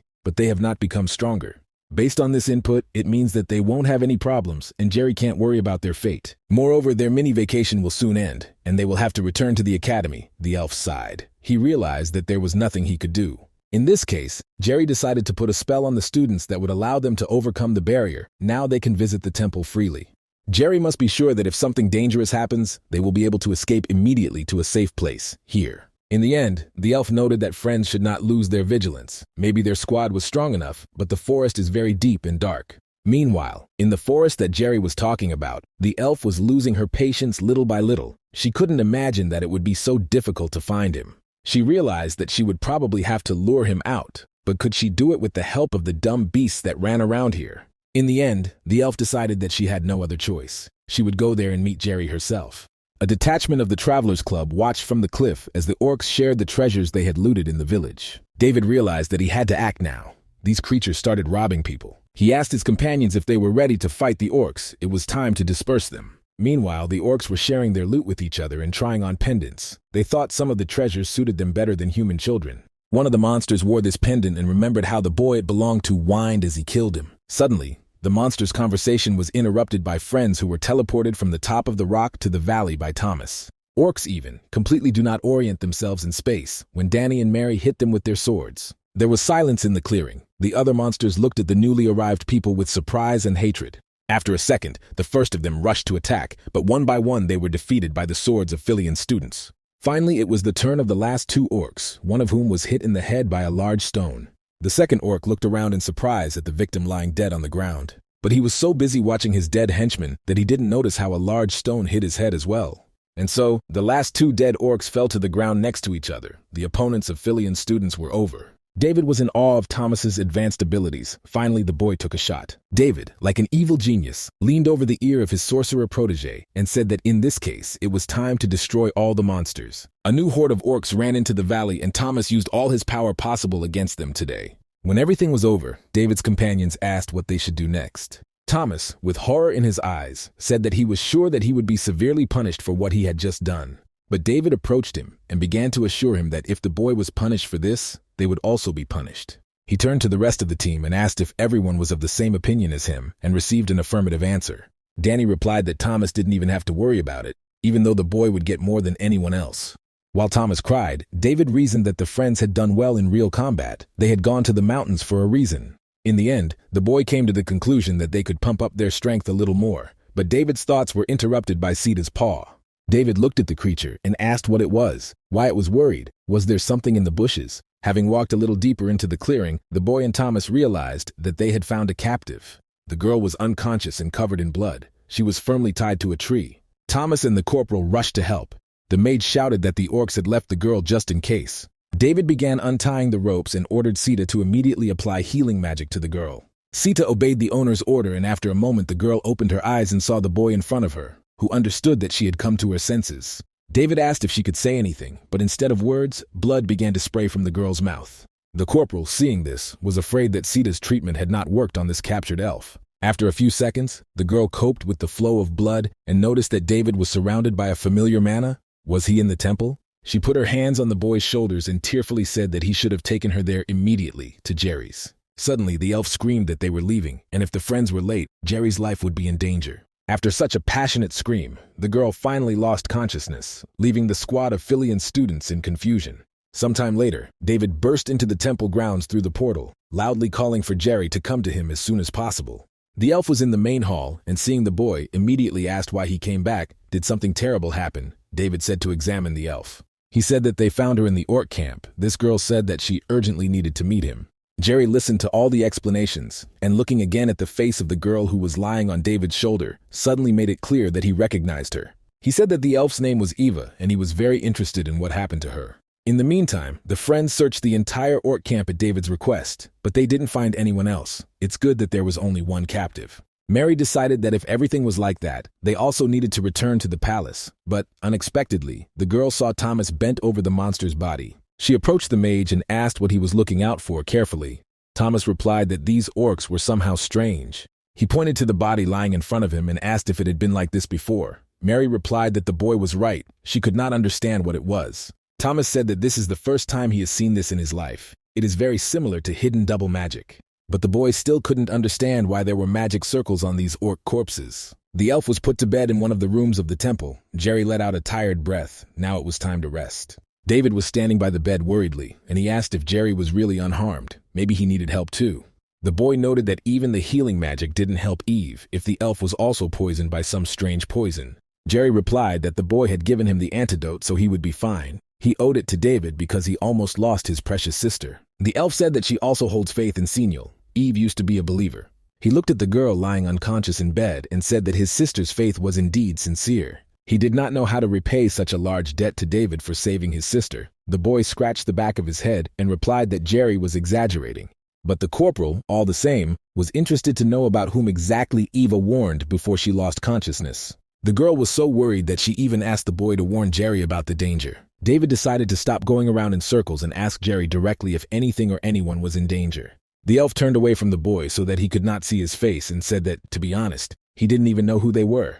The only thing he knew was that they glorified an unknown being as their god. These people were behind most of the crimes and kept their identities secret. As far as Jerry knew, they called themselves the Nebula Clagger Church. David exploded like TNT. He couldn't believe that they were the ones targeting Jerry. The elf said that they often send guests to him. This church hadn't come forward in the last 100 years, so he had already decided that they had given up, but it seemed they were back at it again. David began to persuade Jerry to go with them to Philian Academy, but he replied that he could not betray the place. Besides, if he leaves, the inhabitants of the nearest villages will be safe, and he would not like to let that happen. The elf put a hand on the boy's shoulder and said that he and his friends needed to leave this place as soon as possible. Jerry hoped with all his heart that this danger would not overtake them. After saying this, the elf added that he hoped for David's understanding on the matter. David did not argue, but told Jerry to wait for his return. He would bring the strongest man he could find to help him.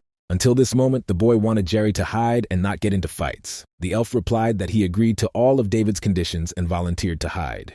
At the end, Jerry said that he wanted to give something to the boy for saving Eve and put something in David's hand. When the corporal looked into his palm and saw a ring there, the elf said that with its help, you can get to the magic tower. And if the boy ever ventures to the magical Tower of the Dawn, he must show it to the librarian.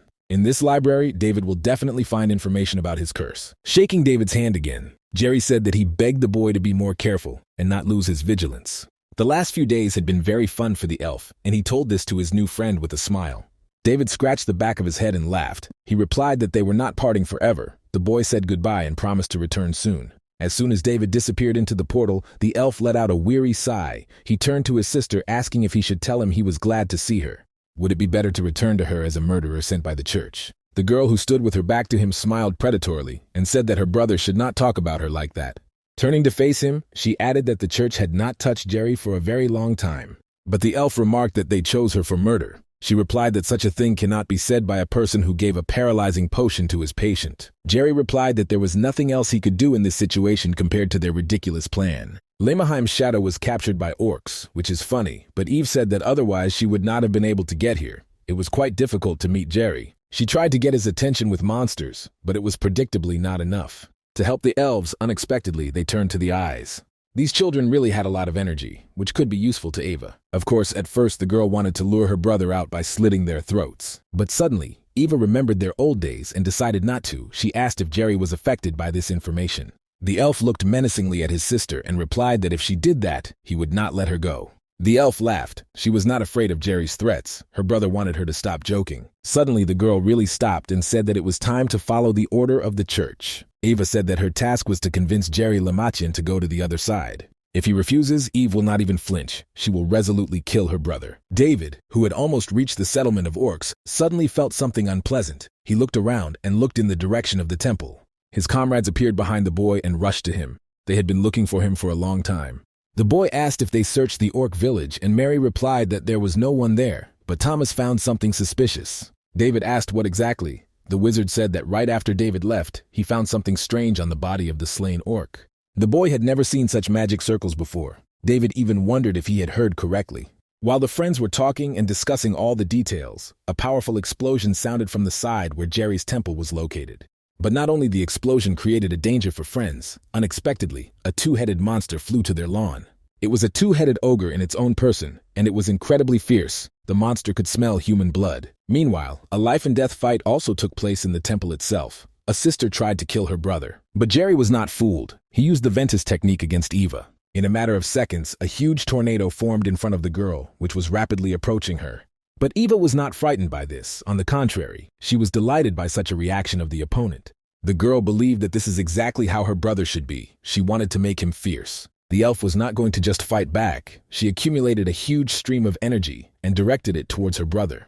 When the two forces of brother and sister met, there was a powerful explosion, but no one was victorious. When the effects of the explosion subsided a little, both opponents became visible. They were standing opposite each other. Eva was not going to give up so easily and therefore decided to repeat her attacking maneuver.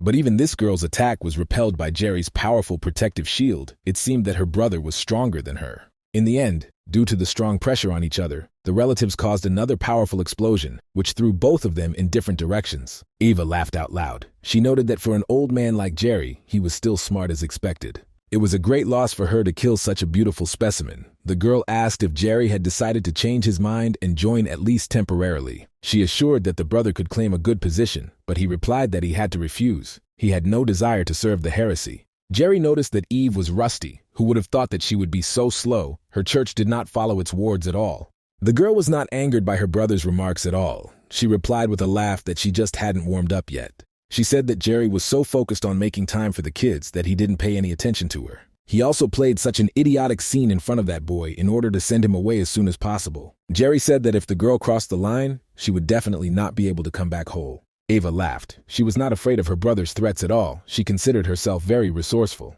With a smile, she asked what to do, but in fact, Eve had already decided everything. An explosion occurred in the direction of the valley. Jerry looked back at the sound. He was startled in the direction he reckoned David should be right now. The elf was so distracted by the boy that he did not notice how Eve was already behind him, preparing to strike. She said that the brother finally caught on. He opened up and did not notice it. After a moment, his arm separated from his body and fell to the ground. The sister managed to hit her brother. In the forest, meanwhile, the members of the Travelers Club looked in amazement at the two-headed ogre. They had seen such a monster for the first time. David shouted that his brothers needed to run back immediately. They definitely couldn't handle this bastard. But it was too late to warn. The two-headed ogre struck Danny with one of his giant hands before he could jump to the side. The boy flew to a great distance at such a speed that his friends did not have time to follow him. Danny hit a tree and lost consciousness. One of the ogre's heads immediately turned in the direction of Mary and Thomas, who froze in place. They were to be the next victims.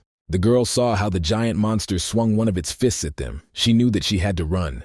But in spite of the danger, Mary and Thomas cursed, unable to move. Not even the fear of death would move them.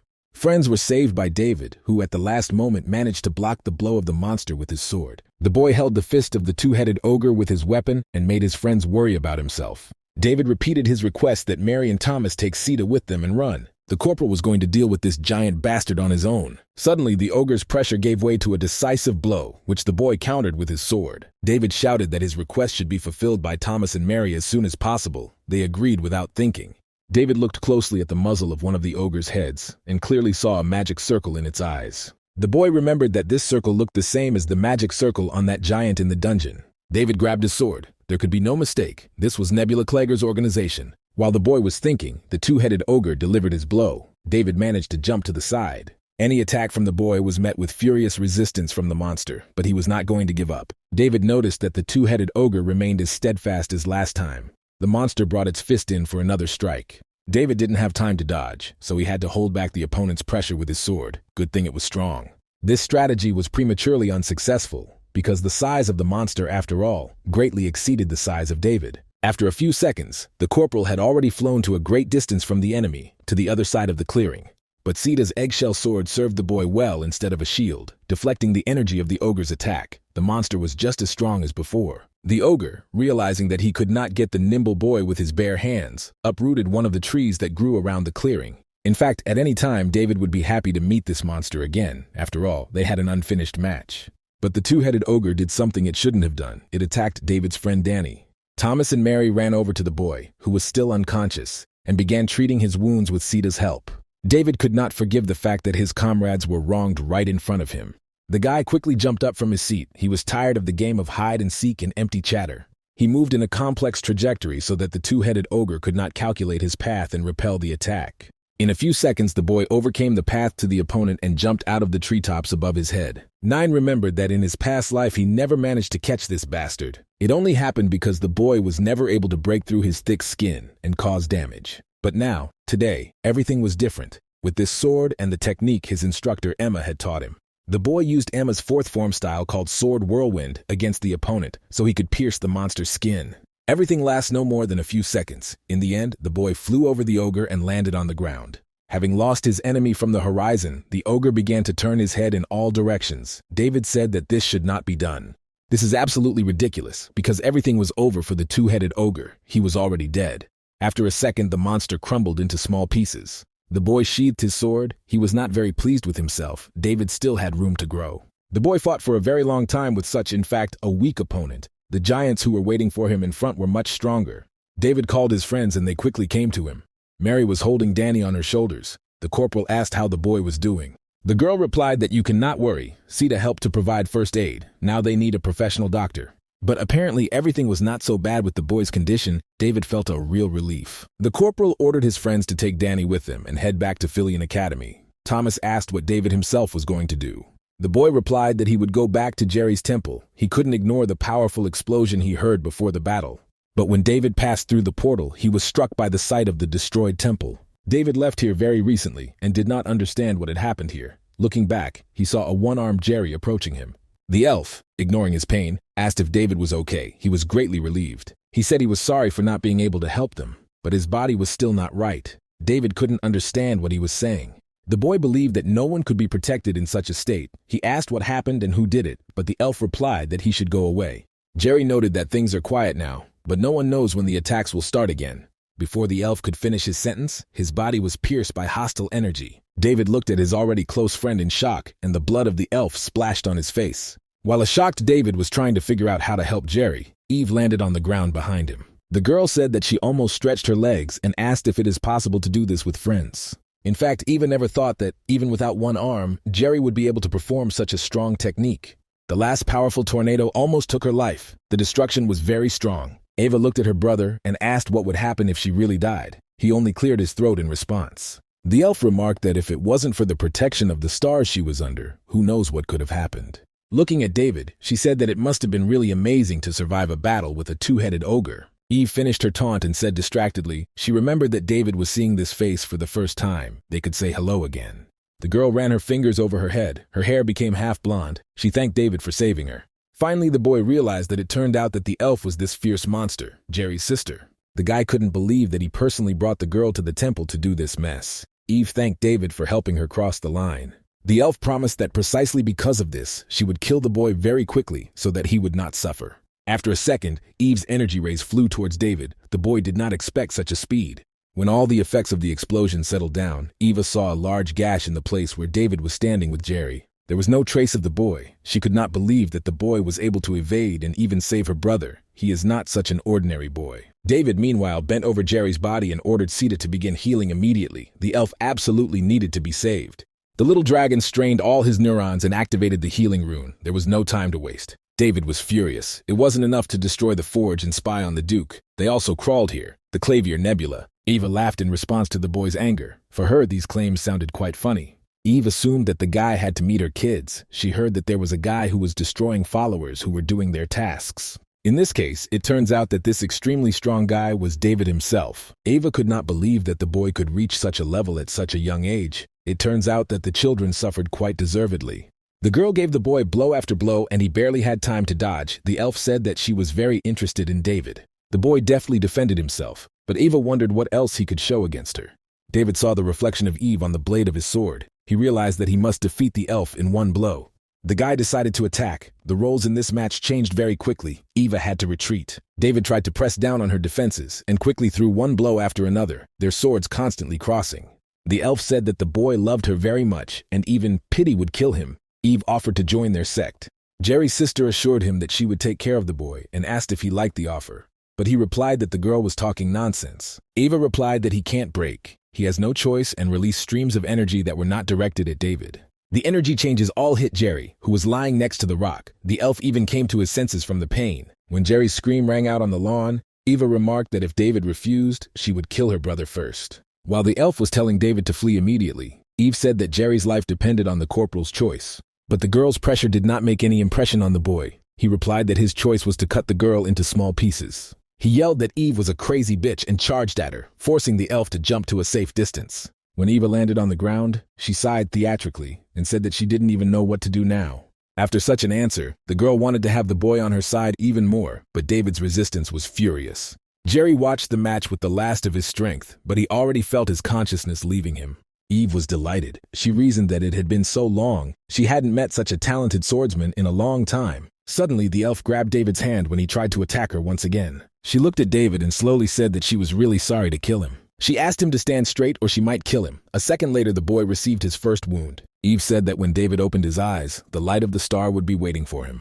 The corporal, falling to the ground, saw how the blade of the sword was approaching his neck. He knew that he needed to dodge urgently. Suddenly, a mana shield appeared between the boy and Eva, which the girl could not break through. The elf said angrily that Jerry had re-entered the game and defended David once again. The Fury's brother replied that he had already told her that if she touched the boy, she would regret it very much. The only one who was worried about Jerry was the corporal. He shouted that he should not overexert himself. The boy was capable of dealing with Eva on his own. But Jerry replied that David was well done. He managed to buy the elf time, but now the boy could leave the rest to him. Suddenly, Jerry's mana glowed blue and he pointed his finger to the side, saying, "Back." At the same moment, the elf's mana carried David against his will as far away from Eve as possible. Jerry's sister yelled that she wasn't going to just stand by and do nothing. As soon as Eve tried to move, she realized she couldn't. Raising her head, she saw several blocking spells above her. The elf was very surprised. She did not understand how with so many injuries, her brother was capable of this. Jerry said that everything would end here. With the words of farewell to his former sister, he directed all the power of his mana that he had left just at her. The girl felt incredible pain while the flow of mana continued to increase, and soon a powerful explosion occurred. David saw how the elf drew the last strength from himself. The boy understood that he had decided to go to the end. Jerry's mouth was bleeding. He knew that he had to end it here and now, even if he burned his mana and life force completely. Eve shouted that for an old man who believes in ancient spirits, how could Jerry dare to do such a thing? After those words, Jerry's mana began to gradually disappear around Eve and change to her dark mana. The girl was wounded, but insisted that they were the chosen apostles of the star. As long as the blessing of the star was placed on them, no one would dare to stop them. Looking at her brother, she added that, in other words, people like Jerry were no longer needed. Eve said that her brother must die here and now. Sita, who heard these words, flew into the air between these two opposite relatives. Jerry realized that his attack had finally failed and called David mentally. He had to tell the boy something. The elf said that they had very little time, so he would get right down to business. It seems that Eve can neutralize his attacks with a technique called star blessing. Jerry noted that his sister was injured and her mobility was limited. David could rely on that. Jerry believed that, precisely because of this, the boy should get out of here as soon as possible and prepare for the next battle, and he could leave this one to the elf. Eva understood that her brother and David were talking about something, and said that no one allowed them to exchange goodbyes. The girl generated her mana to attack and directed it at David. Jerry shouted in fear for the boy to be careful, but the corporal answered that he should not even think of giving up. They were not done yet. This girl, of course, does not know, but the boy has not been running away from duels and battles for a very long time. Preparing for another confrontation, David yelled at Jerry to finally believe him. The elf looked angrily at the corporal. Even when she felt sorry for the snorer, he still couldn't calm down. Eve generated a repeated stream of mana to strike and sent several energy arrows towards David. Jerry was not going to stand aside, even though the boy asked him to, and blocked the girl's blow with a rain of lightning. Eva looked at her brother and said that this little snot in a couple with Jerry already completely got her. But the elf didn't let her finish the sentence. He made all these bolts of his mana in her face. As the flow of mana subsided, Eve asked if her brother thought it would work on her. She was focused on Jerry and didn't see David running towards her. The elf screamed that as long as she had the star's blessing, they couldn't even touch her. But while the girl was saying this, David struck and cut off her arm armed with a sword. Splashes of blood dripped over the boy's head, falling on his clothes. He hoped that Eve would think so. The elf stopped in surprise. She could not understand how the boy was able to break through the star's blessing. But he was not going to answer, but made another series of lightning strikes, cutting the girl's body into parts. Even when the girl's blood spurted from all the wounds, she still couldn't believe what was happening. Those were her last words. David looked back at the opponent and succinctly said that she could now go and ask her beautiful star herself. Falling into another world, Eve finally realized that this is how it all ended. She would soon receive the answer she had been waiting for so long. She mentally turned to her brother, saying that she was sure he understood exactly what she meant. Ava fell to the ground and David could finally rest, the boy leaning on his sword. In fact, the corporal understood that he was very lucky. Ava relaxed because of this blessing of hers. Otherwise, he would have been in her place. In the past life, no one, except the boy, could even touch the giants. They had the power to ignore all attacks. And the boy was interested in the fact that Nebula's pawns could also use such power with the help of the star's blessing. Jerry called the boy with his last strength and asked if everything was okay with him. The boy mentioned his wounded friend. David yelled for City to start the treatment again, but Jerry said he was fine. He wanted to ask David for a favor, so to speak, the last in his life. But in mid-sentence, the 1,000-year-old elf coughed, and his strength began to fail him. Jerry said that he regrets that in the last minutes of his life, he appeared in front of David in such a terrible state. The corporal said it was X's fault, but the elf stopped him. He remarked that it was only a matter of time. No one was to blame. He warned David that in the future there will be a long and difficult battle. He will be wounded more than once, and there will be many losses ahead. Although he had no right to do so, Jerry was asking the boy to see the matter through. The elf believed with all his heart that David could defeat this huge evil that threatened the existence of all mankind. Suddenly, a green light began to emanate from the elf's body, which was so bright that David had to close his eyes. When the boy was able to look in Jerry's direction, he had already begun to change, gradually becoming petrified. The boy shouted that something was happening to the elf's body, but the elf just touched his face with a smile. Finally, thanking David for being his answer, Jerry left for another world, promising to be with the boy until the end. The corporal watched in amazement as the elf's body transformed into a perfect spherical shape of stone. The next day, David came to Senior Stone to say goodbye to his fallen friend. After this farewell, the friends finally left the mountain range and the temple, of which only ruins remained. The members of the Travelers Club returned to Philian Academy. Their first adventure ended, and much was left behind. The director of the academy received David in his office and admired his report about the first outing of his friends. But Donald noted that the boy's story was somehow too harsh. The guy replied that they just bumped into one crazy bitch and promised that it would not happen again in the future. It was important to the boy that the director of the academy did not prohibit the activities of the newly opened Travelers Club. But Donald replied that he was asking about David's wounds. Maybe their acquaintance with Jerry was short-lived. But during this time, he nevertheless became very close to the boy, and the loss of such a person is always difficult. That is why Director Donald once again asked the boy if he was really all right. David replied that he would be lying if he said so, but sitting and torturing himself would only frustrate the millennial-old man.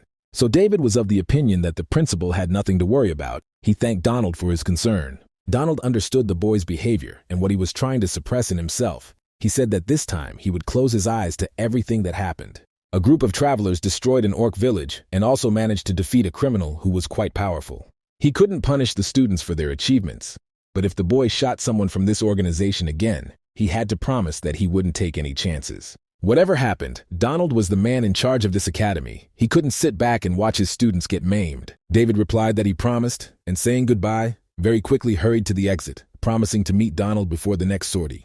Donald realized that the boy had almost no classes at the moment because he had finished all his courses early, so he had not heard that it was about to start. A little later, in the building of the Adventure Club, David met someone he did not expect to see. The boy asked what brought the guest to him, or rather, when he managed to return to the academy. Duke Jeffrey was looking forward to David's arrival. He wanted to talk to the corporal about the Nebula Klager organization. David asked what was next, what kind of conversation about the Clavier Nebula that needed to be done urgently. For the past 15 days, his family had been conducting extensive research operations in order to find rats among their own. Clenching his fist, the boy said that at the moment they managed to identify 19 traitors, 5 of which he personally took on. Those traitors still alive will be sent to Raudelin for further interrogation. However, there was one major problem. It seems that the Granzius family's interrogations of traitors no longer worked, and none of the 11 detained rats were lying. And therefore, given their caution, one could only assume one thing. David concluded the interviewer's point. He also thought that the rats might have learned to resist interrogation. The guy clutched his head. He was fed up with the fact that one headache was followed by another. In the end, it was getting to the point where the only way to count out the traitors was to personally monitor their mana flow. Herzog said that was all he wanted to say, and if any information came to light, he would let us know, pending further cooperation. Herzog wanted them to continue their collaboration at the upcoming midterm assessment test meeting, but David didn't even know what that was. 2 days later, on the day of the midterm assessment, the students went to a deserted island that belonged to Philian Academy called Philand. The exam participants lined up in several rows in front of the instructor Emma, who checked that everyone was present. In the end, the woman announced the rules according to which the intermediate evaluation should take place. As the students knew, Emma's classes were practical in nature, and she would have liked to conduct tests on the battlefield, but this was not possible. Much to her dismay, the rules of the academy did not allow such a thing. David coughed. He was relieved at this information.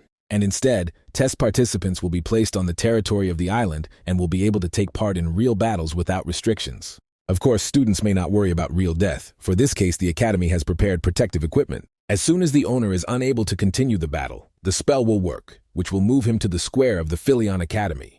In addition, the best doctors who can heal the most serious wounds with a wave of the hand will be on standby in the academy.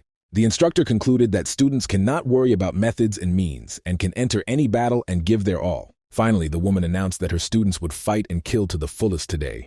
David noted that Emma was getting too excited. Taking the bracelet, the woman ordered to come up one by one. When she calls the name, wearing the accessory, they will move to the set coordinate point. Looking at the rows of students, Emma said that she would be the first to call Florence to her. The girl responded readily. David thought that, as expected, the commander-in-chief would also be taking part in the competition. Suddenly, the boy heard his classmates talking behind him. They believed that the girl would get a credit because of her position. They were unhappy that they were studying with a poor student. At least a girl never had to fear the last place. David was touched by such words about the commander-in-chief. They absolutely accurately described the situation of the girl now. Looking at the girl who happily received a bracelet from Emma, the boy understood that this was an objective assessment of her abilities. With such skills as hers, only death would await the girl on the battlefield, but the high command had no choice. After the boy put on his bracelet, he found himself in a forest in a moment. Looking around, David thought that he had come here alone. The boy even smiled. He would like to believe that, at least this time, luck was on his side, but that is simply impossible. Meanwhile, another student from instructor Emma's class was already watching the boy behind one of the trees. The guy was very annoyed because this terrible monster fell into his opponents. In the end, the student realized that he had no choice and rushed at David from his seat, swinging an axe at the boy. As the smoke from the attack cleared, the boy heard David's voice behind him saying that it was too much to attack the younger man from behind. David put the blade of his sword to the opponent's neck and said that this is exactly what elders do. If the boy was right, he was very upset. And David didn't know yet that there were several more opponents watching him at the edge of the clearing. Eventually, the boy sensed someone else's presence and spoke, sounding like the students had decided to form a temporary union. Maybe in the Philion Academy this is a good option to deal with the main enemy. Turning sharply 180 degrees, the boy threw his sword at one of the opponents, who was hiding in a tree.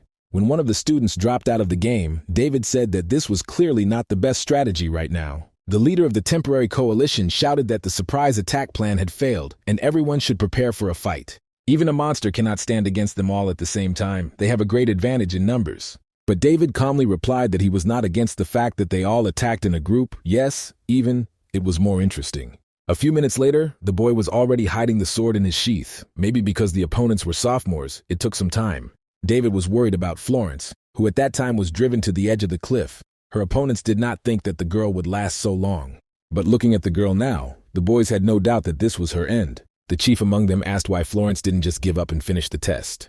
The girl understood, looking at those who surrounded her, that it was more than her strength, but at least she was able to attack them by surprise. Since the leader of this coalition was Frank, the best student of the third year, Florence believed that they did not expect to get nuts. Thanks to this frivolity, those fools opened up too much and gave the girl a good opportunity. Florence had only one chance now, a chance to destroy them with one blow. The boys did not expect such a rapid turn of events. The girl rushed at them like a lioness. The first thing they did was to instinctively jump back. But Florence's sword did hit some opponents. The boys were bleeding. Florence understood that it was impossible to stop. The main one remained. It was necessary to gather energy and direct it at Frank all at once. The girl lost her temper when the guy counterattacked her with his mace in the chest. The blow was so powerful that Florence flew a great distance away from her opponent and fell to the ground. Frank said that he was interested in what the girl was going to do, but the boy's mother-in-law saw that it was just a silly child's game. He said that Florence was not a stupid girl and understood everything perfectly. No matter how hard assistant instructor Emma fought, she didn't have the strength to defeat Frank. The boy suddenly laughed. He said that anyway, he was amused to watch how Florence traded. Meanwhile, David was watching this dialogue from the branch of the nearest tree. The boy was glad that he had made it in time. He knew that this would be the end. For the commander-in-chief, this method of struggle was the best strategy. She first confused the opponent with the help of the landscape of the area she chose. In addition, in the face of a greater force, she was able to gain an advantage and not lose it. Only the current general, Florence, cannot come out of this battle victorious under any circumstances. Because the whole thing, we, as a boy and a girl, were in a gap in the difference in level and skills. Florence was not going to die like that without resistance. She rushed at Frank again, but he was able to block her blow. He asked what exactly the girl had decided to do. Did she think she could withstand his pressure? Florence answered in the affirmative.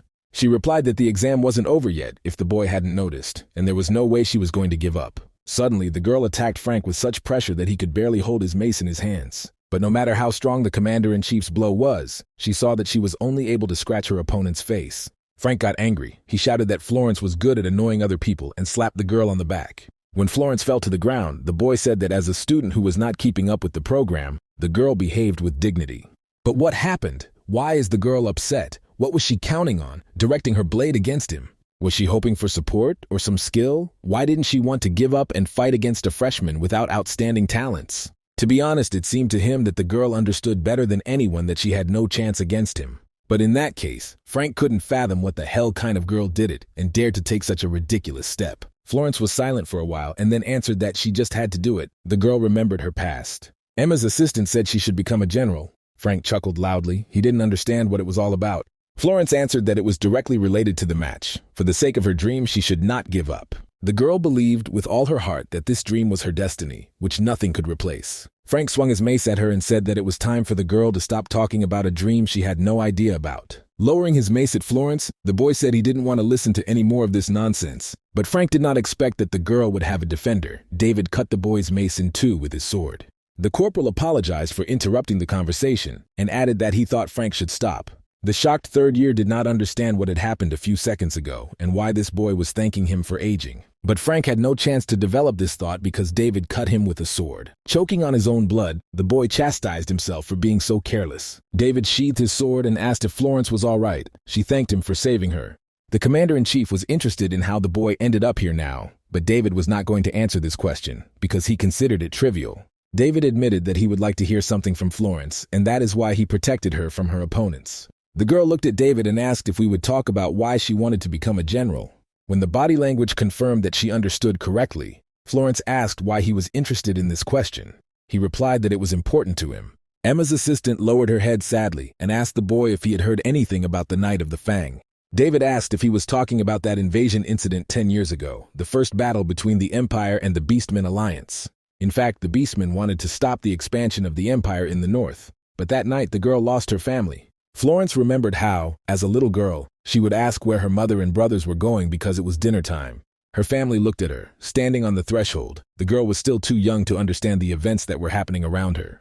In the end, Florence's mother leaned over to her daughter and said that she could not do anything. She and the girl's brothers had urgent business. The woman got up and, looking at the man who was holding the girl by the shoulders, said that he should take care of her daughter. In Florence's memory, this was her last conversation with her own family. She learned most of the information much later. On that day, the knights of the village were involved in an operation to block the breached wall, and this was not a strategy.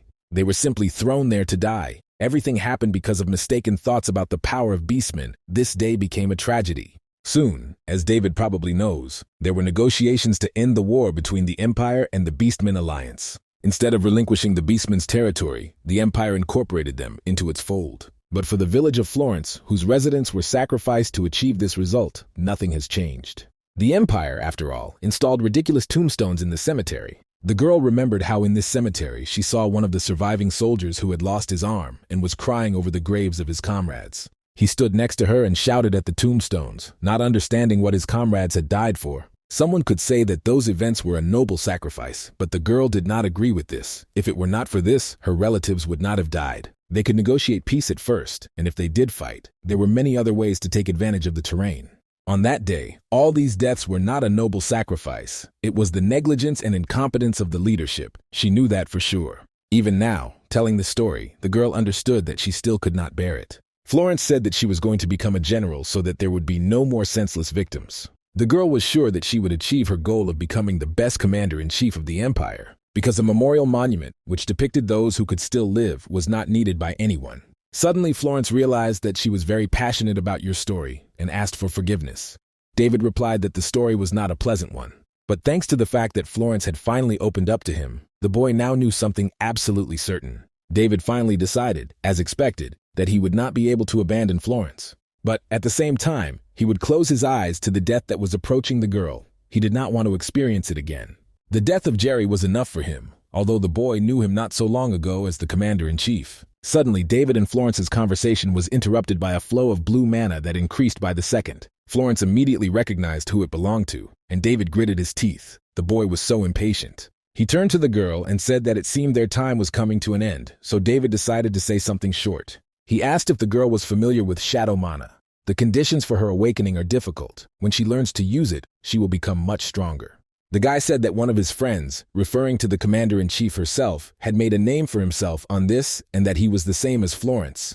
The guy was sure that the girl would succeed, so he encouraged her to learn more about this mana. Seeing Florence's excitement, he said that now it is enough for her to know that David has decided to be on her side. He will definitely help. The future commander-in-chief did not know how to react to such a confession of the boy. She was very touched by his concern. Not expecting an answer from the girl, David unexpectedly pushed her off the cliff. The guy was smiling. He said that third place would be enough for Florence today. Watching the girl fall into the cliff with screams, David said that they would see each other again and very soon. The boy solved one problem, and now only the two of them remained in this location. The Duke was standing opposite him. David said that judging by the pomp with which he appeared, Jeffrey's comrades had already abandoned him. The Duke agreed with this statement and added that only the two of them remained on these islands. He drew his sword from its scabbard and said he didn't have to explain to David exactly what that meant.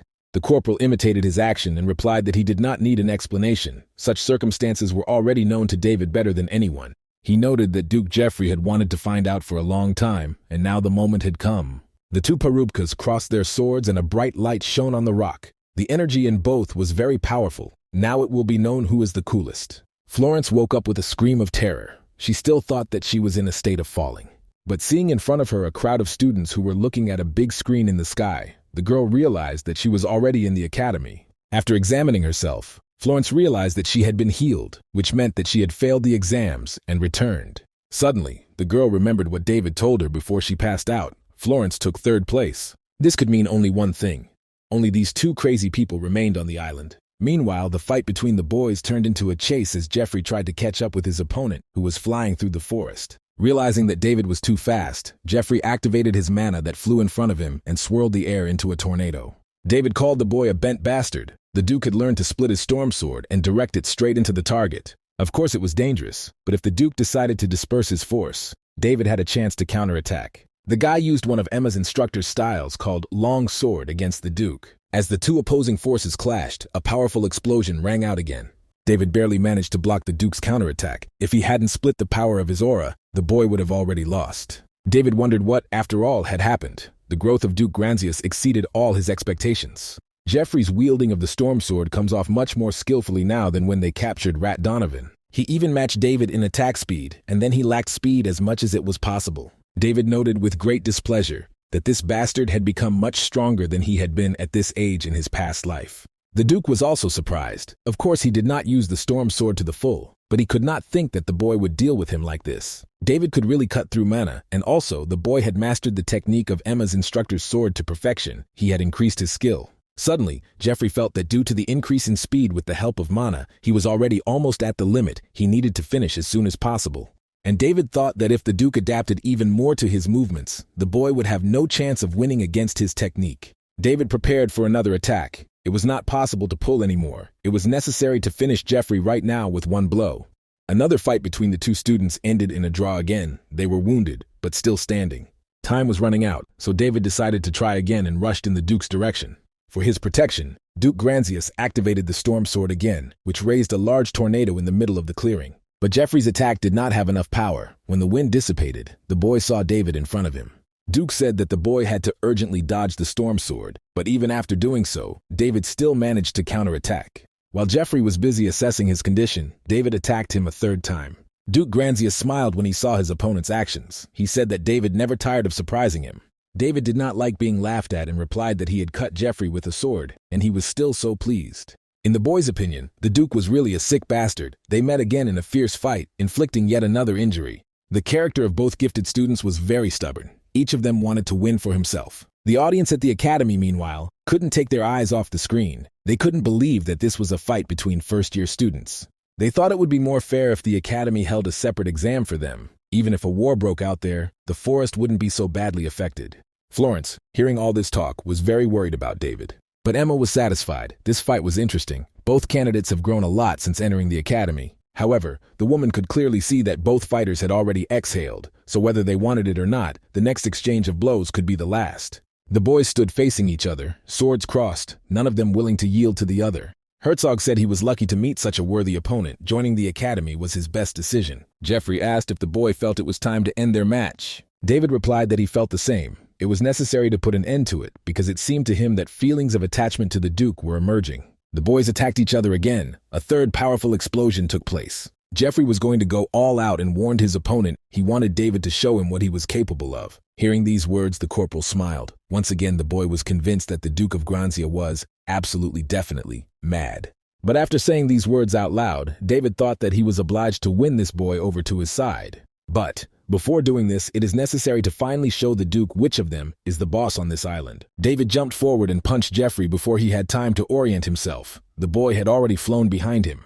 Duke couldn't fathom how his opponent had become even faster with such wounds, but David continued to deliver blow after blow without stopping. Jeffrey didn't have time to keep up with his current speed, as much as he wanted to. The strain on David's body from such extreme speed would be beyond imagination. The Duke could not understand only one thing. Does the boy himself not understand the consequences that can await him? Raising his sword above his head, the Duke shouted that thanks to David, he had learned something new again. Stealing his sword into the ground, Jeffrey invited his opponent to attack. David, as if he was only waiting for this offer, he rushed in the direction of the Duke. David was almost beside himself with rage. This sick bastard couldn't catch up with him, so he decided to release the sword mana in front of him. Because of the wounds, the Duke could not control his mana normally, and he also felt a wild pain during this use. Jeffrey must have had such a strong desire to win, but David wasn't planning to give up either. The corporal understood that they were both approaching their limits. They simply did not have time to fight boringly, and for a long time to the end. The guy decided to reach his opponent with one powerful jump and deal with him with one blow. But Jeffrey said that he thought so. The boy would rush at him. David did not disappoint him at all. Duke began to accumulate even more mana in order to put all his strength into the upcoming counterattack. By all indications, this skirmish really should have been the last in this brutal contest. The Duke used his Storm Sword aura to its full potential, and it, forming a dome around the boys, released an energy beam into space.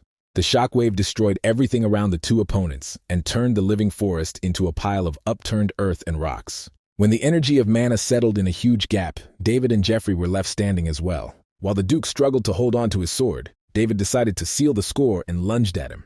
The corporal was not going to die together with the Duke. He did not think that he would put so much strength into the Sword of the Storm that he would even suffer from it himself. Duke Granzia saw his opponent coming towards him. David thought that he really was a fool when it came to swordsmanship. But thanks to such a crazy Duke Jeffrey Granzia, the boy understood something important. David realized that entering Philian Academy was his best decision. One of them was going to die on this island today, and David wasn't going to be the victim. All the observers held their breath, and Instructor Emma sighed with relief. The final was finally approaching. The boys met again in a fierce fight. The metal rattle of weapons sounded on the lawn. Once again, everything was illuminated by a very bright light that hid behind it the winner and the loser. As the lights faded and the smoke cleared, observers saw the opponent still standing, seemingly unchanged. Suddenly, the Duke said that he had nothing more to show David. Jeffrey Granzia's legs buckled and he fell to the ground at David's feet. The corporal laughed at how many words there were, but now the Duke was in such a state. With the words that the victory was his achievement, the boy also began to fall to the ground. Both boys lay next to each other and didn't move. The match was finally over. On the square of the Philian Academy, the audience watched this picture in complete silence. When the crowd heard that the finals had taken place, there was a huge uproar. The students were ecstatic. The midterm was finally over. After some time, David regained consciousness. The boy was lying on a bed in the infirmary. The consequences of the duel with the Duke were still felt in his body. Florence and Emma stood by the corporal's bed, waiting for him to wake up. Instructor Emma said that the exam was over. She and the Duke had done such things that cleaning up after them was even more of a nightmare. But according to the woman, their match was beautiful, and all the damage was worth it. Emma said that if David woke up first, that means that at the very least, the boy has more stamina than Jeffrey. This information encouraged the corporal. He shouted that this means the Duke lost. Emma replied that it cannot be called a victory, just like a loss either. After a short pause, the instructor announced that both boys had returned at the same time. And therefore, after the meeting, both students were awarded a draw and they will share the first place. David hung his head. He assumed that would be the end of it. Emma noted that the boy took it better than she expected. The instructor, as well as Florence, thought that the boy would start screaming, not recognizing this result, but David asked who they thought he was. The boy scratched the back of his head and said that he just expected it to end like this. That bastard Jeffrey turned out to be an extremely strong opponent, much stronger than the corporal had previously thought. So in a sense for David, this outcome of their match was obvious.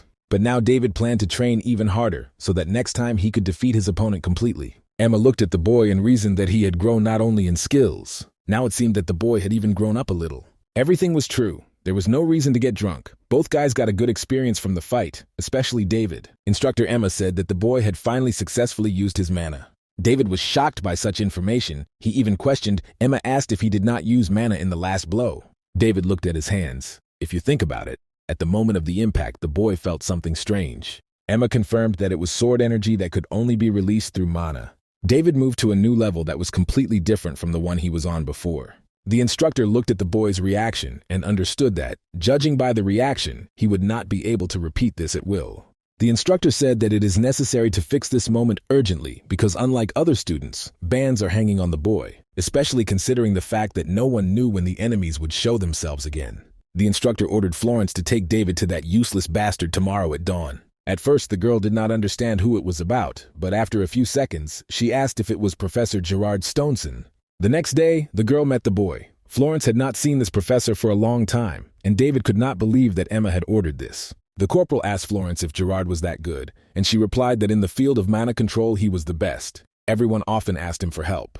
During mana control classes, students sometimes get their mana tangled, and their cores begin to harden. In such situations, the students just need to be taken to Professor Gerard, and he will easily deal with it. David asked why Emma didn't love him then, and Florence replied that she didn't know why, but she thought they just weren't compatible. She told the boy that when he meets the professor, he will understand everything himself. This person is very specific. David smiled and let the situation go. It had nothing to do with him. The main thing was that he would be able to use the mana.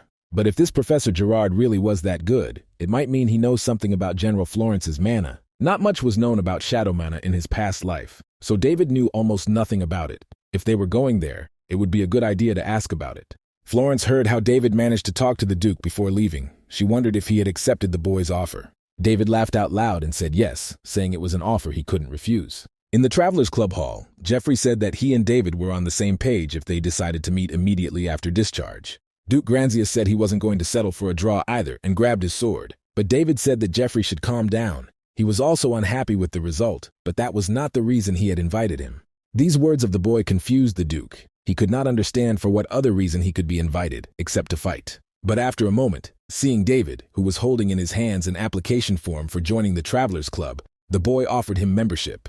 As they go beyond the school and get real combat experience, Jeffrey asks if he wants to befriend the enemy that will one day defeat him. With a contemptuous snort, Duke Granzia asked why David thought he had nothing to do. He went to the exit saying that he was not going to listen to this nonsense. But in the back I heard the laughter of David, who said that he was planning to have a housewarming party with all the club members. This party was supposed to take place on the very day that his sister Willow was going to move to the capital.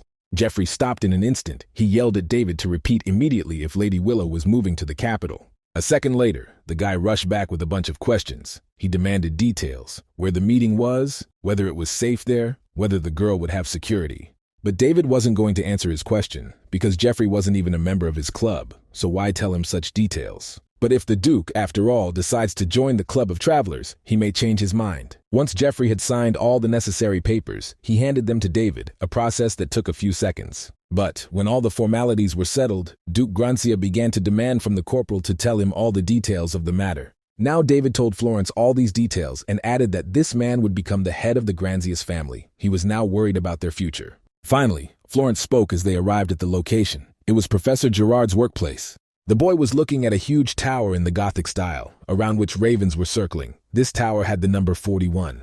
David wondered why this tower was so gloomy. He understood why Professor Lillian was so creepy, but what was wrong with this guy? The conversation was interrupted by a voice behind them. The man asked why the vile swordswoman's assistant had come to him.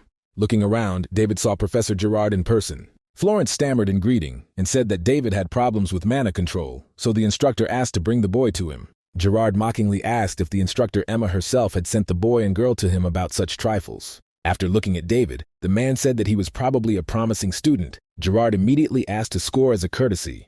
The professor immediately asked how much money the boy had with him, but the corporal at first did not even understand what the question was about. The professor replied that he does not volunteer and takes money for his services. Looking intently into David's face, he again asked how much money the boy had prepared to fulfill his goals. David could not believe what he was hearing. He asked the professor if he was serious now. While David screamed that the teacher was forcing him to pay for services, he sarcastically replied that the boy had outstanding analytical skills. Gerard said that for 1 hour of work, he takes at least 10 gold, and that, of course, from one person. This professor was not kidding at all. He was absolutely serious about all this. He was flaying 3 skins from his students.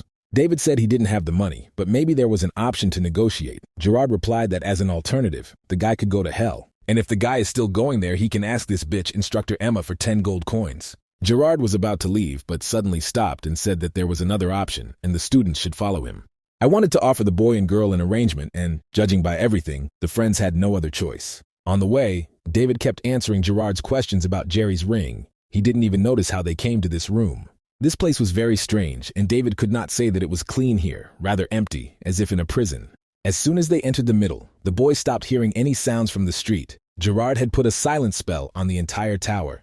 Even the locks on the doors were reinforced with magic. The corporal wondered what the professor was doing here if he needed such serious protection magic. Gerard sat down at the table across from the boy and girl and said that before they moved on to the topic of conversation, he would like to look at the ring. David said that this thing was very important to him and asked the professor to be careful, but he replied that the ring was valuable to him too. Looking at the thing closer, he felt how pure and ancient mana it was. The dragon had devoted more than 2,000 years to the study of elemental magic. Holding the ring in his hand a little longer, Professor Gerard suddenly felt that it was not a dragon's mana, but an elf's. The boy was amazed, but Gerard replied that in order to become Filian's professor, you need to be able to do at least this. In the end, the professor gave the ring back to the boy and said that the terms were simple. He was asking permission to release some mana from the ring. He explained that his experiment required the mana of a race that lives long and practices magic for many years. In Filian, of course, there are higher elves mages, but their mana and souls are not suitable for this artifact. For a young man who was still studying at the academy, the boy managed to make impressive connections. Gerard said that in return, he promised to fully support David in all his endeavors. The offer was tempting. But David would like Professor Gerard to help solve the problem of Florence, who suddenly jumped. The professor replied that he only needed a little mana, and the boy also set additional conditions. David got up from his chair and said that if they couldn't agree on this, he would leave. The professor wasn't going to change his mind. David and Florence went to the exit. Gerard said that he was offering a 50% discount. It was all in vain, and in the end, the professor agreed. He noted that David is also very good at negotiations. The guy thanked for the compliment.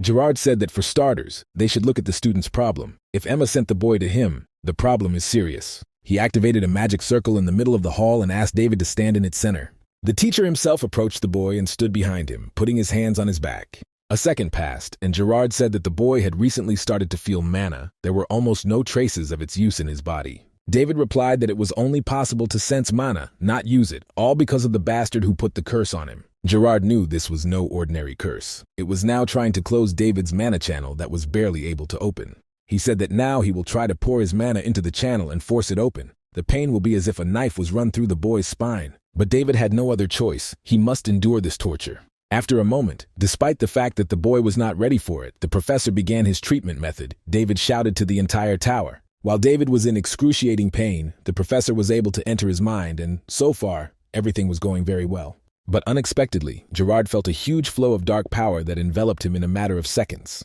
The amazed professor could not understand what he was seeing in front of him. This crap was of gigantic size. He had never seen until this moment an ordinary guy with such a crap in the middle. The professor tried his best to fight the darkness inside David, but it was winning. Suddenly, the professor flew out of the circle and started vomiting blood in front of the students. David rushed to him with all his legs and asked if everything was okay with Gerard, why he interrupted the procedure so suddenly.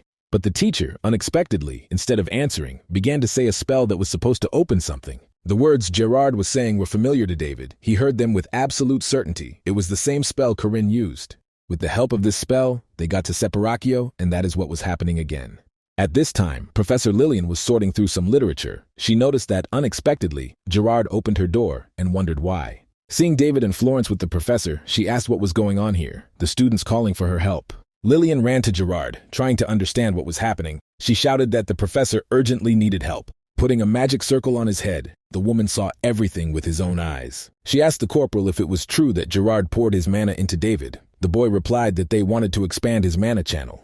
Lillian replied that the professor had acted so rashly because in the case of David, one had to be very careful. She believed that part of the boy's curse was, at the moment, transferred to the professor through mana. It is a curse of supreme evil, so no one but the boy can withstand it. If things continue as they are, Professor Gerard Stoneson will die. David asked Professor Lillian if the professor would die because of his curse. The witch replied that if they didn't do anything now, that's exactly what would happen. It was a good thing that the curse hadn't had time to seep deep into him yet, so the woman was confident that she could pull it out.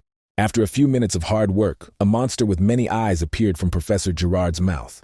With one skillful movement, the woman tore it from the body of her colleague, and she immediately began to growl loudly with anger. Lillian shouted that David must now cut the creature, and the boy did what was required of him without hesitation. When everything was over, Florence rushed to help the professor. The man was barely breathing. Gerard thanked Lillian for saving him, but she replied that it was thanks to his reaction. If the curse had penetrated deeper, nothing would have happened. They asked if he remembered her story about meeting the student with the worst curse recently, so it was David. The boy ran up to the professor and asked how he was feeling. He replied that everything is fine. Thanks to David, he had an unforgettable experience. He would never have thought that such an incredible curse could even exist. It must have been difficult for the boy to live with it. But whatever it was, Gerard believed that he had kept his promise. The boy was very surprised by such a statement. Gerard asked Professor Lillian to urgently look into the student's condition. Following her colleague's request, the woman was amazed to see that mana was flowing freely through David's body. The professor ran up to the boy and began to examine him more closely, albeit weakly, but his mana channels really opened. She asked if the boy had tried to lift the curse recently, or if he had fallen into a pit with cursed eyes. He replied that he had done no such thing. Lillian said that she didn't know why, but the curse blocking his mana was loosened. Even now, the strange power continued to destroy him.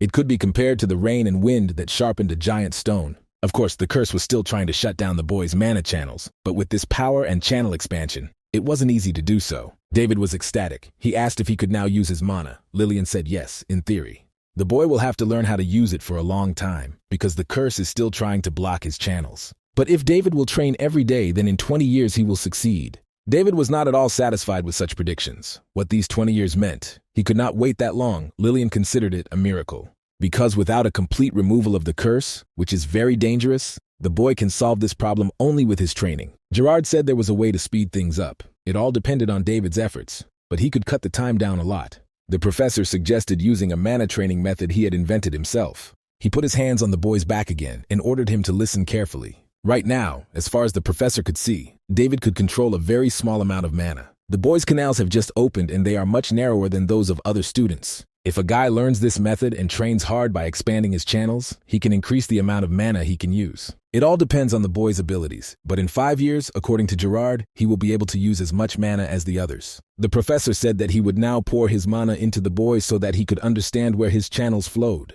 It's still risky, but there may not be another chance like this when David's curse is lifted. Gerard announced that they were starting and, in the same second, the boy felt an incredible pain throughout his body. This training method differed from others in that the boy needed to adjust the speed and direction of his mana as precisely as possible. David should not rush. His task was to channel his mana carefully. The guy should strengthen the weak and sluggish channels with his powerful mana. It is necessary to repeat the path that Gerard showed the boy, with his mana, step by step, taking his time. After all the careful manipulation, the boy's mana will gradually become his power. He asked the boy if he understood what exactly needed to be done, and he answered decisively and affirmatively. David agreed to try again, but alone. This time the professor was surprised. He, just once, showed the boy the way, and he already remembered everything. He also directed the mana perfectly. But really, it made sense if that bitch looked at him. David's talent is on a whole other level. Gerard dropped his hands and said that thanks to David, he would not have to face this curse again. But the boy almost did not listen to the mentor. He looked at his hand, around which he saw his own mana. The boy realized that he was changing and becoming completely different from what he was in his past life. Then David could not even dream of his mother, but now he can use her with ease. Looking back at Gerard, the boy sincerely thanked the professor for his work. Now the boy understood exactly why the professor wanted money for his services. But unexpectedly, Gerard fell to the floor unconscious. When the sorcerer came to, he said that he had dealt with David's problem, so now he had to fulfill his part of the deal. He replied that this would not be a problem, but first the professor needed to be treated. He replied that his condition was of no importance. It was much more important to him to save her, even at the cost of others' lives. He begged that David would now fulfill his demand as agreed. Gerard clung to the boy's form. He wasn't going to back down from what he had in mind. He needed the ring. Lillian said that, probably due to excessive work, the professor had a temporary clouding of his mind. Apparently he needed the ring for this research that he kept talking about. She looked at Gerard and said that because he is still clinging to the past, all this is happening. David and Florence decided to rush the professor to the doctor's office. Florence drove the boy, because the nearest medical office was in the lection building. All the locks on the doors should be engaged. They have no more than 5 minutes, but unexpectedly, everything did not go according to plan. The magical lock on the door strengthened because Gerard used his magic against it. After that, he pointed his hand to the opposite end of the room and said that now the students should look around and go in that direction. David looked in the other direction and saw how, instead of a wall, a passage began to form before his eyes. The boy looked at the professor and said that this was not like leaving the tower. He needed to open a door that was blocked by secret magic. But Gerard insisted on going down after her before the rose withered. Descending the stairs to the very bottom, Florence and David froze in place. They could not understand what was happening here. David didn't know what Professor Gerard was doing here, but it seemed to him that now they saw something they shouldn't have. In the middle of the large hall, the boy and girl saw a huge flask with some kind of liquid, in which was a beautiful woman. David came closer and said that because of this woman, Gerard had caused all this commotion. It was very likely. The boy put the professor on the floor and asked Florence to help him. He wanted to find something that could help them. In this basement, traces of terrible experiments on monsters and suspicious ingredients were stored. Already at first glance, the boy could tell that these were unusual studies. In fact, David could not imagine how far Professor Gerard had crossed the line. He wanted to investigate the mystery of the resurrection. He looked back at the professor and thought, what kind of old man was he doing here? Gerard said he was almost done. He had very little left. David read the first entry in the diary, which said that, fortunately, the professor had managed to preserve the body before it began to decompose. The body is a shell that houses the soul, so as long as the shell was intact, there was still a chance. The man firmly believed that he could bring his only wife Selena back to life. Everyone around said that no one had been brought back to life yet, but it didn't matter. Gerard decided that he would never give up. The 54th attempt to bring him back to life was described. The heart of the ogre that Gerard had bought on the northern black market had worked. During the 76th attempt, he was dismissed from his position. Without money, he could not continue further research. A source of income was needed. With the help of the professor's place, Gerard was able to transfer Celine to the basement of the magic tower in Philion. From that day, he became a teacher. The man couldn't bear to teach the students stupid things, but he had no choice because it was the only way to cover the costs of rescuing his wife. There were a lot of entries in this diary, but the result was one: no progress. David realized that when he wondered why the professor was so addicted to money, he unexpectedly found this. Of course, this type of ingredients is not so easy to get, but it is impossible to do it in the usual way. In the end, this man did everything possible and impossible to save his loved one. In his past life, David often encountered such people. Because of love, people went so crazy that they gave up everything. Even now, among his entourage was the same person. Of course, it was Duke Geoffrey Grantius. The only problem was that such people do not end well, because there are those who take advantage of this weakness to harm them. Suddenly, David read that the professor had no choice but to agree to a contract with suspicious people. David now held a note in his hands, which, judging by everything, was sent to the professor by the same suspicious people. Suddenly, the boy's thoughts were interrupted by the voice of Gerard, who asked what he was doing. The professor asked if the boy had rummaged through his things. David replied that of course he hadn't. The guy explained that he was just looking for something that could help them. To make the version look more believable, David added that he can't even deal with mana normally. How can he figure out what's here for what? Meanwhile, in the depths of a remote cave, the chief was informed that contact had been established without any problems. At first there were some doubts, but the conclusion of an agreement is just a matter of time. He desperately needs the essence of pure blood, which only her master can give. The chairman found it amusing. This Gerard is willing to go to hell for one single woman. In his opinion, human beings were so stupid, but he was even fine with it. Gerard gave the boy the ring and apologized for making him wait so long. David asked what exactly the professor had done. He only needed a drop of mana, but thanks to this, the next step in the experiment was completed, so he is thankful for everything. Gerard said that he assumed that David already had a rough idea of what kind of experiments were being carried out in this laboratory. Although he thought it was presumptuous, but asked to keep what the students saw a secret, David saw no problem with that. The professor liked the boy's answer very much. He sincerely thanked David for his help and understanding. Suddenly, Gerard turned to Florence and said that now he had a desire to deal with her problem. Looking closely at the girl, the professor said that it would probably not be as difficult with her as with David. But there was also a rather unusual energy coming from Florence, which he still couldn't fully understand either. After saying goodbye to Gerard, the boy and the girl went their separate ways, each on their own. David was satisfied that something had been stolen. The corporal reasoned that if the connection between these suspicious people and the cult was proven, it would become another thread in his investigation.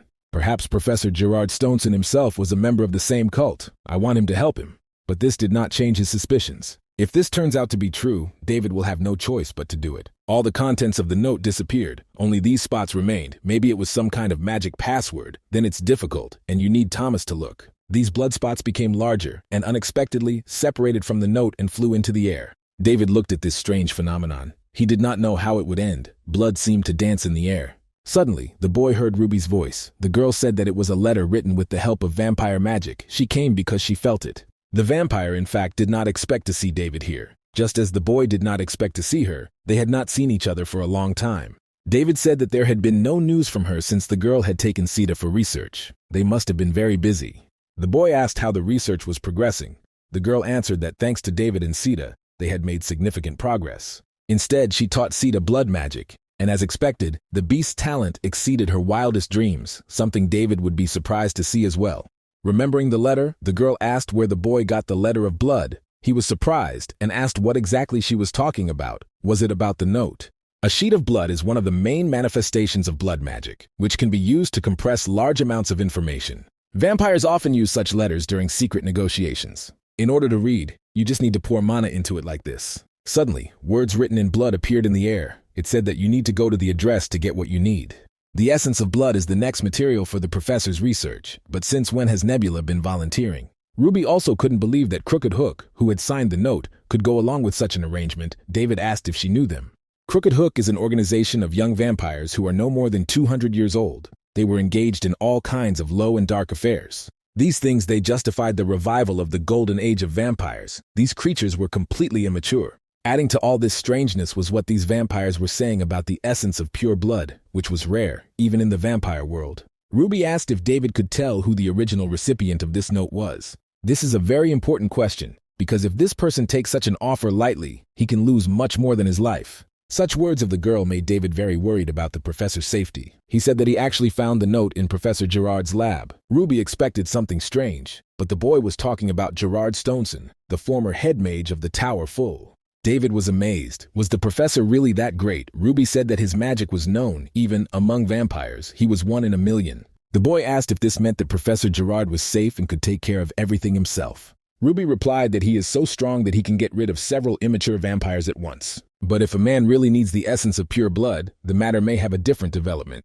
This is a special object, with a large content of blood, the mana of vampires, collected in the body of someone who has practiced blood magic for a long time. This object can be quite effective depending on the use case. Unless the vampire who owns the essence releases it personally with blood magic, it will just be a normal red stone. In other words, without cooperation with vampires, it is impossible to get this essence. David asked if the girl meant that the professor would have no choice but to agree to their terms. Ruby replied that she understood roughly what they wanted from Gerard. Bloodhook's goal was clear. Meanwhile, representatives of the vampires were already waiting for the appearance of the professor at the entrance. And so finally they saw that he appeared. It was their new candidate for subjugation, about whom the master, magician Gerard Stonson, spoke. One of the vampires asked the other if this sorcerer was really that great because he didn't feel any energy from him. The second replied that one should not lose his vigilance, because he was still in full bloom, even fighting with the holy sword Emma.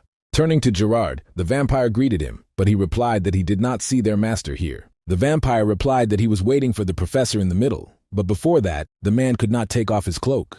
The vampire assured that these are just warning methods. They need to confirm the person's identity. Gerard said that vampires only have a scary name, but in reality they are some kind of cowards. The professor took his hood and, showing his face, asked if that would be enough. The vampire replied that he thanked Gerard for his understanding and added that it was indeed enough to pass. He said that he would lead the professor inside, but suddenly saw the edge of a sword under his cloak. He did not understand why, but unexpectedly, Gerard approached him and said that he had seen this before. With a combination of several blows, the professor dealt with all but one of the vampires, cutting them into several pieces. David, under the guise of Professor Gerard, smiled and said that monsters can go to the afterlife. A few days before, Ruby and David were talking again at the Travelers Club. The girl brought with her the transformation potion that the boy requested. She said that with the help of this potion, the boy could assume the form of Professor Gerard for 30 minutes. Although the period of reincarnation is short, but the effect is obvious, so the guy will be able to deceive the eyes of bloody hooks. Ruby asked if David was sure he could handle it alone. They were still young, of course. but still, they were at least 100 years old. She didn't know the boy's skills, but offered to go with him. David replied that if people of the same race clashed, she would be in trouble. The boy laughed aloud and promised that nothing would happen to him, telling Ruby not to worry. Of course it will be so, because it cannot be them. And here, David, under the guise of a professor, has already cut down almost the entire squad of vampires who met him. The head of the vampire the boy was talking to rolled to the feet of the last survivor. This vampire couldn't believe that there was actually a person standing in front of him. This person was definitely not Professor Gerard. The boy suddenly grabbed the vampire's face and squeezed tightly, forcing him to remain silent. Threatening the creature with his sword, the boy says that from now on, the creature must only answer the questions he asks. He should do this only if he does not want to be left without all his limbs. Sometime later, the boy was already moving through the dark tunnel, which was illuminated only by torches, which were rarely found on the road. As that vampire said, there was no trap along the way. This guard turned out to be more honest than he thought. If David had known this in advance, it would have been possible to do without excessive sacrifices. But there is nothing you can do about it. In any case, this temple seemed somehow strange to the boy, maybe because of the pictures on the wall or the atmosphere. He seemed to have seen it before. Suddenly, the boy began to smell some very strange scent. This scent tickled his nostrils more and more as he walked forward. David decided that now was not the time to be distracted, because there were much more important things to do. The terrible smell of blood was coming from the door he saw in front of him. David stopped to mentally prepare himself for what was behind it. Gathering his spirit and opening the door, the boy saw a terrible picture. One of the vampires was drinking blood from a severed hand. Next to him, the others were engaged in the same action. The vampire, who was standing in the center, said that he thanked Gerard for the way he had traveled. This slender blonde, smiling, called himself the leader of Crooked Hook, Gregory Arnstaffel. He added that he was sorry for having to show him such a dirty side. Since the professor came later, they had to have dinner. Gregory asked if Gerard did not want to join their ceremony. He needed to calm down. There were no living people here, and therefore there was no one to save. David tried to calm himself. He had to focus on the primary objective and replied that he was sick of the picture. He asked if there were a few guests here for a simple exchange. But Gregory replied that he should not feel forced. They just need to attract new talent. It's been a while since Crooked Hook got together, but Gerard needs to know that their intentions are sincere. The professor said that it didn't matter at all if they gave him pure blood essence and asked what the terms of the deal were. Gregory replied that everything is simple. Because of the blood oath, the guarantor of which was life, the professor should become a member of their family. Gerard replied that this was some nonsense. Did the vampires want him to become their slave? Gregory replied that he was sorry that the professor thought so. It was nothing compared to something so modest. Rather, the professor must give up his weak human flesh and receive an honor that he could not even dream of. Together, they will give a new life to the vampire race, but for this, first, it is necessary to get rid of the older generation, the generation of pacifists. They would be direct witnesses of these historical events, and Gregory was going to give Gerard a chance to experience it. According to the leader Bloody Hook, the professor will be a proud warrior in the holy war for the revival of the vampire race. After speaking all these wet dreams out loud, he asked if Gerard did not consider it an honor that no ordinary person could see. The professor replied that he didn't know about happiness, but he couldn't imagine how crazy the members of the Bloody Hook were. Gregory laughed. He noted that since he is still human, it will be difficult to understand such a deep meaning. He suggested thinking about it at the very moment when the exchange will take place, because this is the only chance to get pure blood essence. Gregory could guarantee that if the professor refused now, he would never get it again, anywhere, because this rarity was difficult to obtain even for them. The professor replied that, looking at what was going on around him, if he made a deal, they wouldn't just let him go. Gregory replied in agreement and snapped his fingers. At the same moment, vampires ran around them. Bloodhook's head spikes surrounded Gerard, which the head vampire thought might help the professor make the right choice. Gregory remarked that the professor should not even resist, had he not yet noticed that the flow of mana here was unstable. The equipment here is of the highest quality. No matter how strong a magician Gerard is, he will not be able to use magic. And if the man chooses to use the force to use it, his mana core will explode, and Gerard will never be able to use mana again. Finally, the vampire said that if it had come to this, the professor should think about whether he wanted this to happen. After all, after that, the man will be as inanimate a piece of flesh as his precious wife. And personally for vampires, Gerard will be an appetizing bag of blood. Gregory asked what the man thought about this, and assured him that everything would end very quickly if he just accepted his offer. Suddenly, Gerard began to remove his hood, saying that the vampire bitches had prepared very well for this meeting. But it won't be him if he doesn't manage. On behalf of the professor, David declared that he was happy to come here. Gregory noticed with amazement that the boy was not Gerard and asked who he was. While he was shouting at his subordinates about how a man had appeared here, the boy took hold of the hilt of his sword. Devi acted, as usual, with a combination of lightning strikes, He got rid of all the vampires in the radius available to him.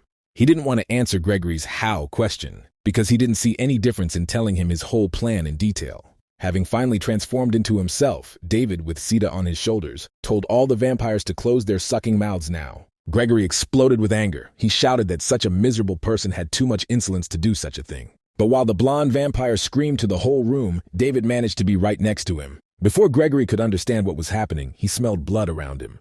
It turned out that David managed to cut off his hand with one lightning strike. The boy was not going to stop at his achievement and made several more quick blows across. After such manipulations, only the body and head remained from the vampire Gregory. For a 100-year-old vampire, this pain was unbearable, especially since he felt it for the first time. In the end, Gregory couldn't resist and started threatening David again, who stopped this flow of nonsense by punching Gregory in the face. The vampire flew to the other side of the room screaming in pain. The boy said that he should be there. To begin with, the boy needed to finish his business. The limbless vampire could wait. The other representatives of the Bloodhook organization watched in amazement at what was happening. This unknown boy was very strong. The leader of their organization ended this fight with his defeat. Not being able to even counterattack, they were going to attack the guy in a group. David said that he had heard from Florence that they mosquitoes used blood as a weapon. Now the boy saw with his own eyes that it was true, because there were whole rivers of blood around him. One by one, the vampires began to run towards their opponent. They had no other choice. This attack was called Bloody Harvest, but David couldn't figure out what the pool of blood was that was getting bigger and bigger, spilling around him. Eventually, one vampire yelled that they had immobilized their victim, and after that yell, the others closed in on the boy to strike them all together.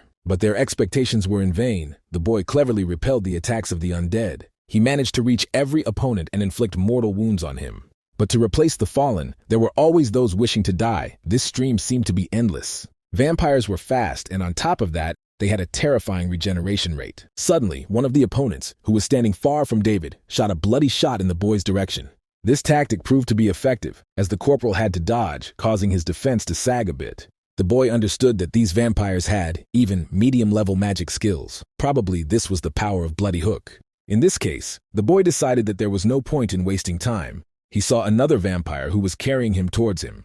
With one lightning strike, the boy cut his head in half. He didn't even have time to squeak. The opponents were showered with an avalanche of blows from David, which did not leave them a chance to regenerate. The guy wanted so much to get rid of the problem, but one of the vampires suddenly realized that he was seeing something strange. In addition to this place-blocking mana, this guy also had his legs tied. It was unclear how he could do such things in such a case. The vampire had already begun to question whether or not the stranger was an ordinary person. Meanwhile, the boy noticed the same thinker and asked him if the vampire was going to attack. This bloodsucker was the only one left alive besides David in this hall. David pretended to be trapped. He said that the point is that his sword is somewhat special. With those words, the boy stepped out of the crooked puddle. The vampire's first instinct was to run. He turned to face the exit, but David caught him with one blow and cut him in half. The boy looked at what was left of his opponent, this cowardly scum, and really wanted to run away. In the end, it didn't matter. The boy had dealt with the pests. It was necessary to remember what they stopped at with Gregory.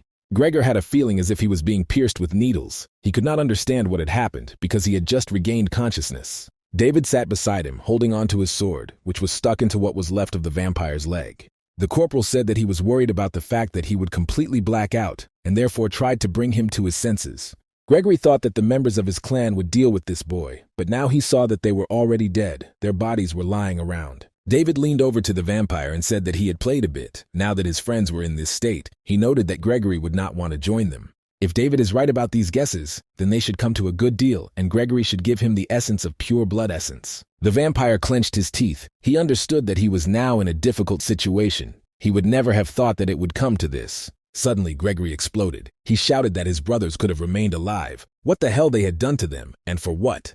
David did not understand who the boy was talking to. Had he gone crazy, the corporal did not feel that behind him was the person to whom this vampire was addressing. Suddenly, a voice came from behind the boy, ordering the boy to get out of the way immediately, because the newcomer was not going to do it again. A second later, David flew to the other side of the room, and he did it against his will. The corporal grabbed his throat. He knew that if the stranger wanted to kill him, he would already be dead.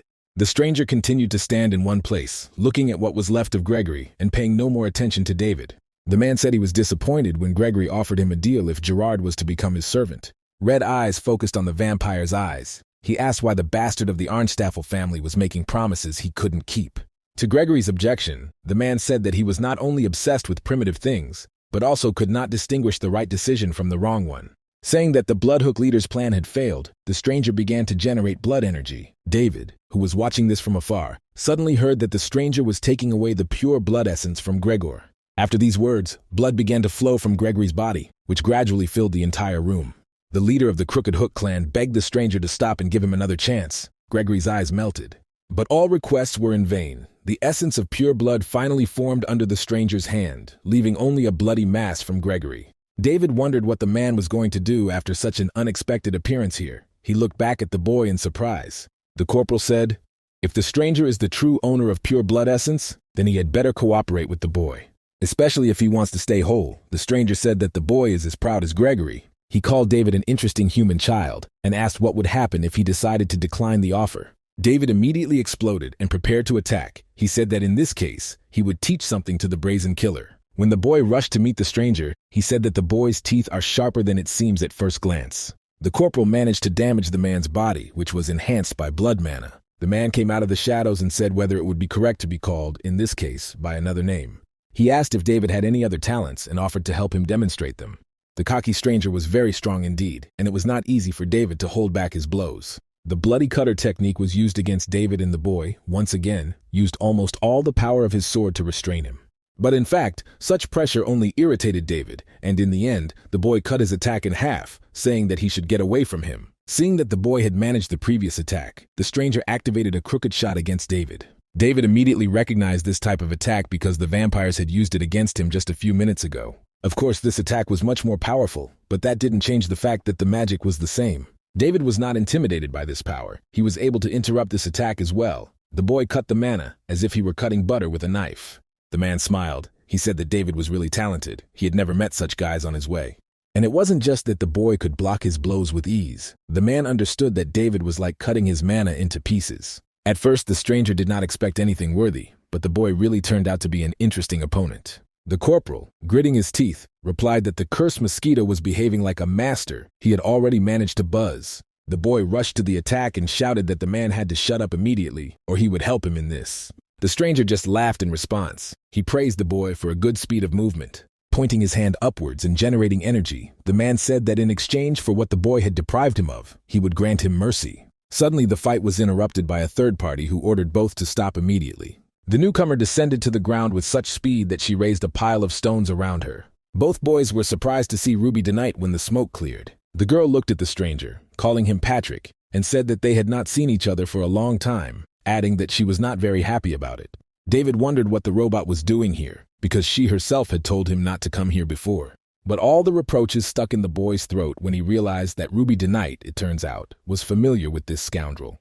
Ruby replied that everyone knows him. His name is Patrick von Warsaw, a relative of the great vampire lord, and also his most loyal assistant and protector. Patrick replied that he could not even imagine the circumstances under which they could meet again, and, it turns out, in such a place. The guy with deep feeling in his eyes said that he really missed the girl and asked how she was doing. It was unexpected. It must have been 83 years since their last meeting. But Patrick wondered why the girl decided to get involved in this boy's business, although it was not important now. The main thing for the vampire was that they met again, but Ruby interrupted him, insisting that he not come so close. The girl said that she still hasn't forgotten what happened that day. Ruby Denight continues to see this horror even now, even with her eyes closed. The last time they had met, she had clearly seen Patrick standing over her and the girl she held in her arms. The vampire replied that the girl probably needed a little more time to forgive him. Ruby knew that such an ending was inevitable. Patrick tried to harm the Lord and failed to save her sister, who was not a normal person. This girl was constantly laughing at something, but the boy himself understood that the past could not be brought back. Patrick really understood Ruby's feelings. David understood that he had fallen into some kind of family feud, and he couldn't wait to get out of here as soon as possible. Ruby asked why Patrick had a bloody cutter. Did he contact such minors? Besides, the vampire lent them the essence of pure blood. She asked if the boy had any dealings with Professor Gerard Stoneson. Patrick replied that if Ruby really knew him well, she could guess what these things were. The boy, covering half his face with his hand, said that they had not determined the winner then. Having met him that time by chance at the other end of the continent, they clashed in a duel like real warriors. Such opponents could be counted on the fingers. If only then the sun had not risen, nothing would have prevented them from determining the winner. Since then, Patrick has been trying to track down Gerard, but he simply disappeared without a trace, and he still hasn't been able to find any trace of the professor. For several years, their fight was not over until these drawings came along and offered a settlement. Gregory stated that he knew Gerard Stonson's location, and if he gave them the pure blood essence, they would not only bring him a man. Bloody Hook promised to make it so that Patrick could enjoy fighting him for eternity and kill him over and over again. The trickery of these small insects was very tempting, but it was all in vain. It turned out to be nothing more than a child's babbling. In conclusion, all members of this clan ended up with the same as their deal offer. However, thanks to this human boy, Patrick got that sweet taste of battle again when he decided to face him by force. Patrick realized that in 10 years, no, just 5, this boy would definitely be able to put his sword through his neck. This old vampire had never seen the mysterious energy that David possessed. It really impressed him, but it was still too early. He couldn't make the same mistake again and hurt Ruby again. Patrick generated pure blood essence and released it towards the boy, saying that he could take it. 9 finally got what he came here for, the essence of pure blood that Gerard wanted so much. The boy asked Patrick if this was a valuable item for vampires, and he replied that, usually, they do not give such things away, even at the cost of their lives. But what will become of One Piece? If he gives it to his killer and the girl he met many years later, it might be enough for forgiveness. Finally, the vampire said that he would still take that wall and immediately aimed at it with his bloody energy. Breaking the wall on a stone, Patrick said that his powers were still there and this explosion was David's energy. The boy's energy seeped even into the walls of this building. Patrick hoped that the boy would become even stronger before their next meeting. Then the vampire would enjoy the battle even more. David told Ruby that this vamp was as strange as possible, but that energy was the corporal's mana. Sometime later, in the tower, David gave the essence of pure blood to Gerard. The professor asked where the boy got it from and what, in general, happened. The man couldn't believe that David would give him such a precious thing so easily. He confirmed that he really spent a lot of effort on it. David said that the professor does not need to know all the details in that one. Out of gratitude for such an act, he even fell on his knees in front of the boy. All the long years of trials he had gone through flashed before Gerard's eyes. The man tearfully thanked the boy again. David couldn't stand it and lowered himself to the level of a professor, saying that he didn't even let him brag. Meanwhile, Patrick was watching this whole scene from outside. He finally found Gerard Stonson. The vampire believed that only a fight with an old friend who had given up a long time ago could be more boring, but it is interesting to see how the professor lives now. Watching what was happening inside the tower, Patrick still felt Ruby's presence nearby and told the girl not to worry. Ruby replied that she knew Patrick wasn't one to do such lowly things. Of course, he wouldn't do anything to these two. In fact, the vampire appeared here now to thank the boy for helping her friend. Patrick could not believe what he heard now. For such a confession should be thanked that human David. He was very sorry now that he couldn't stay forever with Ruby at this moment. It was time for Patrick to go back. He said that recently among the vampires, due to some gangs, there is a lot of trouble, and this caused the hunt for the essence of pure blood.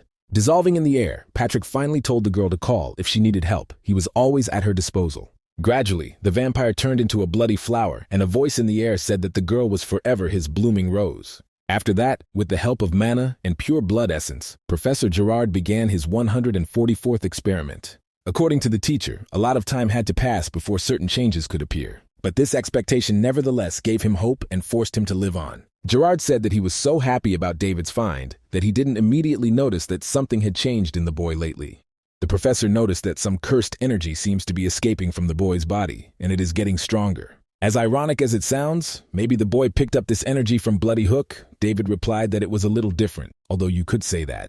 Rather, the corporal thought that he was just lucky. David already had time to think that this was a very familiar place. He did not expect to guess like that. Was Jerry's soul really located in this dungeon? This giant stone radiated familiar vibes. Due to the fact that the place was well classified, it is unlikely that Bloody Hook had time to visit it. To David, this whole space somehow reminded of an abandoned old temple in the mountains. Suddenly, the large stone that stood in the center began to emit such a strong flow of energy that the boy had to cover his face with his hand. The energy enveloped the boy in a dense shell. David could feel it seeping into his body.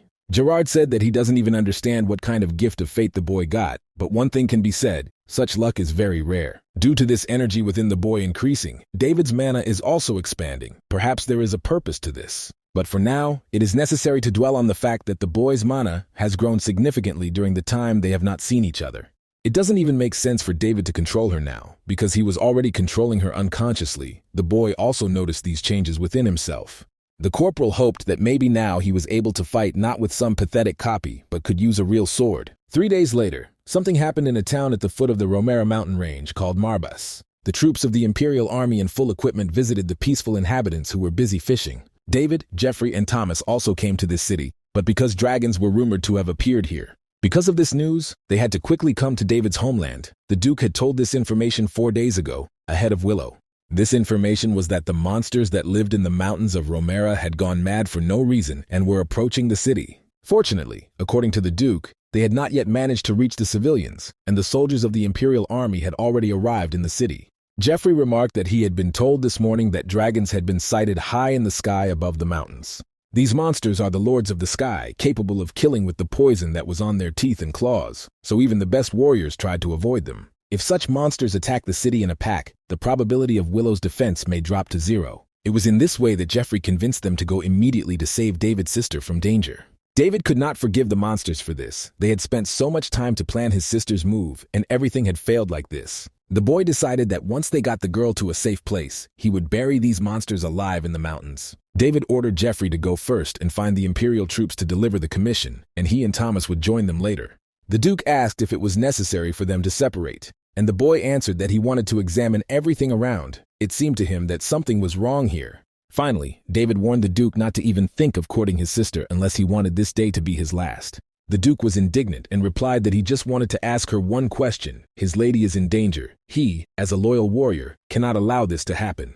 Before the corporal had time to answer him, Duke Granzia spurred his horse and galloped off to the city. Thomas asked what David meant when he said something was wrong. Did the boy feel something strange? The corporal replied that suddenly calm creatures began to riot and giant monsters began to appear around. Does not this remind Thomas of anything? This already happened in Grand Cappadocia and in the mountain range, and the destruction also began.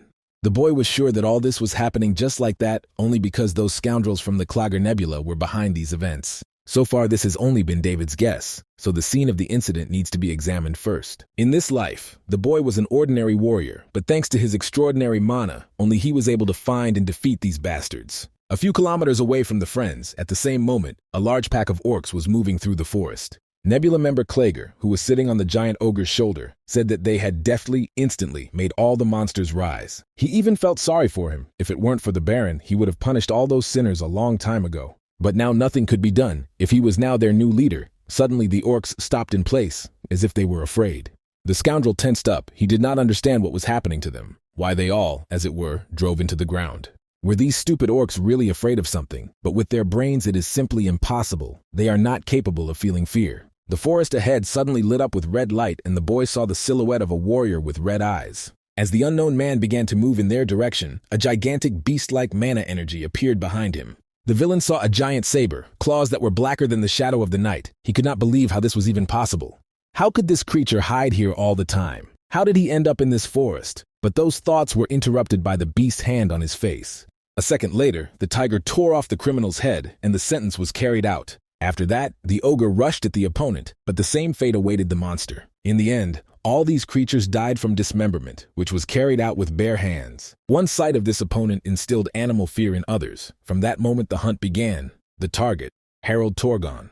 David and Thomas, gradually moving along the road through the forest, unexpectedly saw that the entrance to the city from this side was already blocked. It was annoying. In addition, there were prison guards at the entrance, not ordinary soldiers. The guards announced that the passage of outsiders is prohibited today. Those who wish to enter should enter another way, or wait for the opening of the gate here. Forewarning all objections, they said that this is an order from the Imperial Army. This city is currently under attack by monsters. Finally, the guards said that Harold Torgon himself had given the order. This information made David's eyes widen.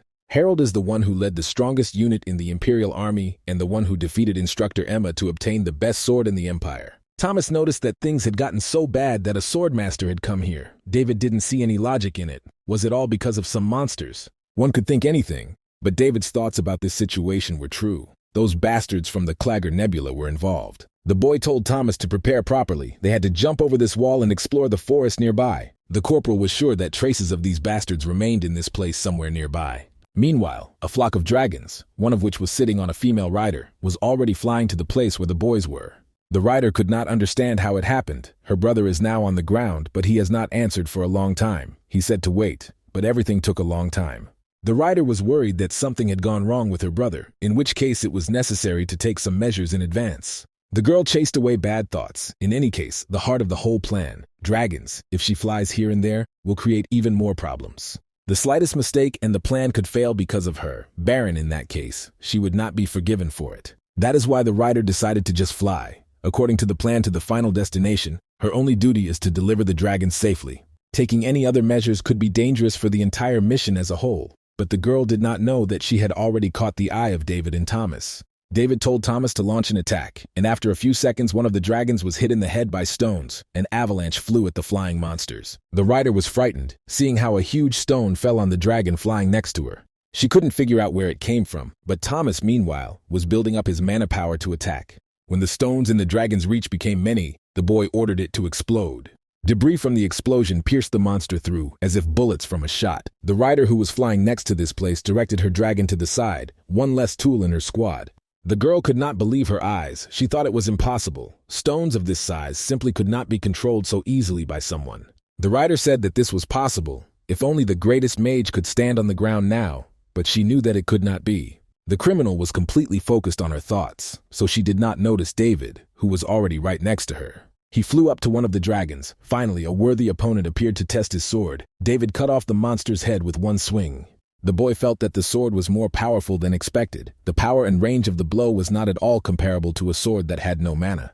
This blow shocked the girl even more, who had already begun to understand that she had fallen into some sort of ambush by the Empire.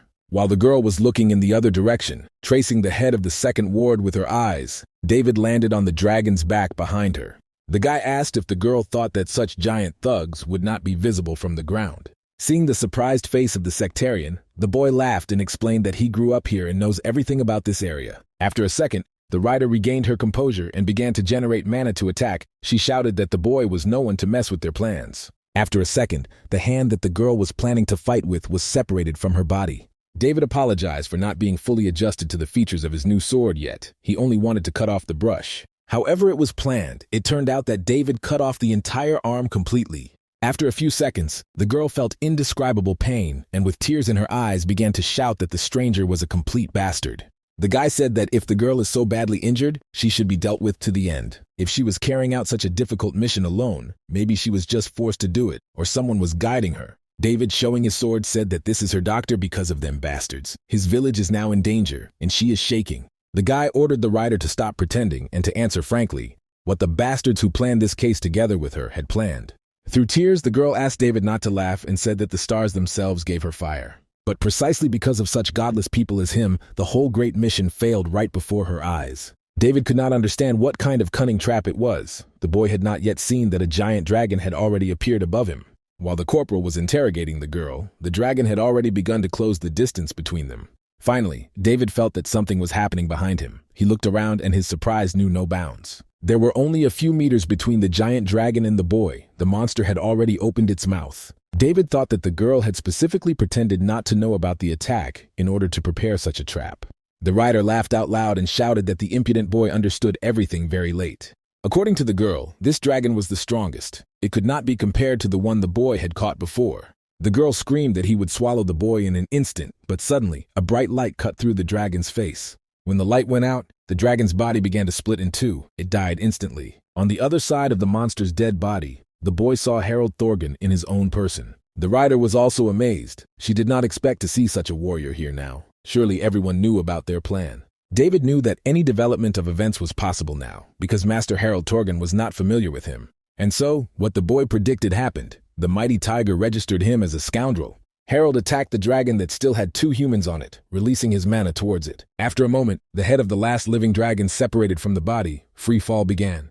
But the tiger decided that this was not enough and further dismembered the body of the giant monster into several parts. David was unpleasantly impressed. Harald Thorgan did not even use his sword for this attack. He did everything simply with his own hands. This master could attack with such force, even without a weapon, that it was even possible. A few seconds later, the dragon's body, along with the rider and David, fell to the ground, causing a powerful explosion. When the dust and smoke cleared, Harald was seen standing on the horse's back and holding David by the neck, suspending the boy in the air. Squeezing the boy's neck tighter, Harald said that he should think carefully before answering who they were. The corporal was outraged. This stupid cat had linked him to those fanatics. Did he think David was linked to rats? The eyes of the tiger and David met, and the boy was able to say whether Harald wanted to die. After a moment, the boy swung his sword, shouting that Thorgan should shut up and get his paws off him. The counterattack was effective and the tiger broke away from him. The boy grabbed his throat. There was a big difference between them. As David tried to strike, the boy knew that Torgon would be able to parry one attack. But now the tiger didn't even resist. Probably that's how he defeated the instructor Emma. Even without fighting with the tiger now, the boy understood that he would not defeat him for anything. He freed his neck from its paws, but he would not wait any longer.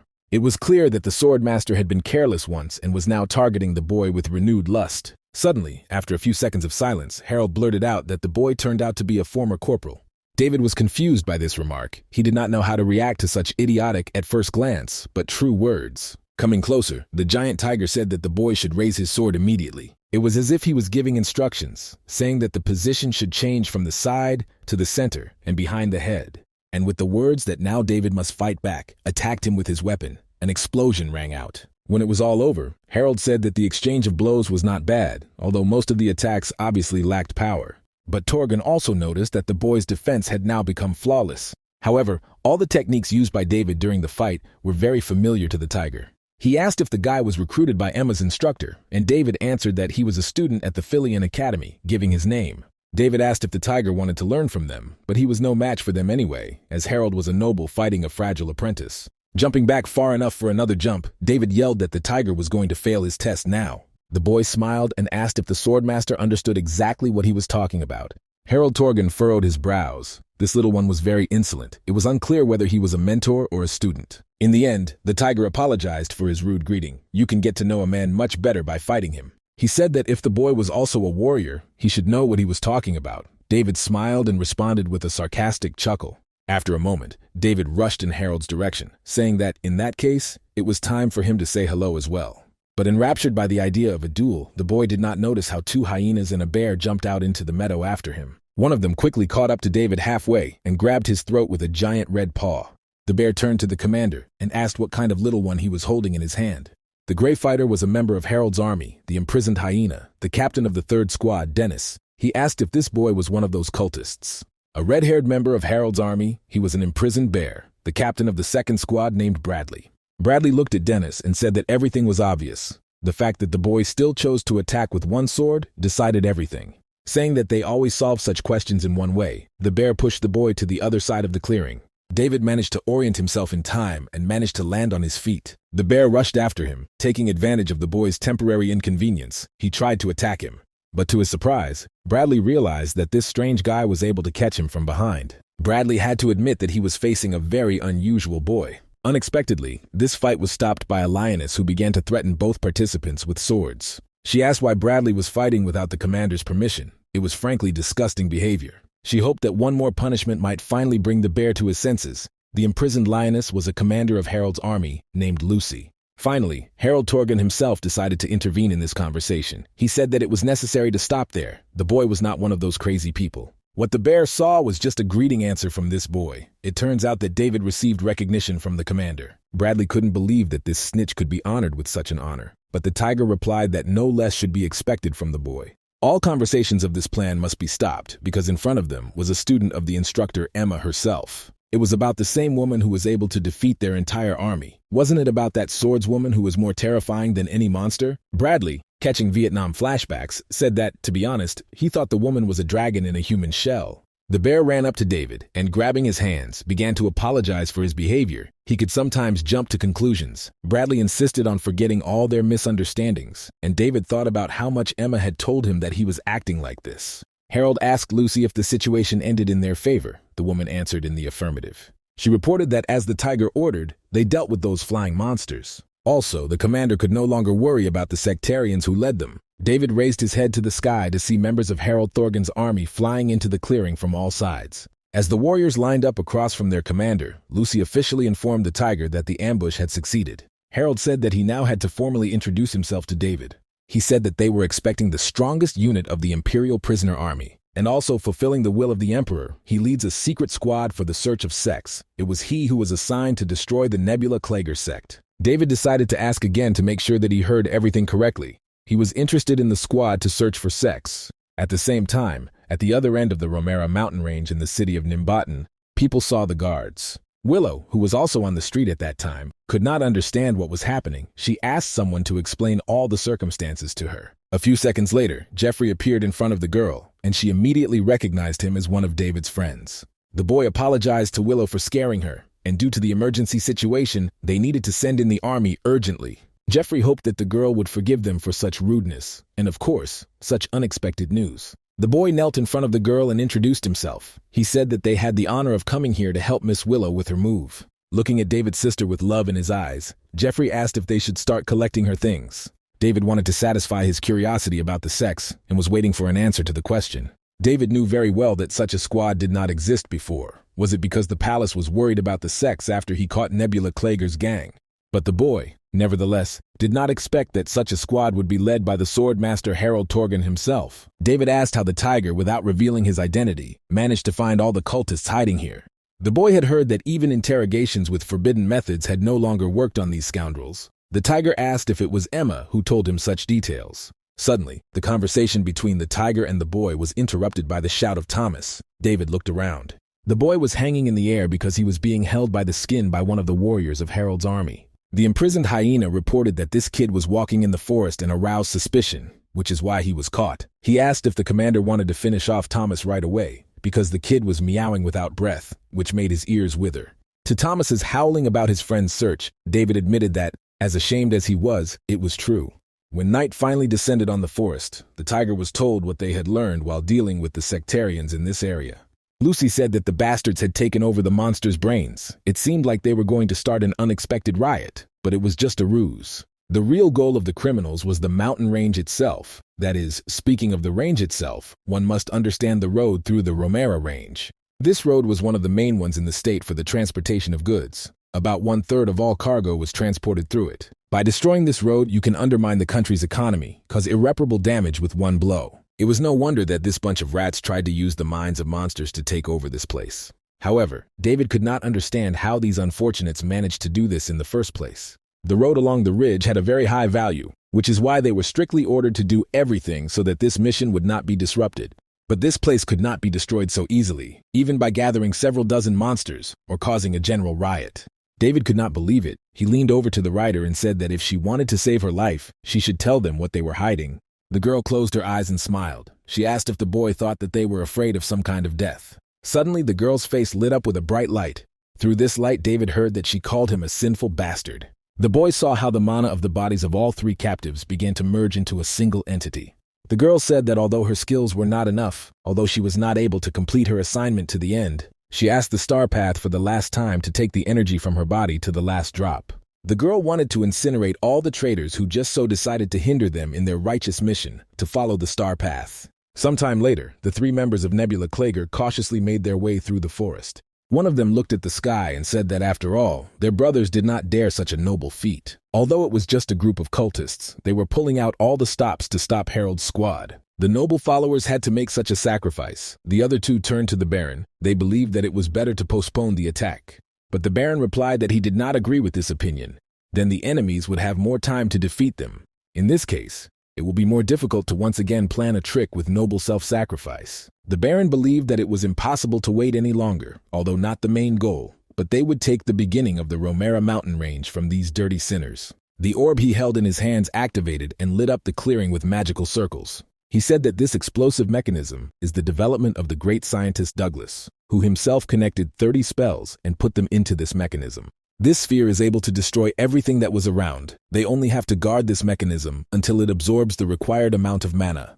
The former commander of the guard army and the former mage of the Green Tower readily volunteered to carry out this Baron's order. One of the men said that it was rumored that the Baron would be promoted to the rank of Elder, who had recently passed away after this mission. He asked if he had received the blessing. The Baron laughed and confirmed the information, saying that it usually does not happen that way. This was done for this mission because they needed to get a power that could save them with an explosion, so he was blessed earlier. Of course, the Baron's strength now cannot be compared with the strength of the Elder who died, but together with the received blessing. Now, no matter what happens, he will easily be able to give a decent rebuff to the opponent. It should be noted that the Baron's reaction was lightning fast. He managed to form a magical shield when he sensed the approach of enemies. The attack of the Imperial detachment crashed into the dome of the protective barrier of the sectarians. The Baron said that they could send a mechanism to accumulate mana only from this place, but they could be hindered now. The members of the Klager Nebula could not understand how they had been found so quickly. Harold asked if the conspirators really thought they could hide from him when they stepped into Romera's territory. He immediately knew where they were. The tiger said that he was just waiting until there were very few of them left. Harold Thorgan called them hunters blinded by lust and faith, and he challenged them to a duel to try to defeat him. 10 minutes before, Harold had asked if captive rats used mana as gunpowder to blow themselves up. He ordered Lucy to retreat with the whole squad back, promising that he would deal with it himself, but he did not have time because David rushed at the prisoners first. The guy, as always, performed a series of his trademark blows in a flash. The explosive energy that the captives had accumulated immediately dissipated in the air. The shocked rider could not believe her eyes. This guy surprised her. They wanted to attack the opponents with their last explosion with their brothers. But everything did not go according to plan, and the girl, along with the loss of her head, felt devastation, and her siblings died with her at that moment. The boy looked back at their bodies and said that if they were going to commit such perversions, it would be better if they died. Harold watched David's movements and could not believe that the boy was capable of dispelling such powerful magic with mere physical strength. Now the tiger was finally sure that this boy was really using his body's mana. David turned to the tiger and said that he fought with sectarians and understands everything. You can't do well with rats. Even if you let them go, they won't get better. They definitely have some ulterior motive, and the leader of this sect is at least equal to Harold's power level, if not higher. And if Torgan is in charge of this sect hunting unit of his, he should know how to find the members of this sect. In this case, he must cooperate with David. The boy will make sure that they can get mercy from the Emperor. Harold Torgan was now standing across from a trio of conspirators who in fact weren't all that hard to find. Baron understood that before the tiger's attack, he did not feel the presence of mana. He thought that it was not mana, but some kind of wind caused by a normal collision. The swordmaster, Harold in the man's opinion, must have immediately understood what it was when he heard a clear sound. Whichever way you look at him, Harold Torgan was a real monster, but the Baron only offered flattering greetings. The man confidently told his followers that they would have the strength to resist such a monster. They must endure all trials for the purpose given to them by the stars, even if it means sacrificing themselves. After a second, the Trinity began to prepare for the fight, activating its mana. The tiger was in no hurry. Harold said that the mage teamed up with swordsmen of a fairly high rank, and that in his opinion, was a pretty good decision. If the tiger brought his warriors here, the rats would make good opponents for them to train with. The swordsman tried to reach Master Torgan with his technique, but he easily repelled his attacks. The rat considered it an honor. Throwing blow after blow, the boy cried out in delight that it was unlucky to meet warriors as majestic as them. The boy called the tiger to show for being called a great swordsman. He wanted Harold to split his weapon. In such a case, it would be a great honor for a swordsman to die at the hands of such great warriors. Unexpectedly, Harold decided to satisfy the enemy's request, and grabbing the blade of his sword, broke it into pieces. The tiger said that the boy had said that he was honored to fight them, but in fact he dared to say such a thing at the same time, using a power that does not belong to him. With one lightning strike, Harold Torgan took the opponent's head off with his paw. The tiger said that the boy should not dishonor the honor of other warriors by calling himself the same warrior. The other two sectarians were in line. They watched in amazement at what had befallen their brethren. Before the young mage could activate his mana, Harold had already torn him in half with his paw. It was the head rat's turn, the Baron still hiding behind the protective dome. The tiger lashed out at this protective shield with such force that it almost drove it completely into the ground. The Baron seemed familiar to him. Tens of years ago in the West Village of Aden, thousands of civilians were sacrificed for the sake of black magic. The explorer of the border between life and death who suddenly disappeared was the Bloody Wind of Aden, who was called the Baron. The Baron narrowed his eyes with pleasure. He considered it a real honor. His name was known by the master himself. However, the man abandoned his old affairs a long time ago. Now he was a simple star path explorer, but Harold didn't care. The tiger finally broke the protective dome. It didn't matter to Torgan who the sectarians were. The truth for him was that the rats needed to be destroyed. According to the sectarian hunter, they were incapable of correction, and in this, he completely agreed with David. Suddenly, the Baron activated the protection of the stars, and Harold was pushed away from the man. The tiger's attack failed. The Baron said that even their carefully selected followers did not stop the tiger. Now he felt how strong the swordmaster was. But the Baron was sure that against such a great power, which the stars gave them, he would still not be able to resist. The man said that even one like Harold was nothing against the power of starlight, but a pitiful swordsman. Completely losing all fear, the Baron threw his arms to his sides and shouted, asking what the tiger was going to do in response. He asked how Harold felt the power of the stars, and begged the stars themselves to hear what Torgan would tell them. The tiger thought it was nonsense. The Baron fooled himself, thinking that he had started a new life, but until now, he was in this illusion. This is exactly what Harold Torgan considered the biggest fatal mistake of his opponent, the Hunter Baron, blinded by his illusion.